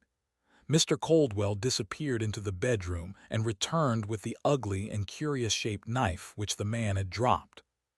"Eastern," he said, as he felt the edge gingerly. "Malayan, I guess." He also had been sitting on a chair immediately to the right of the wardrobe, but until he had made an examination later, he had not known from what place his assailant had come. "I thought he'd come back through the window," he mused. "That's one of the curiosities of human nature, Leslie. Jot it down in your notebook. We always look under things for hidden criminals. We never look over. And yet the cleverest fellow that ever got away from the police was a steeplejack who hid for a fortnight at the top of a smokestack. Ever wear garters, Leslie?" She laughed softly. "That almost sounds indelicate to me," she said. "No, I won't go very deeply into the question, but I don't wear garters." He was quite serious. "Wish you would, just to oblige me. One garter anyhow. I meant to give it to you today." He drew something out of his pocket and she gasped. "You really wish me to wear this?" He nodded. "A little heavy, but I wish you would," he said. He insisted upon staying the night, and to make doubly sure had a policeman put on duty in the hall below. Early as the hour was when she went out to her bath, she found him up and dressed, studying the morning newspaper. "Wonderful how you miss things when you're away from the yard for a few hours," he drawled. She turned back from the open door of the bathroom. When Mr. Coldwell drawled, there was something sensational to come. "What have we missed?" she asked. It was not entirely curiosity which made her ask. He looked at the newspaper again and took off his glasses. "Peter Dawlish was arrested last night." She gazed at him in horror and amazement. "Arrested on what charge?" "Threatening to murder Princess Anita Bellini," was the staggering reply. Chapter 15. Trapped. Rarely did Mrs. Greta Gurdon permit herself the luxury of brooding upon her injuries. She was no philosopher, and it was sheer necessity which made her disregard the irritations, petty and great, of life, and concentrate her mind upon pleasant things. But she found herself helpless with a leg that throbbed, and the memory of Anita Bellini's insolence rankled as sorely. She was propped up in bed with a heap of papers on her lap. Though there was no immediate need for the work she had taken in hand, and in truth sought it only as a relief from boredom, she permitted herself the illusion that she was the victim of a task-mistress who was not satisfied with her normal and heavy exactions, but must needs add to her offense this torment of a sick woman. Old letters, old bills, a receipt or two, A few ancient telegrams about nothing in particular, dozens of letters dealing earnestly with forgotten accounts, an interminable correspondence between Anita and a house agent. She turned the pages one by one, sorting the sheep from the goats. Presently she came to an old letter typewritten on plain paper. Anita, like her dependent, had used a small portable typewriter for years. The letter was unfinished. Halfway through, the princess had changed her mind, or probably substituted another for this, and had tossed the rejected scrap aside to be gathered to the heap which had accumulated and which was now being sorted. She read the letter through as far as it went. She was sourly amused. Anita must have been in a careless mood when she threw this away. The old instinct of service told her that it ought to be destroyed at once. She gripped the paper to tear it, thought better of her impulse, and began to consider certain possibilities. To say that she felt bitterly against Anita Bellini at that moment would be to grade her emotion charitably. She was getting old, was she? She had lost her looks and was unlikely to get a job in the chorus. Anita had taken it for granted that she would be forever satisfied with the humiliating position of companion. Capri was to be a kind of bonus. The princess was a woman of temperament, sometimes feverishly elated, sometimes savagely depressed. Yet in all her permutations of mood, she had been consistently contemptuous of her hireling. Greta grew red and hot and cold at the memory of the insults which this woman had heaped upon her, and the hand that held the letter shook. And then an idea began to take shape in her mind. It was half formed when she called Mrs. Hobbs. "Get my address book." She was a systematic woman, and entered without fail the location even of chance acquaintances who might be of no value to her. She ran her thumb down the index till it stopped at D. The last entry on the crowded page was Peter Dawlish. "Give me an envelope, please, and my fountain pen, and take this letter to the post. No, bring my little typewriter." The obedient Mrs. Hobbs carried the tiny machine, which was a replica of Anita's, and laid it on the invalid's lap. Greta inserted the envelope, typed the address, and while the instrument was being removed, inserted the torn sheet of paper and licked down the flap of the envelope. "Go to the General Post Office. You'd better take a bus each way and post this. If anybody asks you whether you've posted a letter for me, you're to say no." It was not the first time Mrs. Hobbs had received similar instructions. The houses in Severall Street are not equipped with letter boxes, and postmen have learned by experience that inserting letters under doors which are backed by coarse fiber mats is a difficult and sometimes an impossible proposition. Peter heard the heavy rat-tat of the postman, and, going downstairs, opened the door. "Dawlish?" asked the postman. "That is my name," said Peter in surprise. He took the letter and closed the door. Had he followed the practice of Severall Street and its people, which is never to go to the door without making a scrutiny up and down the street, he could not have failed to see Leslie on her way home. His first thought was that it was a letter from her, but when he brought it to the light of his room, he saw that it was typewritten and had been posted in the city. He opened the envelope and took out a sheet of typewriting paper. It was discolored, and one corner had been torn off. He looked at the date and had a mild shock. July 7, 1916. And yet as he saw it had been posted that afternoon. There were just 3 or 4 lines, the last of which stopped abruptly in the middle of a sentence. Only dimly did he comprehend the significance of the fragment. "Dear Jane, Druze has found a very good home for your son in a middle-class family. There are no other children. He will be well cared for." And scribbled below in pencil and almost indecipherable were the words, "Martha's servant." He must have read the letter a dozen times before he understood. Jane's son, Jane's little son. He came to his feet slowly, his limbs trembling, the paper swimming before his eyes. Jane's son, his son. The consciousness of fatherhood momentarily overwhelmed him. Jane had had a child. He had never dreamed somewhere in the world was a little boy, fatherless, his little boy. He grew hot at the thought, and then in a frenzy of impatience he took up his coat, struggled into it, and not stopping to extinguish the lamp, ran down the stairs and out of the house.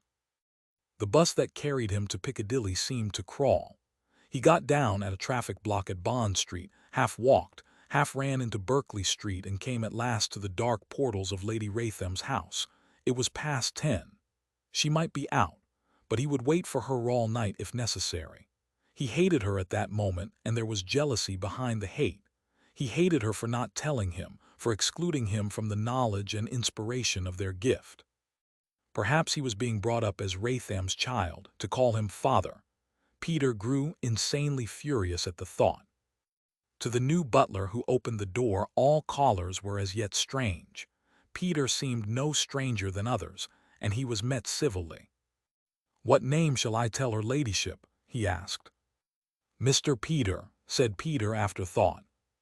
He was shown into the small drawing-room, and paced up and down like a caged animal until he heard the door open, and turning, met face to face, for the first time in 8 years, the woman of the adventure. She was pale but very calm and sure of herself as she closed the door behind her. For a while they stood, looking at each other. She had matured, grown more beautiful. The old, graceful carriage was unchanged. The enticing lines of her had come to a greater perfection. He had grown older, she thought, was much more of a man than when she had known him before. His face had formed. He had resolution and strength and a balance that had been missing. In his eyes she read something that chilled her. "You wish to see me, Peter?" she asked. He nodded. He was trembling, feared to speak lest his voice betray him. "What is it you wish to see me about?" "I want my child." His voice was low. The words seemed to choke him, so that he ended on a cough. "You want your child?" She shook her head so slightly that if he had not been watching her closely, the gesture would have escaped him. "Will you tell me what you mean?" She was fencing. She wanted time to take all this in. He had shocked her very badly. "Why pretend, Jane? You know what I want and what I mean. Where is our child?" She passed her hand wearily across her eyes. "I don't know," she said. She made no attempt to evade the question, accepted his knowledge, startling as it was. "I don't know. Is it worthwhile knowing? He is very happy. I did what was best, Peter. I told nobody. When I went to Reno—" "You have divorced me." She did not answer. A lie trembled on her lips and was instantly rejected impatiently. "No, I have not divorced you," she said.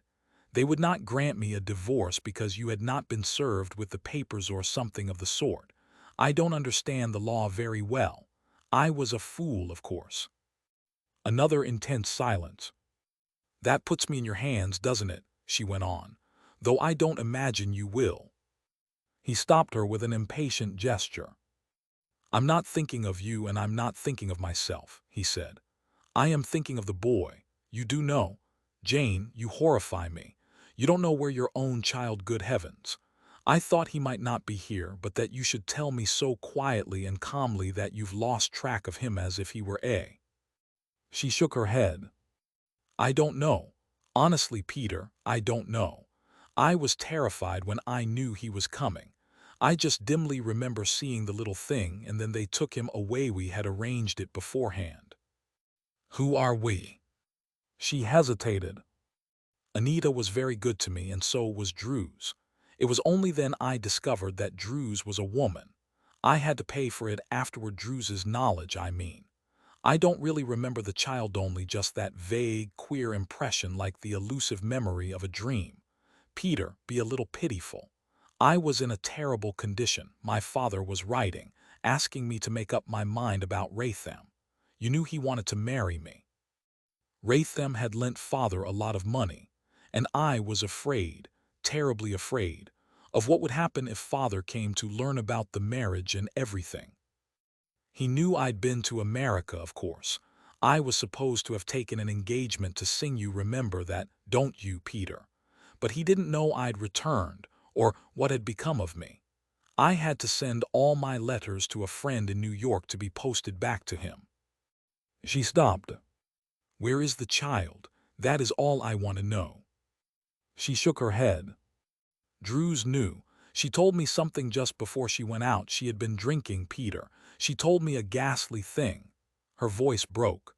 "Terrible, terrible." She covered her eyes again, and he waited, his heart a heavy stone. "This ghastly thing, what was it?" he asked at last. She said, this needed courage to think, it was a torture to say, that even she didn't know where the child was, that she had handed the boy to the first person who, for a consideration, offered to adopt it. And all the time I had been comforting myself with the thought that he at least was being brought up happily, however much a blackguard his foster father was. "What do you mean?" he demanded. "I've been paying money, big sums of money," she said at last, "as I suppose to the man who had adopted him, and who, learning of my marriage to Raytham, had for years blackmailed me. Too late I discovered that this blackmailer was mythical, that it was Druze who was robbing me all the time."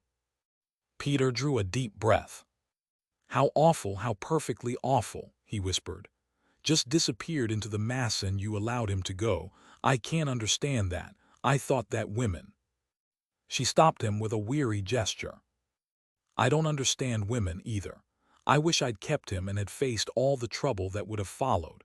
You know about it for the first time, Peter, and you have the support of your righteousness. It has been a bad dream to me, an 8-year-long discomfort. And now it is a nightmare." She pressed her throbbing temples. "I can't sleep for thinking of him. That little mite of a boy, my boy, and yours perhaps being starved, or dead perhaps, or suffering." She screwed her eyes tight, as though to shut out a horrible vision. "Does Bellini know?" He was like ice now. "Anita?" She looked at him in surprise. "No, why should she? You hate Anita, of course. I'm not really fond of her. She's difficult, but she was very helpful to me, Peter." He looked at her steadily. "Who was Martha?" He saw by her frown that she did not understand him. "Do you know a woman called Martha?" She shook her head. "I don't remember anybody of that name. Why?" "Martha's servant had the child. Bellini knows, and what Bellini knows I will know." He made as though to leave the room, but she barred the way. "Peter, will you forgive me? I've been a fool, a wicked fool, Peter. Gladly change places with my own kitchen maid to undo all the past. You loathe me, don't you?" "No, I don't loathe you," he said quietly. "I'm awfully sorry for you in a way, but I'm disappointed in you too, Jane. You've been a weakling." "Have I? I suppose I have." She saw him, a blurred figure through a mist of tears. "I suppose I have, and one pays dearer for weakness than for wickedness, I think.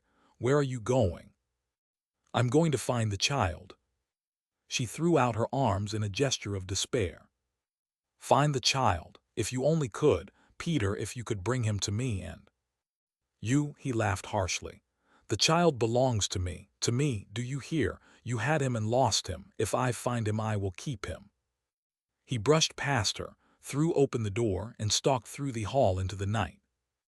He had still the greater part of the £20 left that Leslie had given to him, and at this moment of crisis he must spend. He could not afford to economize. A taxi driver accepted with some reluctance his order to drive to Wimbledon Common. It was a long journey, and he had time to put in order the confusion of his mind. Anita Bellini knew. He was confident of that, and if she knew, he should know. Her residence was a mansion, standing in 2 acres of ground on the fashionable side of Wimbledon Common, a big, somewhat old-fashioned house, garnished with the square towers and big Gothic turrets which were the joy of the Victorian architects. It had something of a medieval appearance, seemed to be a veritable castle of despair when he ordered the cab to wait. The cautious man demanded something on account, and wisely, as it proved. He strode up the gravelled drive. No light showed in any window. Even the transom above the massive front door was lifeless. He pulled the bell, and the faint clang of it came back to him. After a long time he heard the rattle of chains, the shooting back of a bolt, and a faint light was reflected behind the fanlight. The door was opened a few inches by a very old man with dirty white hair and wearing the slovenly uniform of a footman. Peter saw that the longer chain was still fastened to the door, and that the aperture was not big enough to squeeze through. Your Sims, aren't you? He remembered the ancient. I want to see the princess. The old man made the grimace that Peter remembered. You can't see the princess. She's not at home, he said in a loud, cracked voice. Tell her Peter Dawlish wishes to see her, and if she will not let me in she can come to the door, he said. He was not prepared to have the door slammed in his face, yet that was what happened. He waited for 5 minutes and then he heard the lock turn. This time he saw Anita. She wore a long green dress, smothered as usual with beading which glittered in the dim hall light. What do you want? She asked. I want to speak to you privately. This is as private an interview as you'll get, she said coolly. The reflection of the hall light on her monocle produced an eerie illusion. It was as though she were glaring at him with one malignant golden eye. What do you want? She repeated. If it's money, you can't have it. This is not a charitable institution or a home for convicts. In the pause that followed, he made a mental calculation as to the strength of the chain that held him from admission. He might at a pinch break it and force an entrance. He was prepared to go to any mad lengths to get the information he sought. Where is my child? He asked. Not a muscle of the big face moved. I didn't know you'd been raising a family. Surely I'm the last person in the world to be acquainted with your vicarious progeny. Where is Jane's child? Perhaps you'll understand that.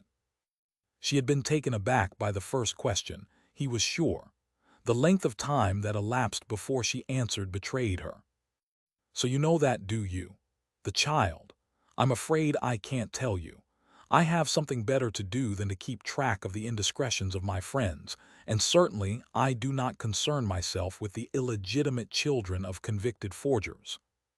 You lie, said Peter quietly. You know I was married to Jane. Anita Bellini chuckled. The marriage was illegal, didn't you know that? You didn't comply with certain formalities. I have seen Jane tonight. She has no doubt about its legality. Where is my son? Where you will never find him. All the pent-up malignity of the woman suddenly took expression. Her face, never attractive, was contorted by rage to an appearance that was almost ludicrous.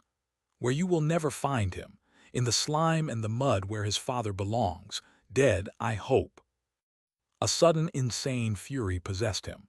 He was scarcely human, saw the hateful face of this woman through a redness and flung himself against the door. It jerked back with a crash and suddenly flew open. The chain had broken. To him she was no longer a woman but some devil that had taken human shape. He wanted to kill her, to grip that big throat and choke the life out of her. As the chain broke, she stepped back, and he found himself looking into the black muzzle of a pistol. Don't move, she said gratingly. Don't move, Peter Dawlish. I am justified in shooting you in the defense of my life. She did not see his hand move. The pistol was struck down from her grip and fell with a clatter on the floor, and in his mad anger, with murder in his heart, his hand was outflung. Then somebody called him. Peter! At the sound of the voice his arm dropped, paralyzed with amazement. A woman was in the hall. She had come out of a room at the foot of the broad stairway. A woman in black silk, white-haired, hard-faced. It was his mother. Come in here. She pointed to the open door of the room, and he walked past her without another glance at Anita Bellini. She was shrinking back against the wall, frightened for the first time in her life. It was a small study furnished in the Oriental fashion. There was a great silken divan, and a shaded lantern hung from the ceiling. Something more modern, he saw a telephone on the tiny octagonal table. The receiver was off. He had interrupted her in the act of telephoning. What is the meaning of this? Mrs. Dawlish had assumed the old air that he knew so well and detested so much. He was still shaking, but he was calmer. I presume you don't need to be told. You must have heard. I came to your friend. To the Princess Bellini, interrupted the woman. Yes. To discover where was my child. Really? The gray eyebrows rose. I was not aware that I was a grandmother. The old devil rose again in him. Then your hearing is affected, he said harshly. You know, of course you know, the whole gang of you know. You know about Jane, you know about my marriage, you know about the child. Perhaps you know where he is. And then, to add to the fire of his fury, he saw her smile. You have always been a fool, Peter. I suppose you will be a fool to the end of your days, she said. You had better go back to your envelope addressing and forget there are such things in the world as children. I have been trying very hard to do the same for the past 7 years. She was a surprising woman, for without warning she came back to the offer she had made to him. You would be well advised to go to Canada or Australia, or any other place that takes your fancy, she said, and went on in a conversational tone to discuss the advantages which might accrue. He was puzzled. Then it occurred to him that she was talking to gain time for what? His back had been to the door, and now he edged round until it was under his view. But if Anita Bellini contemplated any treachery, there was no visible or audible evidence. He heard the front door bell ring, and an exchange of voices in the hall, and then the door opened, and 2 men entered. It was not necessary that he should be very experienced in such matters to realize that they were detectives. His mother's narrative stopped automatically. Her white, skinny finger pointed to him. This man is Peter Dawlish, an ex-convict, she said. I charge him with threatening to murder my friend Princess Anita Bellini. A quarter of an hour after, the taxicab which Peter had employed to bring him to Wimbledon deposited him at the police station, and he was sitting, dazed and wrathful, behind the locked door of a police cell. Chapter 16. An Old Record. I can't believe it, Leslie stared at the inspector. His own mother charged him, how monstrous. Mr. Coldwell had reached an age where it was almost impossible to surprise him. Queer, isn't it? But Lord bless you, mothers do rum things. I've known cases, but you've heard about 'em too, Leslie. Peter went down to Wimbledon to raise the devil for some reason or other. It appears his mother had heard the fuss he was making at the door and telephoned for the police before he broke in. It might have been bad for him if he were a convict on license, but fortunately his time expired, and he has only to say that it was a family quarrel to get bound over. I don't think he will be called upon for defense, anyway. Leslie Maughan nibbled at the end of her glove, a devastating habit of hers in moments of perturbation. I really can't believe it, though of course it must have happened. What was his mother doing down there? And why on earth did Peter do such a mad thing? Coldwell smiled. Go down and ask him, he said. I'll give you a note to the inspector, and you might have a few minutes' talk with him before he appears in court. It is very unlikely that they will remand him to Brixton. If the princess has got horse sense, she will get him acquitted. Mrs. Dawlish is pretty sick and sorry that she allowed herself to charge him. I can tell you that because, as soon as I heard about the case, I phoned up the station, and the sergeant in charge told me that Mrs. Dawlish came to the police station at 7 o'clock this morning to see if she could get her name taken out of the record. She'd allowed her spite to lead her astray, and she knows that, when it comes into court, the story of a mother charging her son is going to make a pretty big newspaper sensation. That is why I think that the charge may be withdrawn. When Leslie reached the police station, she found that Peter had been transferred to the cells adjoining the court, and her own card was sufficient to obtain an interview. He met her with a rueful smile. You see me again in my natural environment, he said cheerfully. Why did you go to Bellini, S? I wanted to learn something, he said, and he would not explain any more. She told him of the inspector's prophecy, but he seemed careless as to whether the charge would be supported. It was certainly a facer, he said. I didn't expect my mother to take that line. I suppose until then I had not realized how bitterly she hated me. They may go on with the charge, knowing that in any circumstances I should not tell what brought me to Wimbledon. She did not press him for any further particulars. The interview took place in the passage adjoining the court. Policemen and prisoners were passing every few seconds, and the conditions were not favorable to confidences. She told him of her own alarming experience, and when she had finished, he whistled.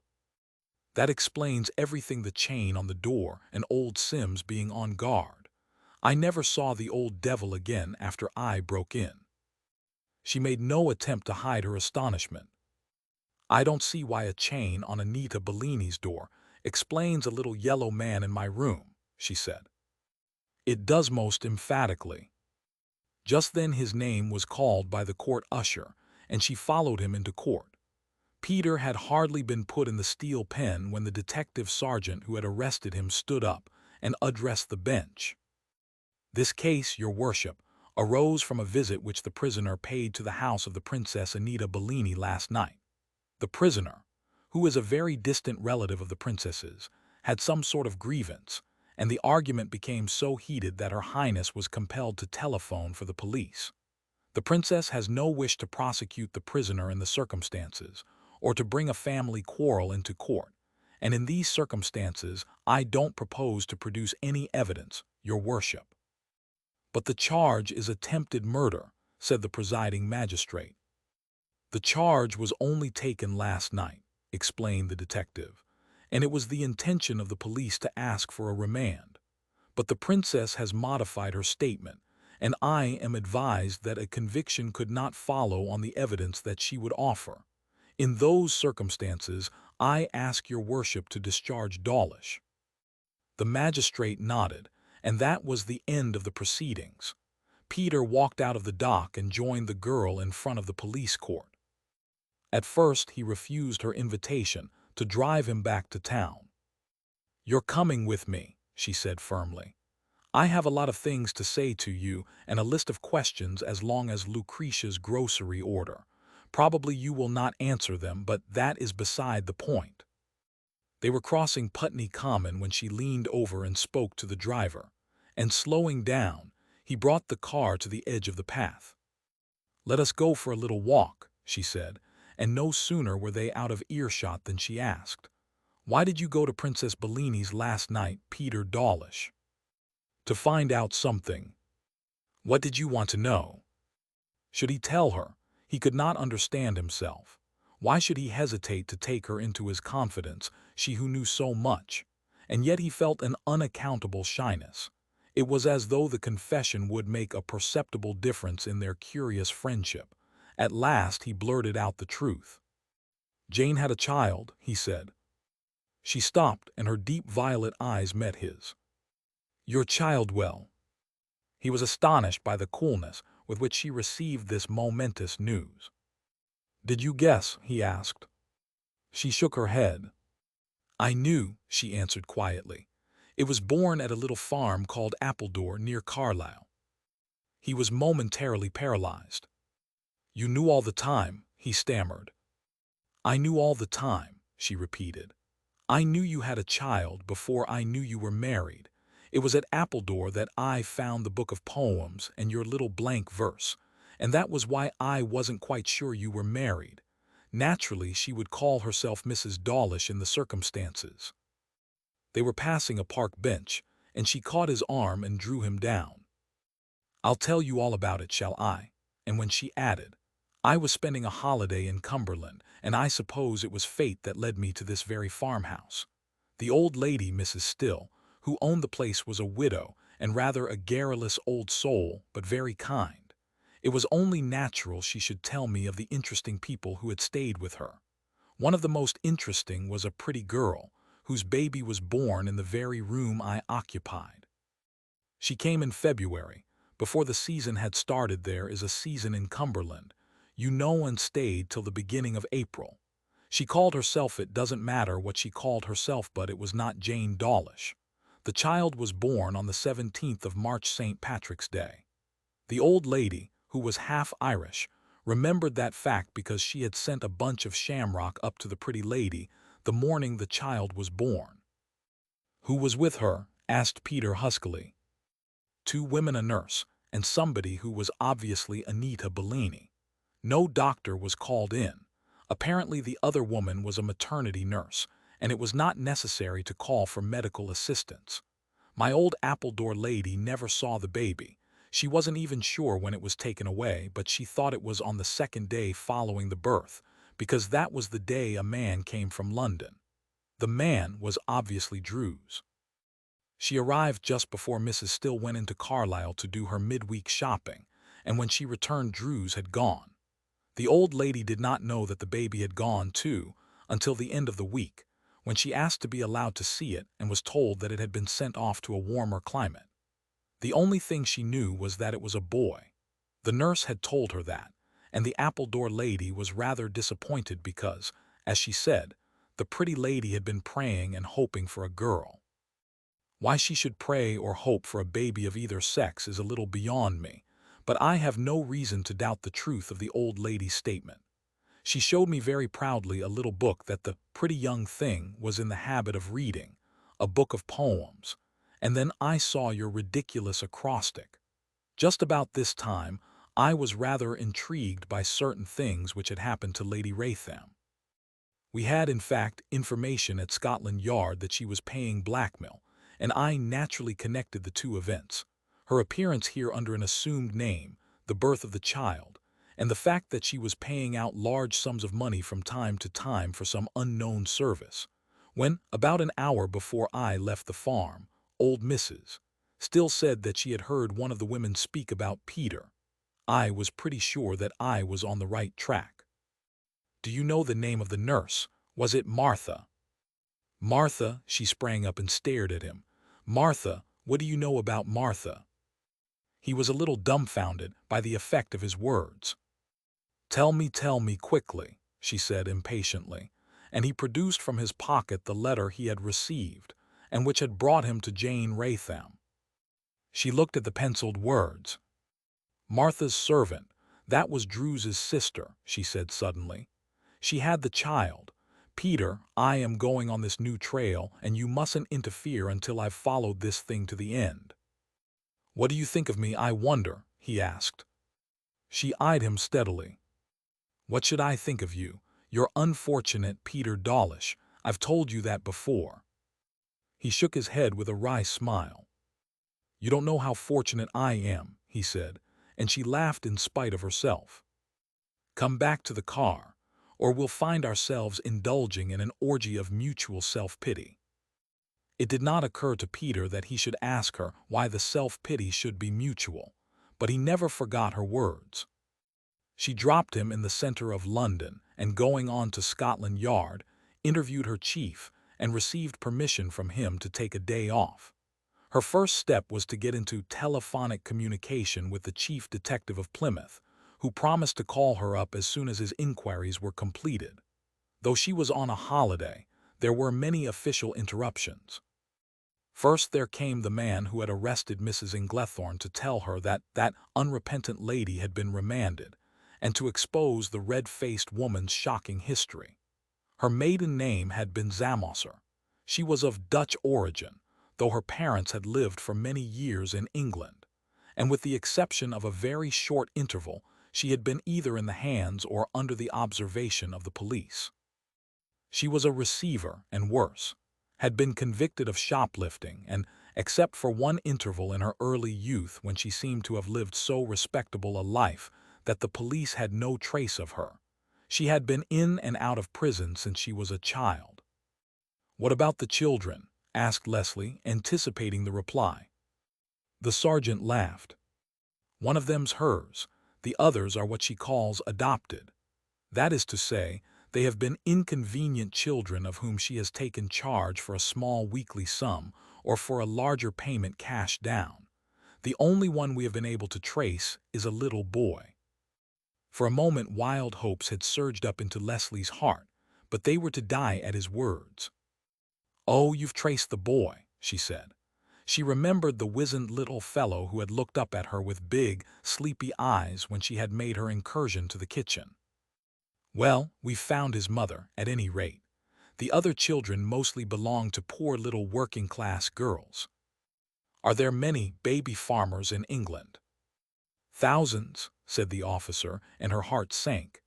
"They're supposed to be under police supervision, but of course they're not. There is no law to prevent anybody adopting a child, though the actual adoption is not recognized in law. There is no list of them. He shook his head. There may be a few hundred on the books. You would know that better yourself, Miss Maughan, as you're at the yard. And then, unconsciously extinguishing her last lingering hope. I was once asked to trace a little baby that had been handed over to a farmer, but it is like looking for a needle in a haystack, trying to find an adopted child after trace has been lost of it, he said. A few of them drift into the workhouse schools. Most of them die.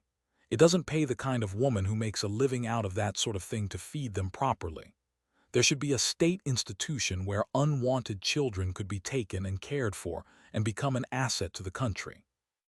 He had been gone half an hour when the Plymouth call came through, and the news was not especially helpful. Martha Druze had qualified as a maternity nurse in the years 89-90 and had left the hospital to take up a private position as a general nurse. It was believed she had gone abroad, but there was no actual evidence of this fact except that the present matron, who remembered her, had received a postal card mailed at port, said a month or two after Martha had gone away. There was also a rumor that she had married very well to somebody who was variously described as a carpenter of Cape Town and a rancher in Australia. There was only one clue which was faintly promising. Martha was known to have registered herself in the books of a London agency, the name of which Leslie jotted down. As soon as the conversation was through, she searched the telephone directory for the nurses' agency. It was not there.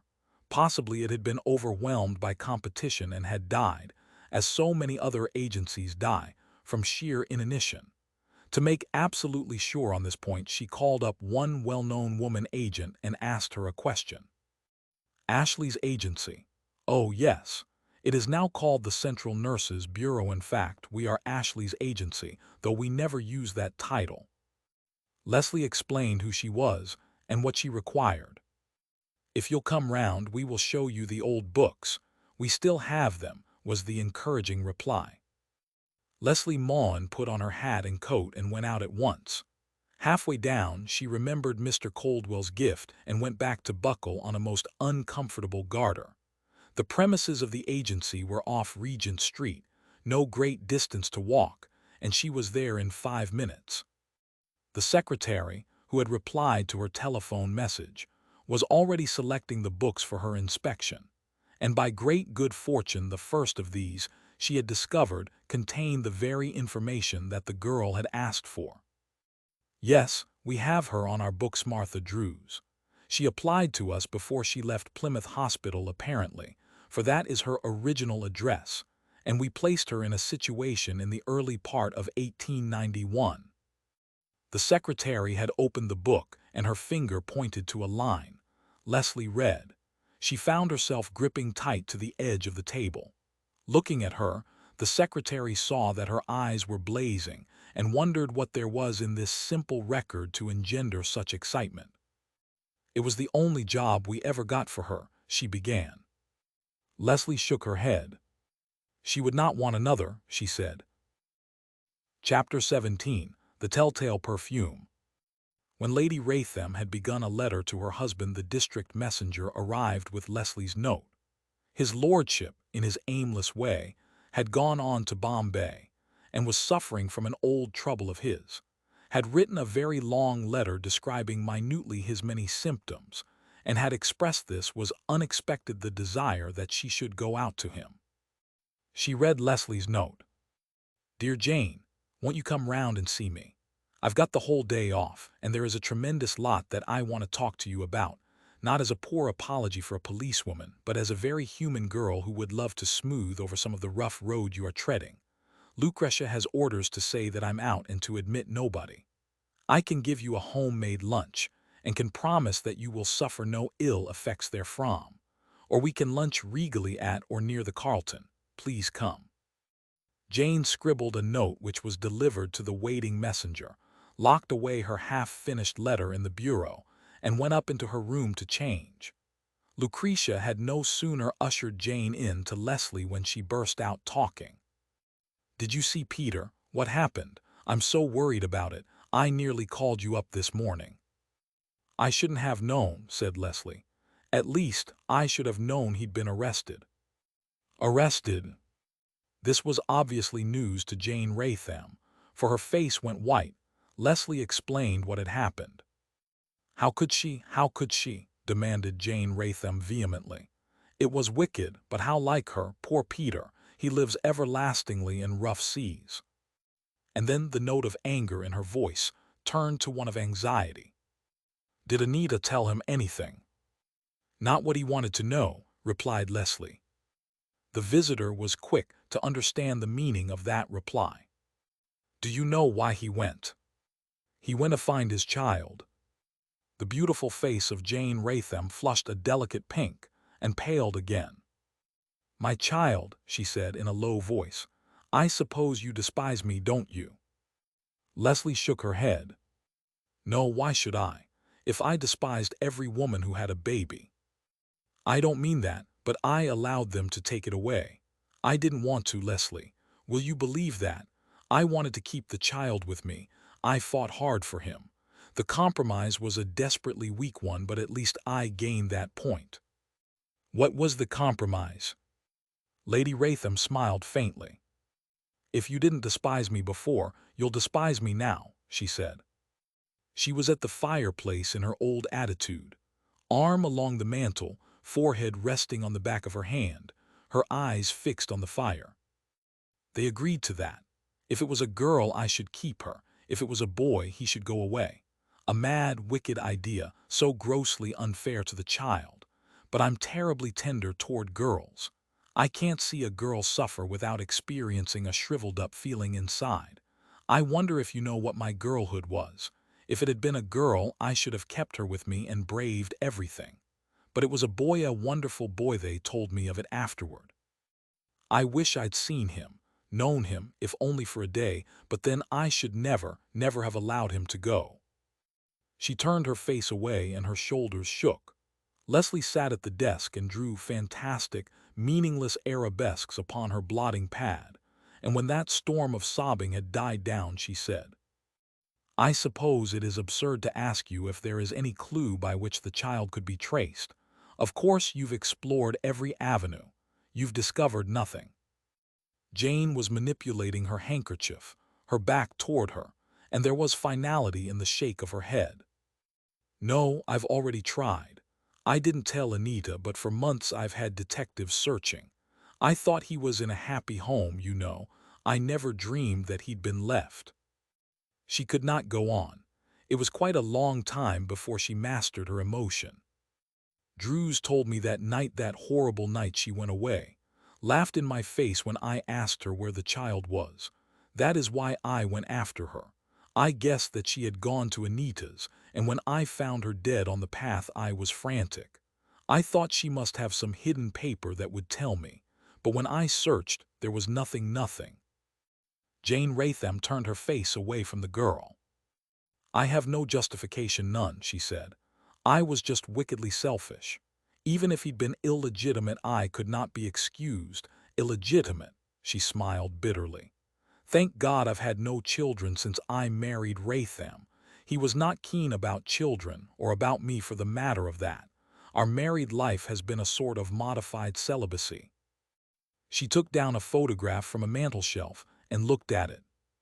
This is Mr. Coldwell, isn't it? Leslie nodded. It would be a great feather in his cap if he arrested me for bigamy. Mr. Coldwell is not frantically keen on feathers of that kind, Jane, said the girl loyally. Jane put down the photograph and dropped into the nearest armchair, curling her legs up under her. I'm a beast. I'm putting the worst construction on everything, taking the most uncharitable view of everybody. She smiled pitifully, reached out her hand for her bag that lay on the table, and snapped open a diamond-encrusted cigarette case. I tried drugging once, she said. A white powder you sniff up your nose. For some reason it made me deathly sick, and I didn't pursue the practice. But I envy people who can find relief in forgetfulness. Another good way, said Leslie brutally, is to put your head on a railway track when a large, fat freight train is due. You'd accomplish the same result, and give much less trouble to other people. And presently, when your boy emerges from the mist, as he will, he would come to a mother who was hardly worth finding." Jane was laughing quietly. "You're a weird girl. How old are you?" Leslie told her. "I wish Peter was in love with you. He must find happiness somewhere or other." "Do I come into this?" asked Leslie dryly. "Or are Peter and you the only two people in the world whose feelings count?" She stopped Jane's penitence with a laughing gesture. "I'll tell you something, Jane. I'm rather in love with Peter. Do you feel faint?" "I'm not a little bit faint." But Jane was more than a little bit curious. "You're not jesting?" "I decided this morning that I was very much in love with him," said Leslie calmly. "But I've thought a long time about it, and have reached the conclusion that it is rather my maternal instinct that is operating. I'm loving him in a motherly fashion, in fact. Sooner or later that boy of yours is going to be found, and then you've got to go to your husband and tell him the truth." She was watching Jane's face closely, ready to note and spring upon the first visible sign of repugnance.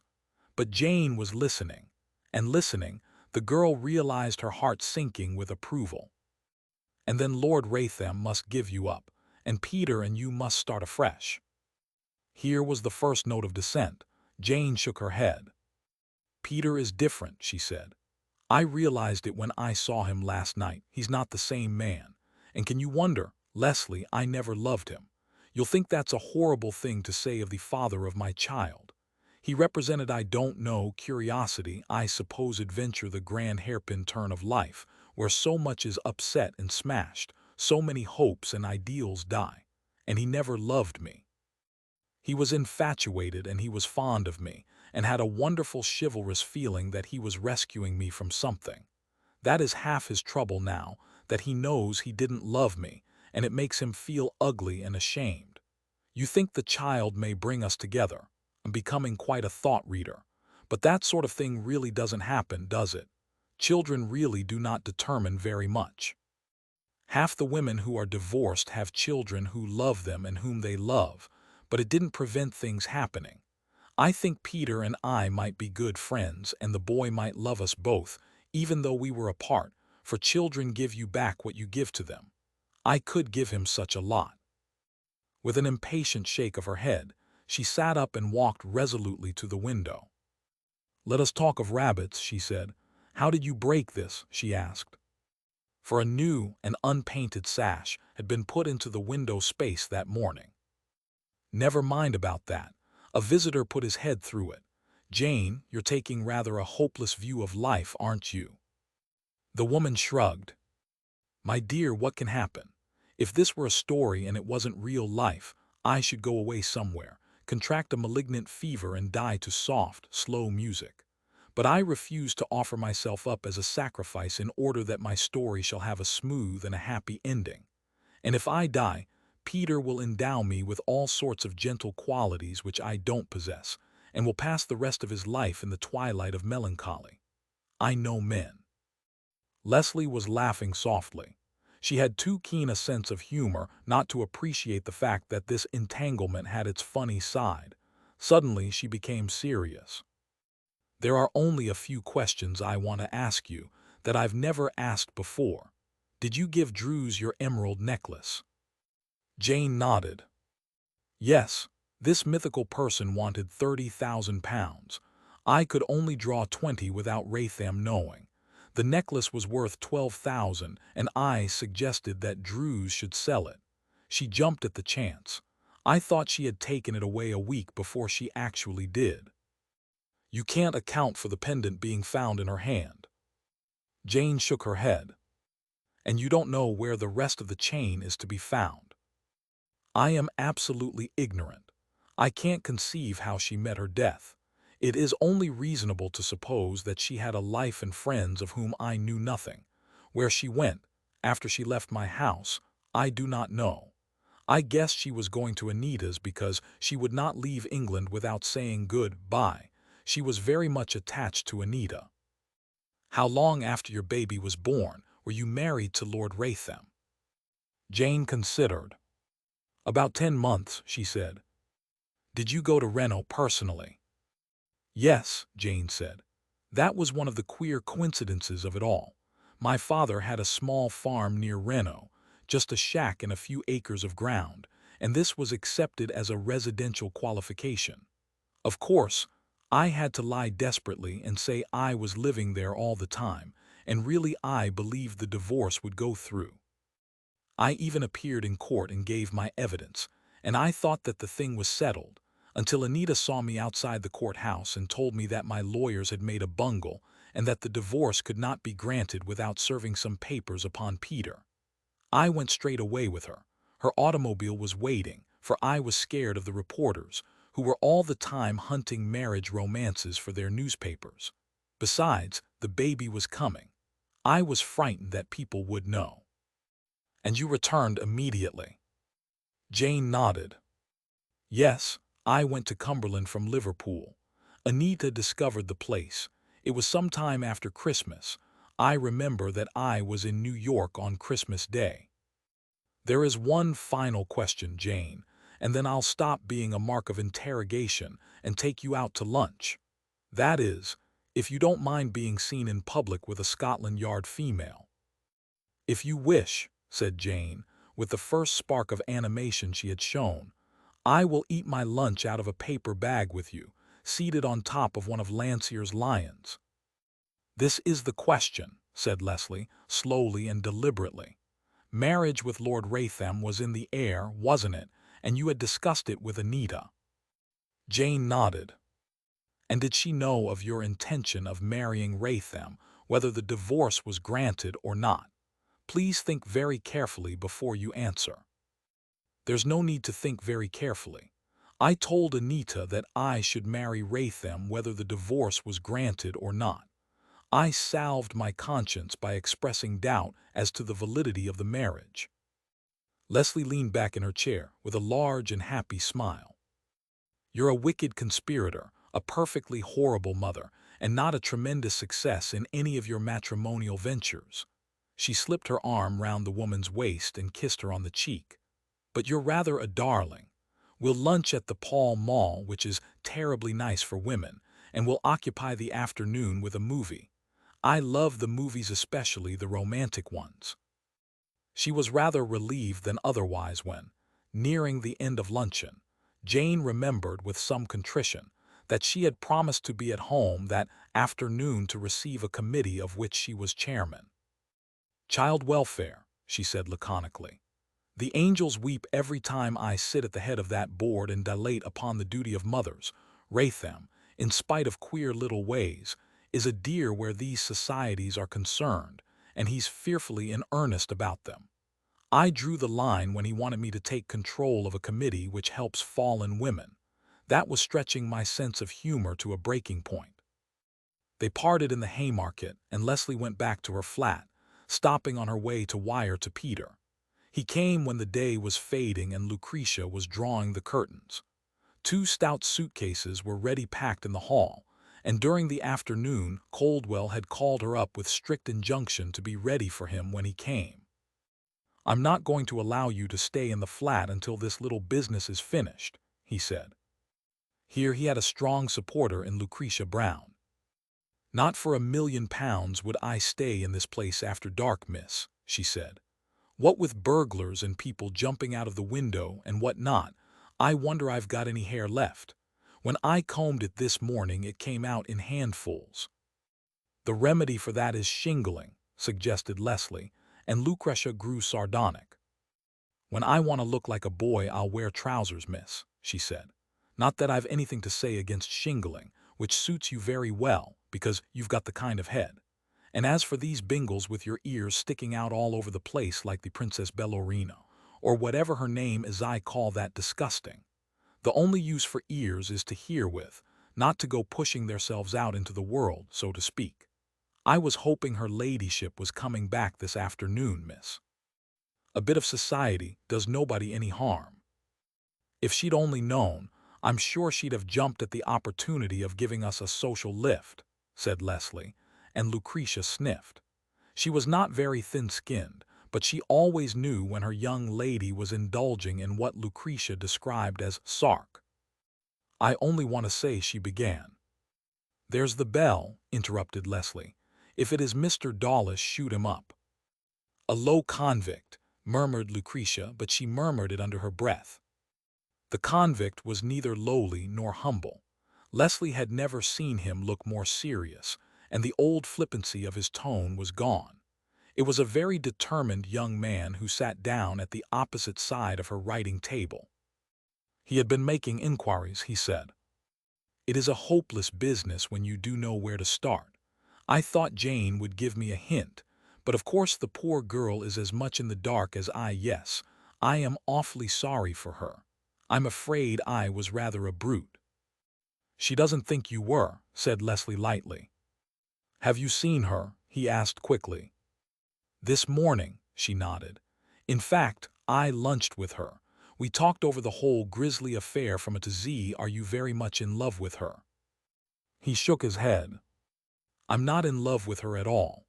I suppose I ought to be, right down in the deeps of my heart, but I'm not.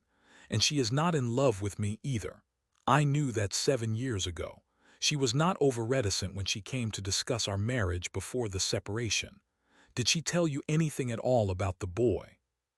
"Nothing. She really doesn't know." He agreed. "I was sure she didn't. Bellini knows no, I won't call her Princess or Anita or anything feminine or human. She's just a devil, a wicked devil. How my father hated her. I've an idea he was a bit afraid of her too. I remember once he asked me, when we were walking together at our place in Hertfordshire, if I liked her, and when I told him that the sight of her made me ill, he put his hand in his pocket and gave me a golden sovereign. And yet he must have been very fond of her once." "Fond of her?" Leslie's eyebrows met. "Do you seriously mean that?" "I do. They say she was awfully attractive, not very pretty, but very attractive when she was younger." Leslie pushed back her chair. "This has been a most educational day," she said. "Produce your evidence, Mr. Dawlish, that your father was ever attracted by that monstrous lady." He tried to turn the conversation, but she kept him to it remorselessly. "I shouldn't have known. Only my mother and the princess quarreled. I was curled up in a chair in the library. I must have been about 7, reading one of the kind of books that my father used to buy for me about pirates and cutthroats, and the usual exemplar of youth when they came into the library together. My mother was furious with Bellini. I didn't understand all it signified at the time, but later, when I came to think it over, it seemed pretty plain. My mother was furious. 'You've had your inning,' she said. 'He doesn't like you anymore, and he doesn't want you in the house. You won't get him back anyway.' There was a lot more said on both sides that I cannot remember. I know that it ended in my mother crying and going out of the room, and in Anita Bellini leaving the house. They must have been on bad terms for 2 years. Probably 3 times has no meaning to a child." Leslie was chewing the end of a pen holder. "Then your father, in the argot of these days, was a bad lad," she said. "I wouldn't say that," he protested. "He was a very simple man attracted by clever women, and Bellini was brilliant. I remember that her husband was alive in those days, a very tall, thin, melancholy Italian who spoke very bad English. My father and he were not very good friends. I think Bellini had borrowed money and hadn't repaid it, and dear old Donald Dawlish was rather a stickler for commercial honesty." And then, with a half-ashamed laugh, "I don't know why I should be slandering my father or gossiping when I should have no other thought than of my boy. Did she tell you whether she named it?"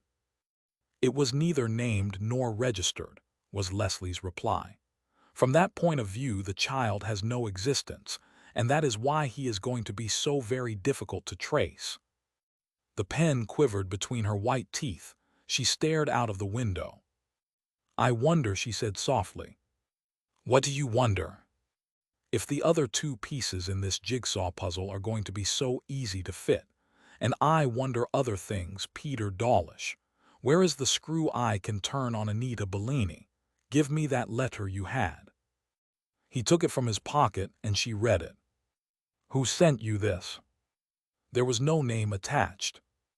She looked at the envelope and the postmark. "This was sent by one who wishes to do either Jane or the princess a pretty bad turn," she said. Now if I could only trace the sender. She lifted the letter to her nose and sniffed daintily. A clever detective would be able to tell in an instant if this perfume was Channel number 6 or Chiper. I, being an ignoramus, only know that Greta Gurdon's bedroom reeked with it. Chapter 18, Anita's Fright. At that moment, Greta Gurdon's bedroom reeked with the pungent scent of frying sausages that wafted in from the little gas ring in her dining hall. When Greta was her own provider, she was economical to the point of stinginess. She who would hesitate languidly between Soul Mariner and Soul à la bonne femme, who chose the most delicate and expensive of ices, and who had a pretty knowledge of the virtues of relative vintages, when she had an escort to foot the bill, could find, in the intimacy of her flat, the ingredients of complete satisfaction hanging from a hook at the local butcher. She had been allowed to get up that afternoon, and found that she could drag herself from room to room without pain or inconvenience. Mrs. Hobbs had gone home, having a husband of her own to serve, and Greta was left alone and was glad. Face-saving is a practice which is not wholly Chinese. When she prepared her mean little snacks she liked to be by herself, for she was one of those who desire to be thought well of by the least accountable of people. She was almost cheerful as she speared the sausages from their sizzling bed and laid them on a hot plate, brewed the tea from a kettle placed before the gas stove, and spreading a cloth across half the table, prepared to enjoy her evening repast. She had not heard from Anita since the woman's visit, and she had spent the greater part of the day regretting the spirit of malice which had induced her to send an 8-year-old sheet of paper to Peter Dawlish. Fortunately, Anita would never know. That was the one solace she had. What would Anita say if she discovered? Greta shuddered to think. Being malicious, she was a coward, and it was cowardice which brought about a revulsion of feeling toward the employer she betrayed. In the processes of reaction, she felt almost tenderly toward the victim of her spite. Nevertheless, the finding of the letter had given Greta an idea. There might be other documents equally valuable, remembering that the day was near at hand when her sole legitimate source of income would perish in the inevitable liquidation of Mayfair gossip. It was all very well for Anita to sneer and rail at the paper, but it had been a very good friend of hers. There were 2 prominent announcements printed week after week in the pages of this scurrilous little organ. The first of these was called Stories of Real Life, and it was announced that, for the sender of the best material from which such a story could be constructed, there was a weekly reward of £25. Stress was laid upon one point, that the material must be authentic, that it must be spicy, and that it must be remarkable. The second announcement was to the effect that contributors who were in a position to secure social items of interest would be well paid.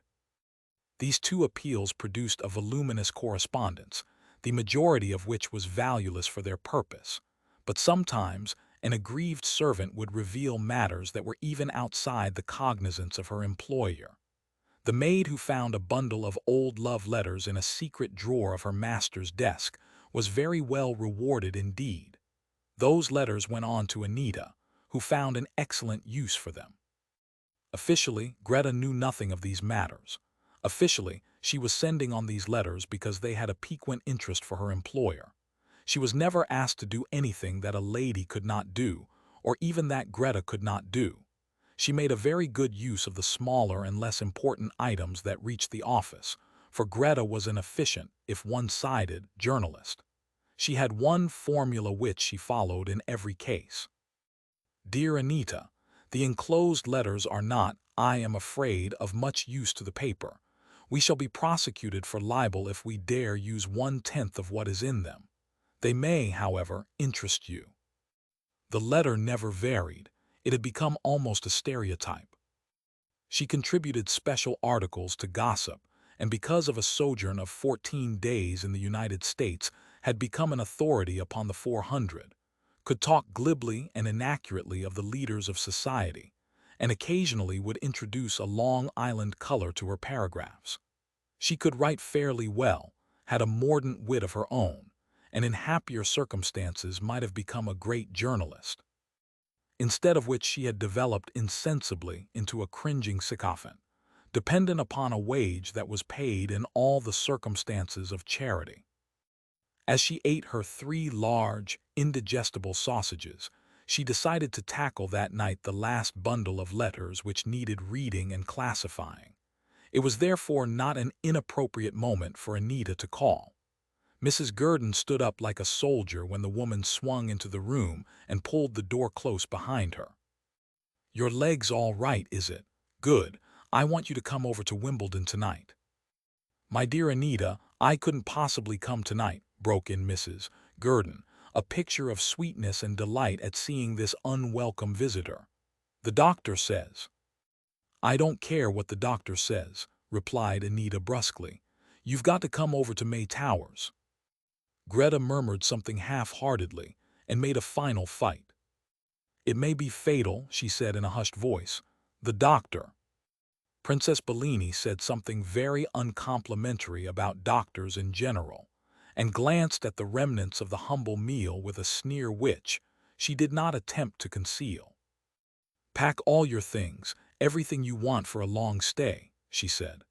"I'll send one of my people up to help you if you like, but it would be better if your own woman snobs or Hobbs or whatever you call her helped you." "How long do you want me to stay?" asked Greta in consternation. She counted the most unhappy days and nights of her life those she had spent as Anita's guest. "A month, 6 weeks possibly, I'm not sure," said the woman brusquely. "I'm going to pay you very well indeed. As for your leg, I've telephoned to your doctor and he tells me that you're fit to move, and in fact the wound is healed." "But the paper—" "The paper is dead. I've written to the printers telling them so. My lawyer will liquidate the business, so that's off your mind. You've got to do something, Greta. Your source of income from that direction has dried up." Greta listened in dismay and offered the weak comment that it seemed a pity. And then, with a resolution which was born of her very feebleness, she said, "I can't go. I simply won't go, Anita, until I've seen the doctor. You're most inconsiderate. I haven't recovered. It isn't only the wound, it's the shock of Druze's death. I simply won't risk my life. After all, I have to take care of myself. Gurdon doesn't care a darn whether I'm alive or dead." Anita sat squarely before her, her big hands on her knees, her eyeglass fixed in her impassive face. "Gurdon," she rasped, "you almost make this ghost of yours real. You've got to the end of your argument, Greta, when you call on the precious name of Gurdon. He belongs to the same order as Mrs. Heiress." "It's not true, it's not true," protested the haggard woman tearfully. "We're married, but we're separated." Nevertheless, she proceeded to give no further details that would elucidate that mystery of her life. "Whether you are or whether you're not, you're to come over to May Towers," said the princess definitely. "If you want to see a doctor, you can send for anyone you like." Greta elected for her own doctor, but he was out and not expected back until late that night. She ran her fingers down the directory of the profession, seeking a familiar name, and presently she found one and rang him up. Anita, renovating her toilet before the looking-glass in the bedroom, heard Greta speaking in her sugary society voice and smiled grimly. "If you please, doctor, I wondered if you would remember me. It's most awfully kind of you know, only a little scratch. The wound has quite healed, I'm sure, but I should like to see you ever so much." There was a click as the receiver was hung up. Anita smoothed the powder on her face, gave her large, shapeless lips a touch of a red, creamy stick, and strolled back to the dining room. "Well, have you found your doctor?" "Yes, Anita, I have," said the other. "He's a very nice man, and he won't let me go out if he thinks that it's dangerous to my health. And really, I must consider myself, Anita, sometimes. I'm not at all well, and I've been thinking for a long time of placing myself in a doctor's hands." "Whom have you sent for?" "Dr. Elford Wesley. He used to be old Mr. Dawlish's doctor." She heard a growl like the sound of a beast and stared aghast at Anita. Her eyes were wide open. She showed her teeth in an ugly grin. "You brainless fool," she exclaimed. "Why did you send for him?" Chapter 19. Captured. Demoniacal, terrifying. She towered above the frightened woman, and Greta cowered and held up her hand as though to ward off a blow. "Get on the telephone, quick, and tell him he needn't come. Invent any excuse you like. Hurry." In a trembling voice, Greta called the number. "He's gone," she said, and looked up at her mistress. "All right, hang up, you fool." Anita was breathing quickly. New lines showed in her face. She looked like an old woman. "Send somebody down to the door and tell him he needn't come." "But Anita," wailed the other, "I can't do that. I must see him, Nita. What a stupid thing you are. What difference does it make? If you don't like him, you needn't show yourself. And if I send down a message like that, he'll be awfully suspicious. You remember how the police came just because my wretched doctor told somebody I had a gunshot wound in the leg." There was reason and intelligence in this, and though the woman was quivering between fear and fury, she had no course but to assent. And when, 10 minutes later, the doctor's foot sounded on the stairs outside, Anita Bellini disappeared into the bedroom but did not go beyond earshot. He was an elderly man, rather talkative and fussy, short and stout, with a cherubic face and short white side whiskers. "Bless my soul, I remember you now," he said. He was one of the loud and jovial race of doctors that is fast dying out. "I remember you very well. You used to be a friend of the Dawlishes, didn't you? Poor old Donald. What a good sort. Now let me look at this leg of yours."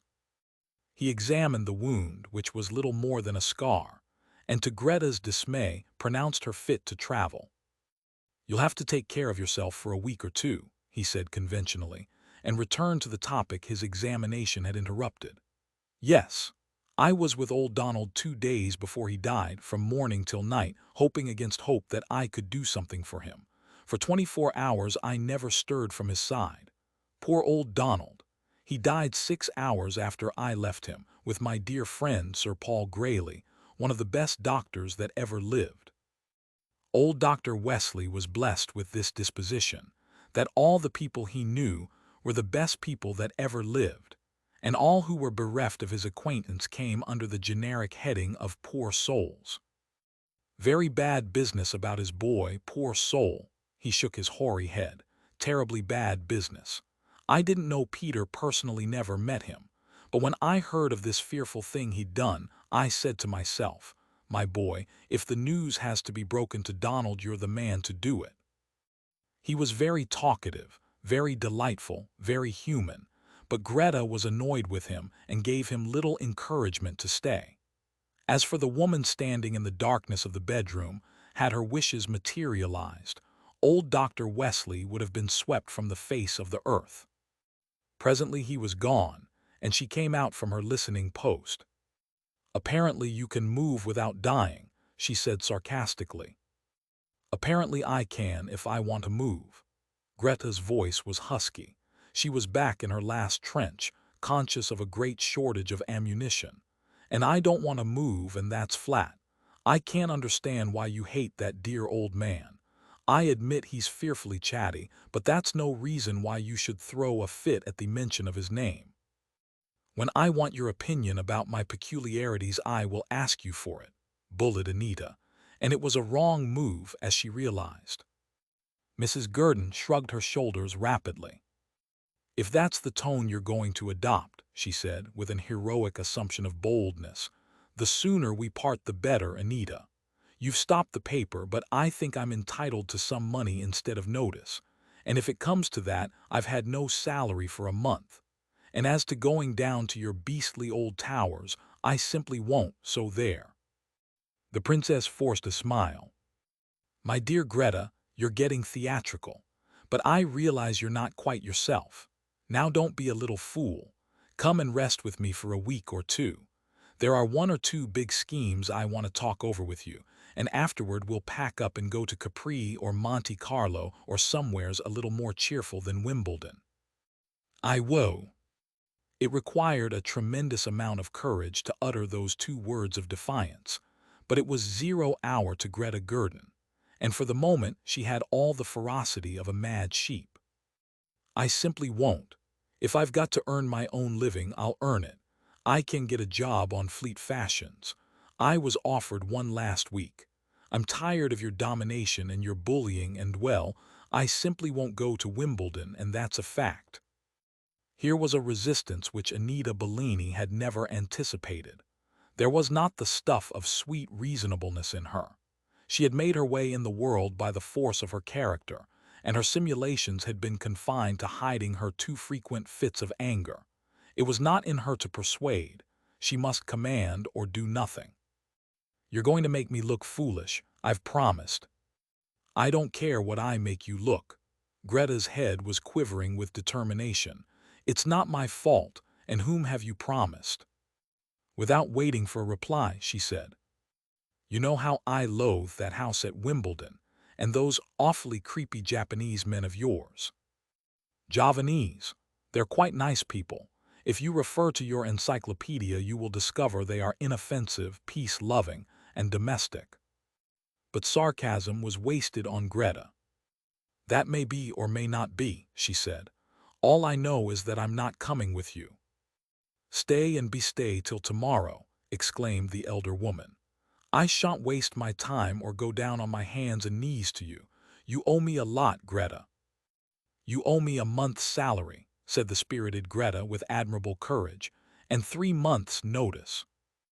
Her hands trembling with rage, Anita tore open her bag and flung a packet of £1 notes on the table. Without another word, she strode out of the room and shut the door so violently that the whole house shook. Greta Gurdon sat bolt upright, shivering with triumph, yet with a sinking sense of terror at what the morrow would bring forth. She had charred her boats, but she had not burned them. Her shaking hand grabbed the telephone. "Put me on to Scotland Yard," she said. She heard the weary sigh of the operator. "Is Scotland Yard blessed with a number?" she asked. Greta hung up the phone and looked round in search of the directory. But apparently Scotland Yard had no number, nor did there seem to be such a place on the face of the earth. She was to learn later that the official designation was New Scotland Yard, but she did not dream of looking under the N's. And then she remembered Leslie Maughan, and the M's yielded a good result. She waited for a while after she had given the number, and then, "Yes, I want to speak to you." "Yes, Mrs. Gurdon." Greta started. "How did you know?" She heard a laugh. "I always remember voices, especially nice voices like yours," said the mendacious young lady from Scotland Yard. "I want to see you very much, very badly. I mean tremendously." "In fact, you want to see me," said Leslie. "I'll come along." It required some persuasion to induce Lucretia to wait for the arrival of Mr. Coldwell. "Very well, then," said Leslie patiently. "Wait in the street. You'll catch your death of cold, but I don't suppose that will worry you very much. You might even hobnob with a policeman. I trust you." "I should jolly well say you did," said the indignant Lucretia. She compromised by sitting on the baggage in the passage, the door being propped open with a weight. She found it a little more draughty than the street. Greta's boat seemed a little more burned than she could have desired when she surveyed the desolation just before Leslie's arrival. She had little stamina for quarreling, and already her mind was a confusion of fear and penitence when Mrs. Hobbs, who had returned for her evening duties, showed the girl into the dining room. "It's awfully good of you to come."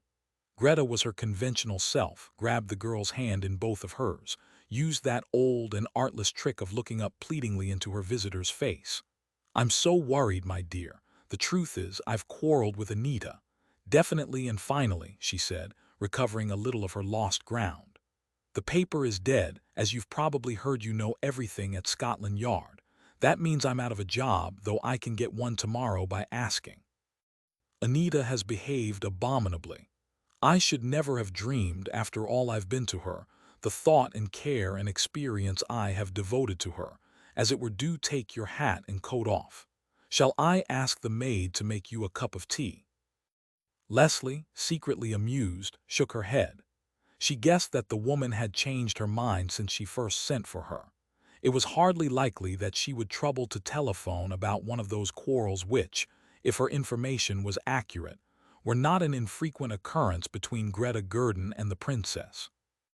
Of course, I've nothing to tell you that would harm Anita. Mrs. Gurdon planted one foot firmly on shore and prepared, figuratively, to splash the waves of her venom with the other. But she's so peculiar and such a temper. I shouldn't be surprised if she goes off in a fit of apoplexy one of these days. What is her trouble now? Greta could tell her this much, she decided, without disloyalty to her late employer. The very thought that she was late filled her with dismay. She wanted me to go to Wimbledon to stay there for a month, and I hate the place, I simply loathe it. I'm rather temperamental. I suppose all artists are, artists and literary people. And May Towers gives me the horrors. And of course, she was terribly rude to me, in spite of the fact that I am far from well and my leg aches excruciatingly. Anita is the most unreasonable person. You've no idea, Miss Maughan. Of course we quarreled, and I simply told her that I'd have no more to do with her. And then she made a fearful scene because I asked old Dr. Wesley to come up and see me and tell me whether I was fit to be moved. She practically cursed me for calling him. Really, I thought she was going mad. And he's such a dear old soul, lawfully talkative, of course, but a perfect gentleman and a kind man. Leslie was sitting at the other side of the table, her hands folded patiently, waiting for the real story to come. Now she leaned forward, her eyes upon the woman's face. Dr. Wesley, was he the Dawlish's doctor? A very charming old man, but awfully fond of Mr. Dawlish. Except for 6 hours just before his death, he was with old Mr. Dawlish for a whole day, and a night never left his side. Leslie hardly heard the next 5 minutes' complaint, but when she came to bring her understanding to bear upon her hostess, Greta was not much nearer to the reason for her telephone message. If anything comes out, I can always say, and Anita must bear me out, that I never knew this wretched man was a woman. The first thing I saw was Anita and this man struggling, and I wanted to send for the police. And then those wretched men came in and tried to drag the pistol out of Druze's hand, and there was I, lying on a sofa, fainted, my dear, and with simply not a notion in the world that I was wounded. It may sound strange to you, but it is true. When I woke up, Anita was going on like somebody who had lost her head. It was simply ghastly. Did you see Druze again? Greta shook her head. Know the language she used before the shooting started? Greta shuddered. I simply couldn't repeat half the words she employed. Of course, Anita sent me out of the room, said she didn't know I was there, but just as I started to go out, my dear, bang. Mrs. Gurdon grew dramatic and illustrative. Bang, and then everything went dark. You know how it does, my dear. I can't understand quite, said Leslie. A few hours after the shooting I found you at Lady Raytham's. She sent me Anita, Mrs. Gurdon broke in. Go to Jane, but tell her nothing, said Anita. Find out all that you can about Druze, how they parted, if she threatened her. Those were her words. You know, Anita, she's what is the word? Imperious. I didn't know whether I was on my head or my heels like that Mr. What's-his-name who's written a story about women. I simply had to, and not an idea in my head that a beastly bullet had gone into my leg. The doctor said that if I hadn't run about, the wound would have healed right away. It was only when I got home, my dear, I nearly died. She paused to take breath. I suppose she'll come tomorrow and ask me to go back. I'm such a forgiving nature. If there is anything in life that you value, you will stay here, Mrs. Gurdon, said Leslie quietly. I don't want to frighten you, but I think it is my duty to warn you that the Princess Bellini's course is nearly run. As to Druze, she had never thought that Druze was murdered.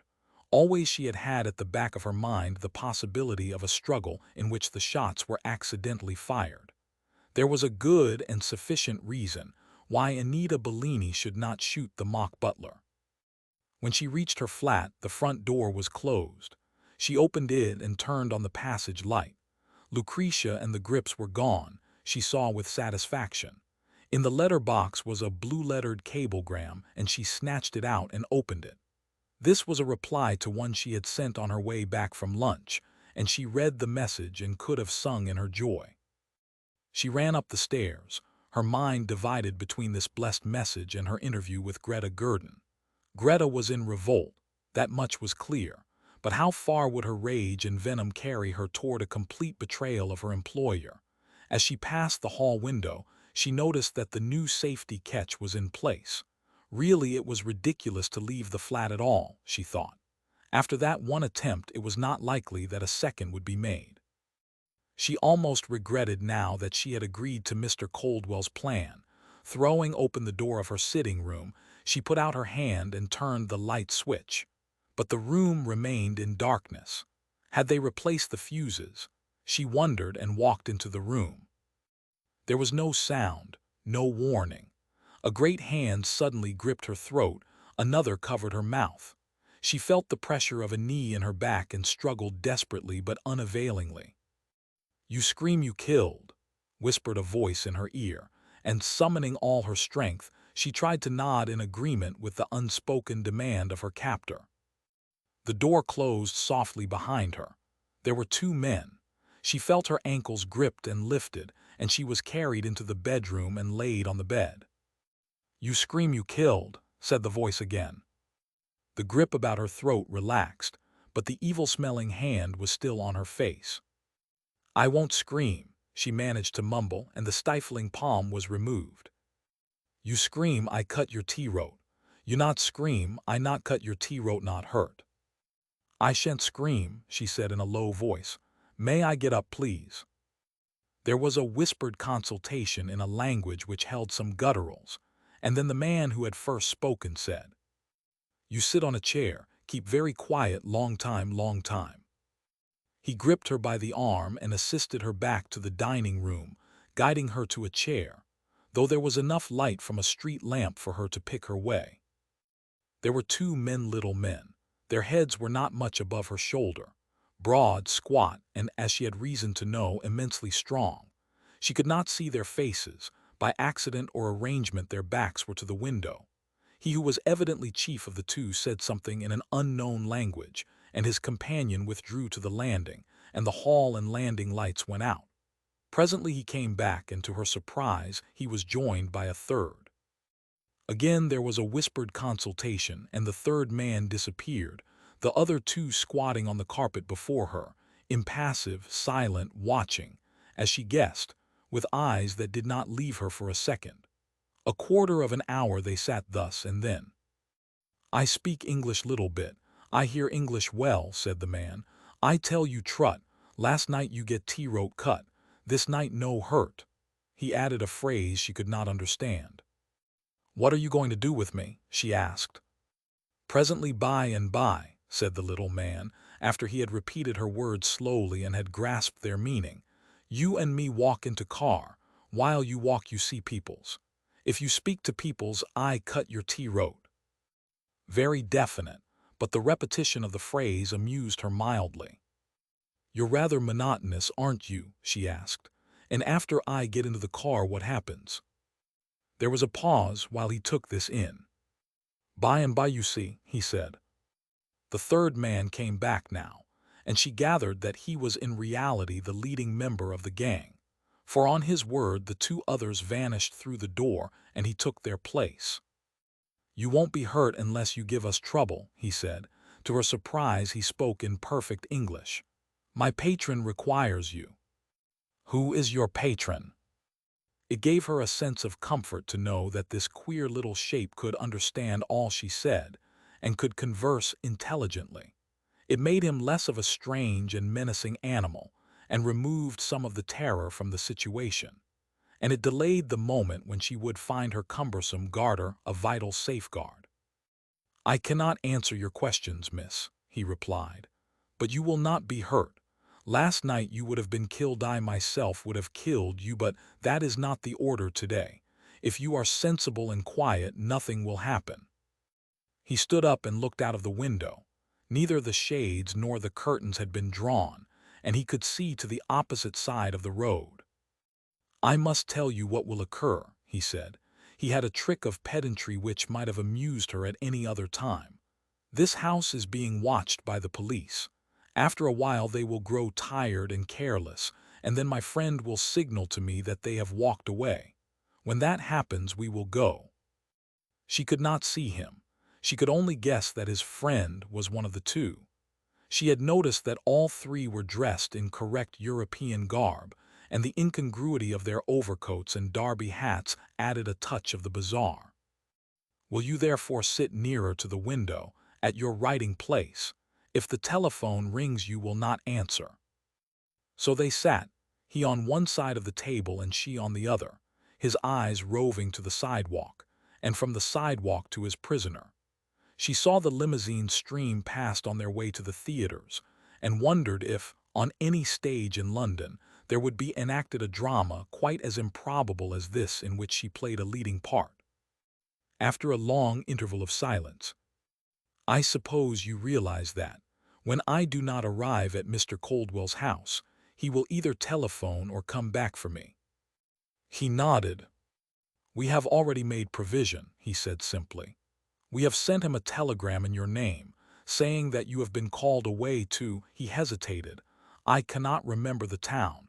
It is in the west and is on the sea." "Plymouth?" she asked quickly. "Plymouth," he said. The telegram also told him your hotel. Plymouth is very far, and by the time he discovers you have not arrived, a pause, by that time you will not be here." "Where shall I be?" she asked. But the only answer was a strange, solemn glance. Chapter 20. A Silk Shawl. Children, little Elizabeth and that unseen boy of his. Peter Dawlish walked up and down his cramped room, his hands in his pockets, an unlighted cigarette between his lips. The hopelessness of it all, where and how could he begin his search? That baby of his belonged to the world of unreality, to the mists of dreams. Elizabeth was real. He could see those wide, frightened eyes of hers, the transparent pallor of her face. He shut his eyes, and there she was again, frail, delicate, pleading for help he was powerless to give. He was alone in the house. Through the thin partition walls which separated one jerry-built cottage from the other, he heard the sound of a man and a wife quarreling. In the street, a boy was whistling flatly a popular tune. If Mrs. Inglethorne were here, he would have the truth, though he had to choke it from her. Who else would know but she? He had been such a short time in the lodging that he was not even acquainted with her friends. The slinking little thieves who came to barter and haggle over the property they had stolen knew no more of her than that she was a mean and grinding bargainer.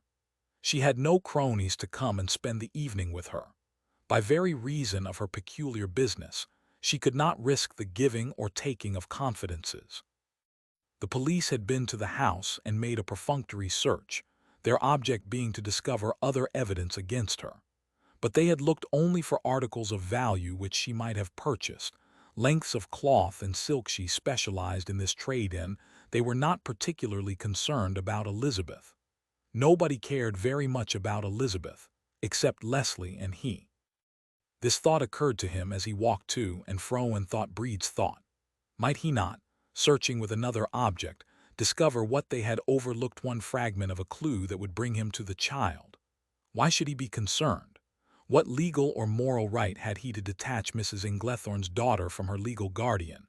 He considered this matter, only to brush it aside.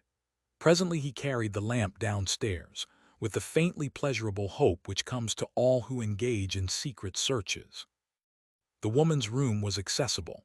The lock he had broken had not been repaired. He went in, put the lamp on the mantelpiece, and looked around. Search parties usually leave chaos behind them, but the police in their investigation had, if anything, tidied the room. There were a number of dresses, obviously the woman's, stacked on the bed. 2 oleographs that once decorated the wall had been lifted down. Clean squares on the wallpaper marked their old position. By the side of the clothes was a square wooden box, of the kind that soldiers use for the transportation of their possessions. This had been opened and was unlocked. The lid had jammed upon a wedge of cloth as it had been closed, and there was a gap of an inch. Where would a woman like Mrs. Inglethorne keep papers? Or did she keep papers at all? He tried to remember the habits of her type, acquired at second hand from his fortuitous acquaintances in Dartmoor prison, under her bed. But the police had obviously rolled up the mattress and made that elementary examination. There was nothing here, nothing. He opened the big black box disparagingly.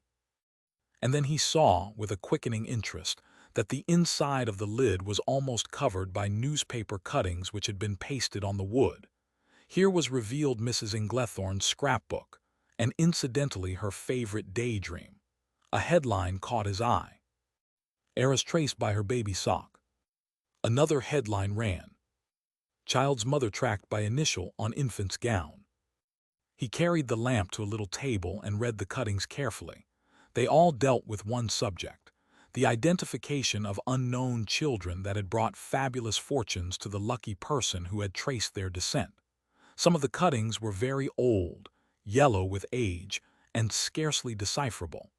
Evidently, Mrs. Inglethorne's collection covered a long period.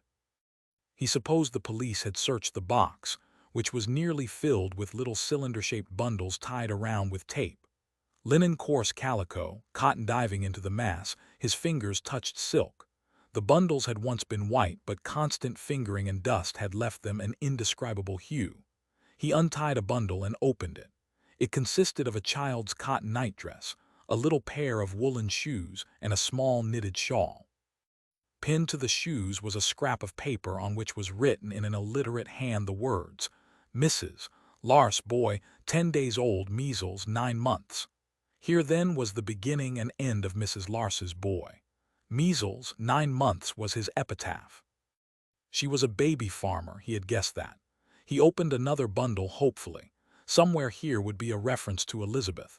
The second package had nothing but a coarse calico robe and a penned inscription. Young girl named Levy, 5 days, whooping cough, 6 weeks. One by one he unrolled these little tragedies, and few indeed were they who had not their death certificates inscribed laconically at the end. Some had 2 papers, identically inscribed. He supposed that the repetition was due to Mrs. Inglethorne's careless and haphazard system of bookkeeping. He had examined 12 and took out the 13th, wondering what potency there was in that lucky or unlucky number.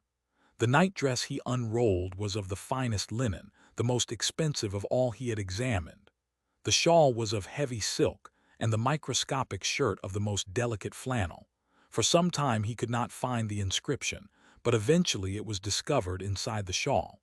Only 3 words, but they set his heart beating. Miss Martha's girl. The bundle dropped from his nerveless hands. Miss Martha's girl. He took the letter out of his pocket. I have found a home for your son, and he read again the penciled words Martha's servant. And Martha's servant was Mrs. Inglethorne. Miss Martha's girl. This woman could not have made a mistake. One by one he examined the clothes separately, and then, pinned to the inside of the dress near the collar, he found a second paper written in the same hand, and reading it, he uttered a hoarse cry. Miss Martha's girl Elizabeth. Feverishly he untied the other bundles but found no further clue. His knees were trembling as he mounted the stairs, the precious garments close to his heart. Putting down the lamp on the table, he examined again these pitiful souvenirs. He must see Leslie at once. Not daring to leave the clothes behind, he folded them and put them into his pocket. He used the silk shawl as a neckcloth under his thin overcoat. The night was bitterly cold, but it was not the warmth of the soft fabric which brought a glow to his heart. The windows of the flat were in darkness, but he remembered that they had heavy velvet curtains, and possibly they were drawn. Ringing the bell, he waited. There was no answer. He rang again, and then a man appeared from a nearby doorway and strolled up to him. "Who do you want?" he asked, in a tone of authority. Peter guessed that he was a detective. "I want Miss Maughan. My name is Dawlish." "Oh, Dawlish, yes. Miss Maughan isn't in. She is staying at Inspector Coldwell's house in Finchley. There is nobody in the flat." He did not hide his disappointment. He was so full of his discovery that he had to tell somebody. He had to see her.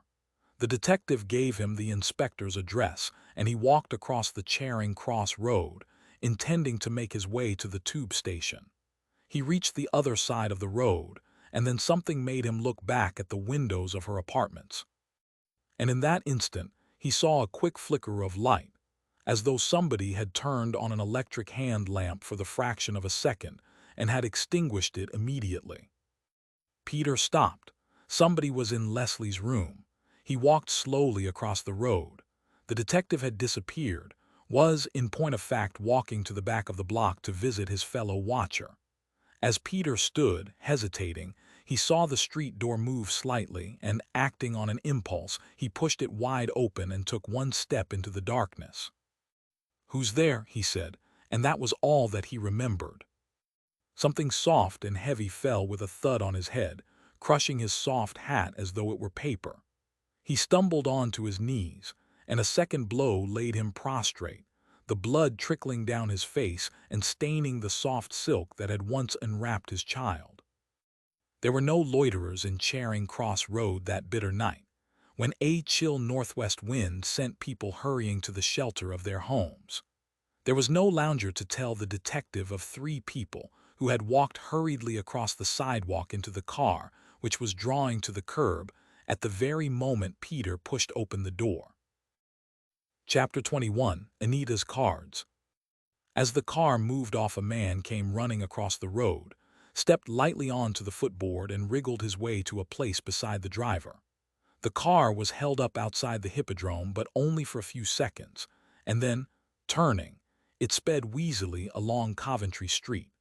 They had a good crossing of Piccadilly Circus, and a few seconds later they had struck the gloom of Lower Piccadilly and had turned into Hyde Park. Leslie had a glimpse now of the faces of her captors, yellow, with that oriental slant of the eye which is common to the Chinese and Japanese. Here the likeness ended. Their faces lacked the intelligence of the people of the island kingdoms. Javanese, of course. How stupid she had been not to have realized that from the first. Anita Bellini had lived in Java for many years, and then she remembered Peter's words. She understood the chain door because of the attack that had been made on her flat. Anita's bodyguard had been engaged elsewhere. She had need of chains to protect her house in their absence. The car slipped across Hammersmith Bridge, and after a few minutes she could identify the spot where the body of Druze had been found. They were going to Wimbledon, then to Anita's grisly house. The machine came to a stop before the door of May Towers, and she hurried up the steps. She had not reached the top before the door was opened. No light showed in the hall, and she heard the door clang behind her and a chain rattle as it was fastened, and her courage almost deserted her. Somebody flashed the light of a hand lamp. She saw the wide, heavily carpeted stairs. "Go up," said her conductor, his hand still on her arm, and she obeyed. The stairs turned and they reached a wide landing. Somebody knocked at a door, and a voice which she recognized as Anita's said, "Come in." The man who had knocked pushed the door open wide. She had a glimpse of a lofty wall, hidden by a black curtain which was covered with curious designs in gold threadwork. The room was filled with an unearthly greenish light. The hand of the jailer fell from her arm. She walked into the room alone, and the door closed behind her. It was a long and ill-proportioned salon. With the exception of a divan at the far end and a low table nearby, it was bare of furniture. The carpet underfoot was either purple or black. In the queer light of two green lamps that burned on either side of the settee, it was impossible to distinguish its color. Anita Bellini sat cross-legged on the divan, horribly suggestive of some repellent and grotesque idol in her golden frock. Her massive arms were smothered from wrist to elbow with glittering bracelets. 3 ropes of pearls hung about her strong neck, and every time her hands moved they sparkled and scintillated brilliantly. A long ebony cigarette holder was between her lips. That immovable monocle of hers gleamed greenly. "Come along, Maughan, sit here." She pointed to the floor, and black against black, invisible from where she had paused when she had entered the room, Leslie saw a heap of cushions. She sat obediently, looking up into the coarse face. So they sat surveying one another for a space, and then, flicking the ash from her cigarette, Anita Bellini spoke. "You have brains, I suppose." "I suppose so," said Leslie coolly. "Sufficient brains to know that I wouldn't take the risk of bringing you here. Abducting is the word. I think unless my position was rather desperate, I'd have killed you last night, but that would have been a fatal mistake.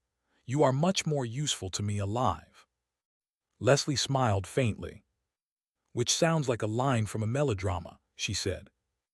"The Javanese are a gentle, kindly people," Anita said slowly, "but in some ways they are not nice. I understand this is a threat as to what will happen to me if I do not do something you wish." "You're a sensible girl," said Anita Bellini, and leaned forward, her elbows on her knees. She was very much like a fishwife in that attitude. There was something inexpressibly common about her, in spite of her monocle and her Parisian gown, and the luxury of her surroundings. This afternoon, she was still speaking very slowly and distinctly. "Coldwell applied to the Bow Street magistrate for a warrant for my arrest and a search of this house. Did you know that?" Leslie was genuinely astonished and shook her head. "I had no idea, and I can't think that what you say is true," she said. "Mr. Coldwell made no mention of any such arrest. In fact, I was spending the night at his house, and I know he had arranged." Anita broke into her explanation. "He applied. Whether the warrant was granted or not, I do not know. That is one point. Another is this. You visited Greta Gurdon tonight, and she told you the one thing in the world I wished that she should not tell. I know because I saw you go in and come out of her flat, and I have seen Greta since," she added grimly. "It isn't necessary for me to tell you the vital information you discovered." "It isn't," said Leslie. "But I might have found that out anyway. In fact, I should, if I'd had the sense to go straight to Dr. Wesley and ask him how long before Donald Dawlish's death he was unconscious.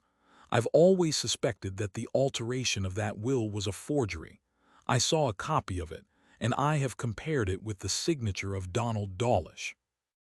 It would not have been very difficult to prove that the new will which gave Mrs. Dawlish the whole of her husband's fortune and which disinherited Peter was a forgery from beginning to end. The doctor will, of course, prove that beyond any question.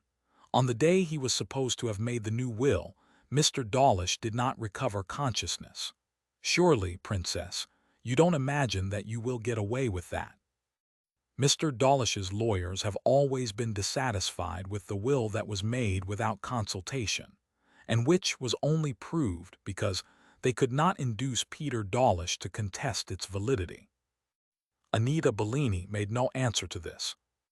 "I'm chiefly concerned with myself and my own safety," she said at last.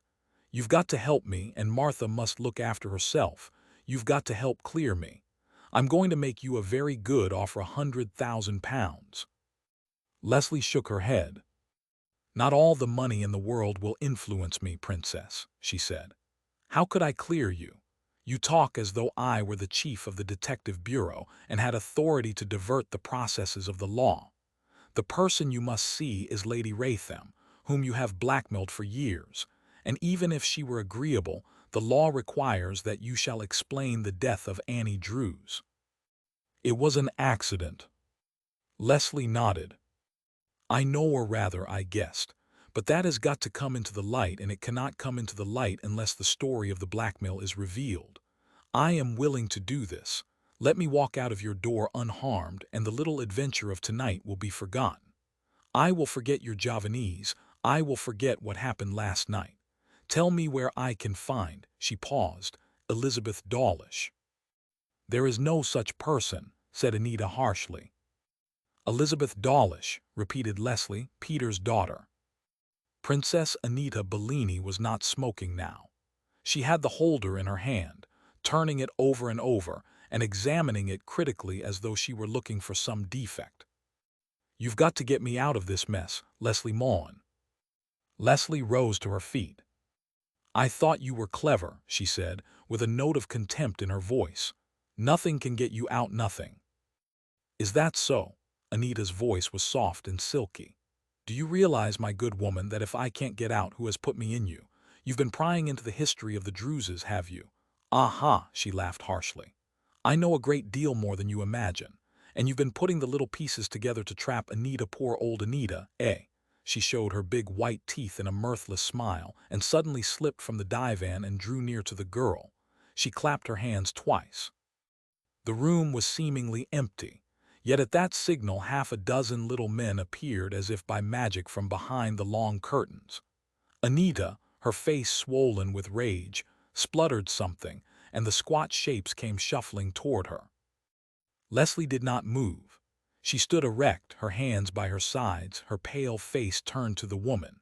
Even when they seized her, she did not resist, but allowed herself to be hurried behind the fold of a curtain and through a door into a stuffy little room into which she was thrust. The door was closed on her. A lock snapped. From the other side of the door, a mocking voice called to her. Now I will be avenged. Leslie stooped, pulled up her skirt and unstrapped an appendage from a garter. It was a small-caliber weapon. She slipped back the jacket, forced in a cartridge, and brought the catch to safety. Then she began to explore. The furniture of the room was a little tawdry. The divan, which seemed an indispensable adjunct to every room, was old and worn. A shaded light hung from the ceiling. There were 2 brass dishes attached to the wall.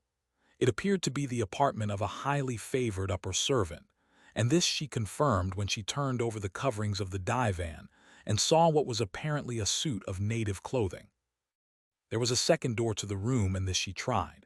Then, to her surprise and delight, she saw that there was a key on the outside. She turned this, and to her relief it opened, and she found herself in a very conventional bedroom, the type of apartment she would have expected to discover in any of the houses on Wimbledon Common. No lights were burning, and it was inadvisable to switch them on. Softly she closed the door of the room she had left, and tiptoeing across the floor, felt her way to the bedroom door. She turned the handle softly and looked out. Happily, the 2 men who stood on the landing had their backs turned to her. She closed the door again, in an agony of fear lest she should make a sound. Running quickly across the bedroom, she tried the windows. They were not only fastened and barred, but, as a further barrier to egress, the bars were covered with a stout wire screen. Perhaps there was a bathroom, she thought, and groped along the wall. After a while she felt the handle of a door and opened it gingerly. She must risk putting on the light for a second, and this she did. It was evidently used as a dressing room, and there was another door which, she guessed, led to a second bedroom. She turned out the lights, the door was locked, and again the key was on the outside. For a moment she suspected a trap and hesitated, but after a moment turned the key and entered the room, only to draw back instantly. Somebody was there. She heard the sound of breathing and a tiny creak as though a body was turning in bed. And then, "Who is it, please?" asked a voice, and Leslie nearly dropped. For the child who spoke from the darkness was Elizabeth. "Don't make a sound," she whispered, and taking out the key, closed the door and locked it on the inside. Only then did she feel for the light switch. The room was a small one, and apparently there was no other way out than that by which she had come. The small window was barred and wired. The window itself was of opaque glass. She looked round at Elizabeth. She was sitting up in a small bed, looking with astonishment at this unexpected vision. Then suddenly she leaped out of bed and came running toward the girl, and Leslie caught her in her arms. "Are you going to take me away? I'm so frightened. These little men frighten me. I told you about them. One came and left the pistol with Mother. Oh, take me away, please, please." Leslie gathered the frail form in her arms and kissed her. "There's nothing to be afraid of," she said, but without any great conviction. "Tell me quickly, Elizabeth, is there another way out of this room?" To her surprise, the child pointed to a plain wardrobe which stood against the wall. "She comes through there sometimes," she whispered. "A terrible woman with an eyeglass. She told me that if I made any trouble, one of the black men would kill me." The child shuddered. Putting her gently away, Leslie went to the wardrobe and pulled open the door. The wardrobe was empty and reached from the floor to the height of her head. The back was undoubtedly a door. There was no disguise about it. There was neither keyhole nor handle. Using all her strength, she pushed, and the door swung open. It had been fastened by a very simple spring catch. She returned to Elizabeth and wrapped a bedspread round her thin shoulders. "You're to be very brave and very quiet," she whispered. "Come with me." The child hesitated. "She told me I must never go through there," she began, but Leslie reassured her, and they passed through into an apartment which was also a bedroom, though apparently out of use. The bed was not made, and some of the furniture was shrouded in Holland covers. Again Leslie opened the main door, this time to find herself on another landing. There was nobody in sight. Down below, at the foot of a narrow flight of stairs, a light burned dimly. "You've got a pistol, too," whispered the child in wonder, and Leslie smiled. "Don't talk," she whispered into Elizabeth's ear, and led the way down the stairs. They terminated in a small passage, paved with tiles. As she reached the foot of the stairs, she heard the sound of voices, and looking round cautiously, she saw that under the stairs was a door, and it was open. At the far end of the passage was another, and this obviously led to the outside of the house, for it was chained and bolted.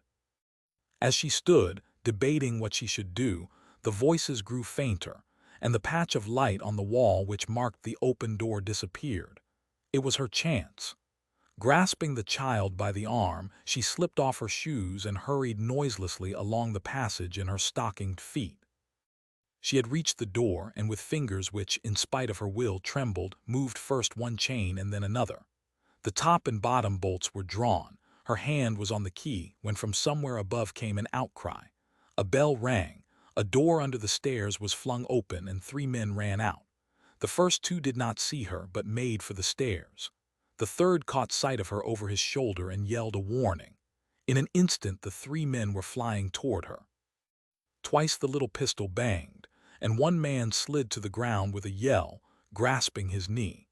And then they were on her, and she was fighting desperately for life. She heard the scream of the child and called out to her to open the door and escape. But Elizabeth was too petrified with terror to make any movement. They carried Leslie Maughan, trussed and bound, into the purple salon and laid her at Anita's feet. And then the man who spoke English lifted his hand. "Lady," he said, "here is the woman. What shall be done?" Anita pointed to him with her thick jeweled finger. "This night you shall have the privilege of torturing her," she said in her grating voice. Chapter 22. A Real Father. It seemed to Peter Dawlish that he had been unconscious for an eternity when he turned over on his back with a groan and carefully felt his damaged head. His face was wet and sticky, and when he essayed to rise to his feet, it seemed that the whole of the building was oscillating violently. Presently, however, he was up, keeping to the wall for support, and grasping the handle of the door, he jerked it open and was instantly gripped with hands of steel. "Hullo, who are you?" asked a stern voice. "I don't know, Dawlish. Something happened. I saw a light and came over, and then the door opened, and I don't remember much more." The detective recognized him. "The door opened," he said anxiously. "Was somebody in the flat?" Peter nodded and winced.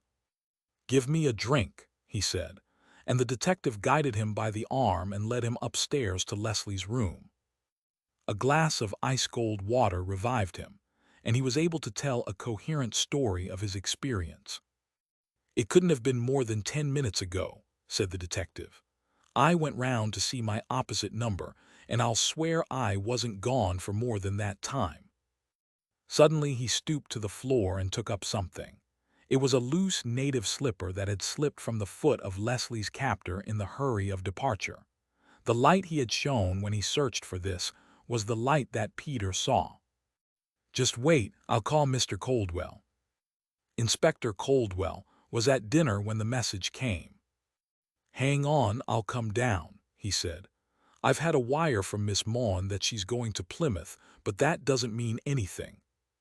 He was in the flat 20 minutes later. By this time Peter's wound had been roughly dressed, and he had washed the stains from his face. Save for the throb of the wound, he was little the worse for his experience. "They coshed you with a rubber club. "It is rather a good method," said Coldwell callously. He looked round the room with pursed lips and a frown. "It doesn't follow that because those birds were here she was here," he said, and glanced at his watch. "Too early for Miss Maughan to have arrived at Plymouth. Just wait, I want to make sure." He drove to the telegraph office from which the message had been sent, and was fortunate to find the postmaster just leaving his office. "I want to see the telegram that was sent from here, about 5 o'clock tonight, addressed to me." "You want to see the original telegram, I suppose. That won't be difficult." It was more difficult than he supposed, and half an hour's precious time was wasted before the penciled form was produced. Coldwell had only to glance at the writing to know that it was not in Leslie's hand. Yet a woman had written it. That was obvious from the characteristic writing.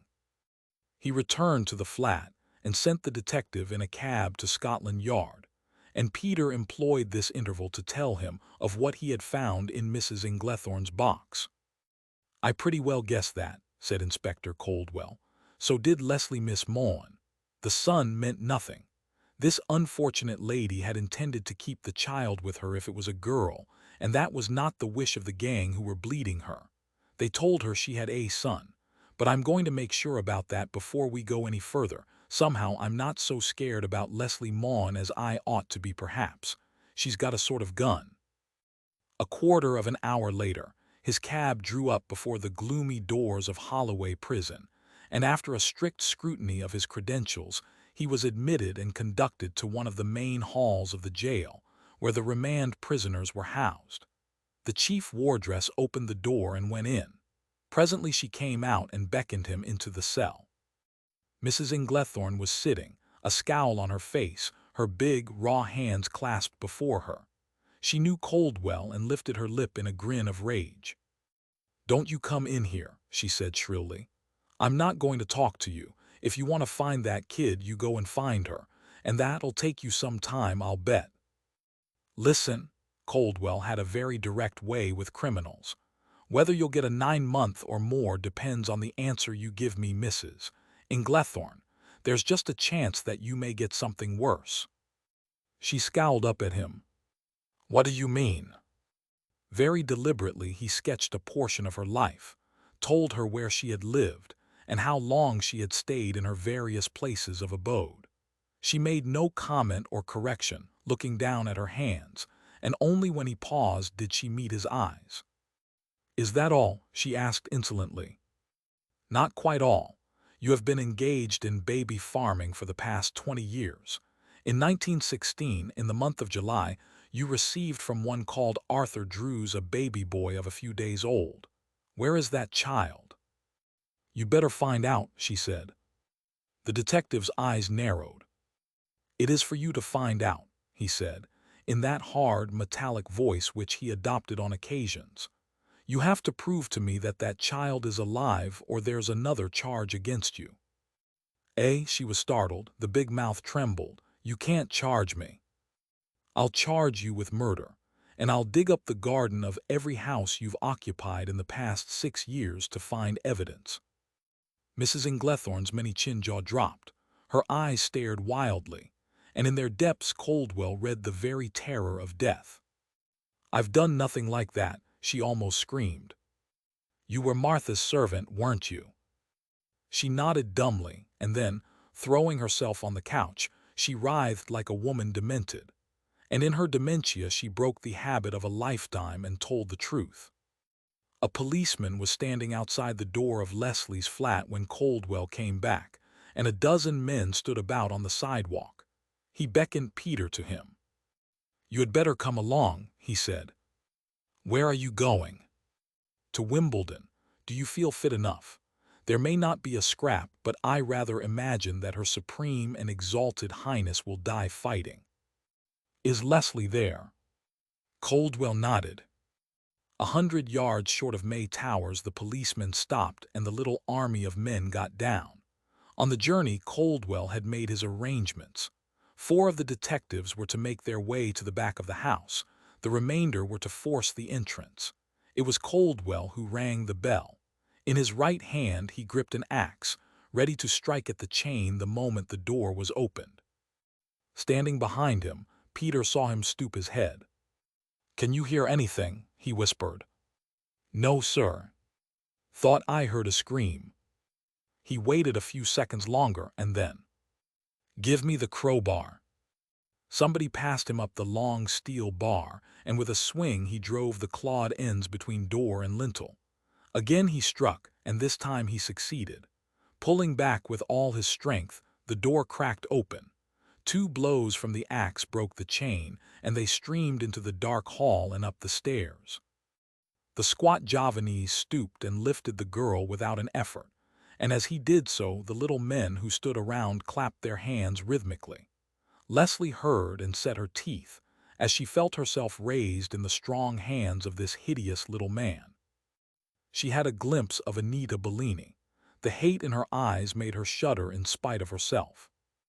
"Goodbye, little Maughan," she mocked. "You are going to your death." And then she stopped, her eyes glaring toward the door. "Stand fast, everybody. Tell these fellows not to move, Bellini." It was Coldwell's voice. Leslie felt herself slipping from the encircling arms. Then, suddenly, somebody caught her, and she looked round into the haggard face of Peter Dawlish. "No gun play," said Coldwell gently, "and there will be no trouble. I want you, Bellini. I suppose you are prepared for that." "I am called Princess Bellini," she said. "Whether you're Princess Bellini or Annie Druze or Alice Druze is a matter of supreme indifference to me," said Coldwell, as he caught her wrist. "But you have the distinction of being the first woman I've ever handcuffed." He snapped the cold circle about her wrist.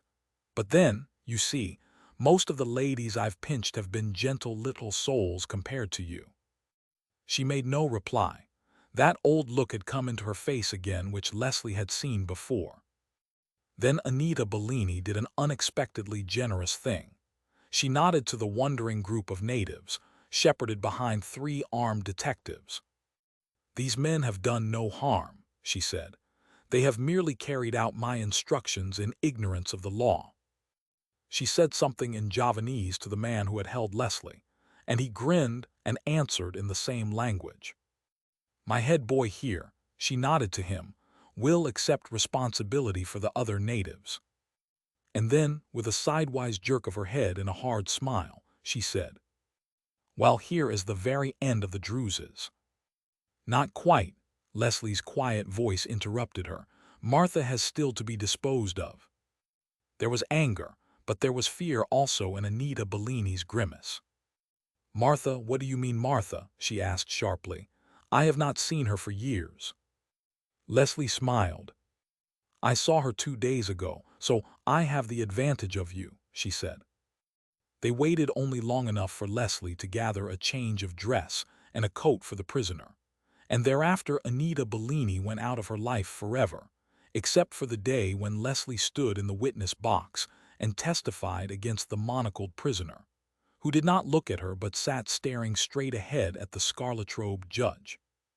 Before she collected the clothes, she went in search of Elizabeth and found her weeping in her bed in the little dressing room and persuaded her to dress. By the time the princess was out of the house and on her way to Wimbledon police station, the child was arrayed in her rags. Leslie stood in the doorway looking at her, and she was very near to tears. "Elizabeth, do you remember how you used to pretend you had all sorts of nice fathers?" The child nodded and smiled. "Well, I'm going to introduce you to a real one." "A real father?" asked the girl breathlessly. "My father. And you'll never guess who he is." Suddenly the child was clinging to her, her arms locked about her neck. Thus Peter found them, weeping together. Chapter 23, and a Mother. It was not often that Mrs. Donald Dawlish made a call at any hour of the day. The appearance in Berkeley Square of her big car at 11 o'clock at night was something of an event. "Mrs. Dawlish," said Jane in wonder when the footman came to her with the news. She had not seen the woman for 2 years. Indeed, Mrs. Dawlish's attitude of late had been frankly antagonistic. "Ask her to come up, please." The woman strode into the room. patting her mop of untidy white hair into place. She wore the black which suited her better than any more vivid shade, and on her bosom blazed a diamond star which was just a little too large to be altogether ornamental. "I suppose you're surprised at my coming at this hour." She dropped her shawl on the settee, and walking to the fire, held out her hands to the blaze. "I am a little," said Jane, wondering what was coming next. Nothing short of a catastrophe could have brought Peter's mother in such circumstances. "I've been a good friend of yours, Jane, in the past," she began, and her look asked for confirmation, but Jane was silent.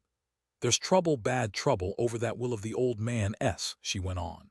"I've had a letter from his lawyer tonight asking me to give them all sorts of information that I am not prepared to give. The will was proved 6 weeks ago. They can do nothing now, but they nag, and I'm getting tired of it all. They may be acting for Peter, but I doubt it. But Peter can stop this persecution." It was the first news that Jane Raytham had had of any trouble in connection with the will, but the request was one which she could not pass unchallenged. "I know nothing about the matter," she said. "Peter of course must do as he wishes.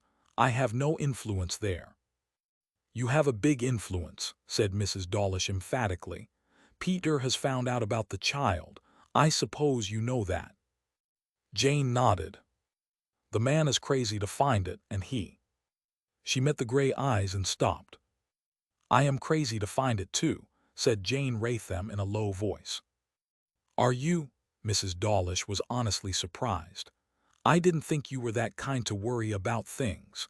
Well, that's all the better from my point of view. I can give you the child. You can tell Peter that I'll give you the child and make him a handsome allowance if he will stop his lawyers from worrying me."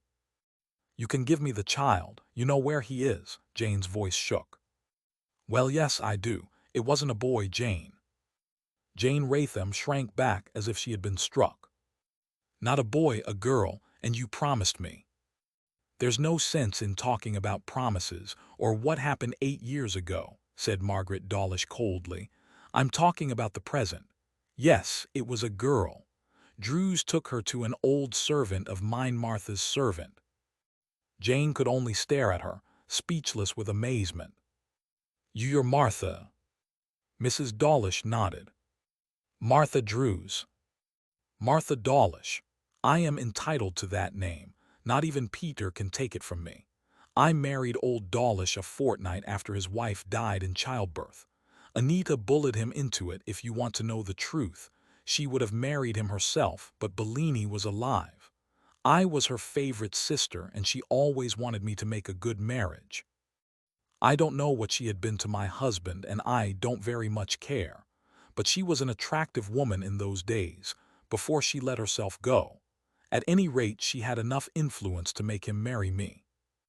Jane passed her hands before her eyes, as though she were trying to sweep away the mist which still obscured a clear view. "You're Martha," she said again. "Of course I knew you were a nurse, then Peter." "No, Peter is my son, if that is what you're going to say. I insisted that he shouldn't be told.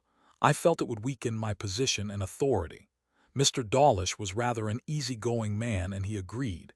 If Peter had had the brains of a gnat, he wouldn't have needed telling.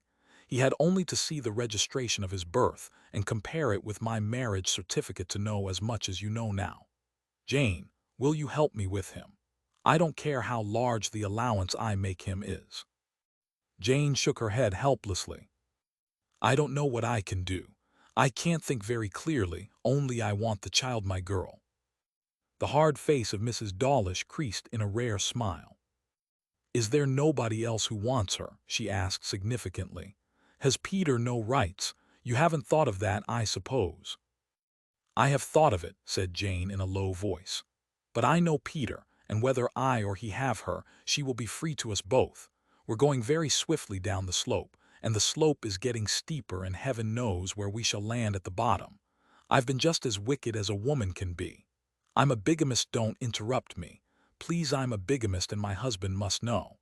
I don't think it will worry him as much as it worries me, and in a way he'll be rather glad to get rid of me. But I can face all that if I have my baby. I'll do what I can," she went on quickly, recovering the lost balance. If it doesn't hurt Peter, I've hurt him enough. He is too good a man to be wounded any further. I cannot see him tonight. I will write to him and ask if I may see him tomorrow, and then. The door was opening slowly, and a man came in whose head was bandaged. At first she did not recognize him, and then, Why, Peter," she faltered. He was leading by the hand a little girl in a worn, stained ulster. The golden head was hatless. Jane Raytham looked down into that beautiful child face, saw the clear eyes looking at her wonderingly, solemnly, and put up her hand to her throat, hardly daring to speak. She opened her lips. No sound came. She made yet another effort. "Who is this, Peter?" It was not like her own voice. "This is Elizabeth," said Peter gently. "Elizabeth," he stooped and looked into the child's face. "Elizabeth, this is your mother." Chapter 24. These Women. "I'm sorry to have brought you down to this very unpretentious little flat of mine," said Leslie, "but I have discovered in myself some of the qualities of a showman, and really and truly, most of the documents and proofs I have are here." And then she laughed, rocking from side to side in her chair. "What is the joke?" asked Coldwell suspiciously. "You look so like Christy minstrels, all sitting round in a circle with your hands on your knees, and it's 3 o'clock in the morning, and there are a dozen reasons why I should laugh. I'll begin at the beginning, shall I? I suppose everybody knows how I worked up an interest in this case, through finding a book of poems in a little Cumberland farmhouse, and how I put two and several together, made them four, guessed them six, and finally proved their real quantity beyond doubt. There was a family living in Devonshire named Druze." Briefly, she retailed all that the clergyman had told her, and all she had learned from subsequent inquiries. Annie Druze was in reality Anita. Alice was Arthur Druze, and Martha, the younger of the two, eventually became Mrs. Dawlish.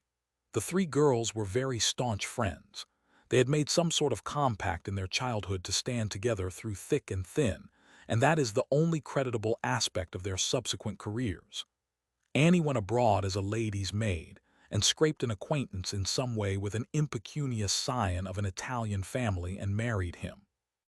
Martha had a training in a hospital, became a maternity nurse, and was subsequently called in to nurse Peter's mother with her first child.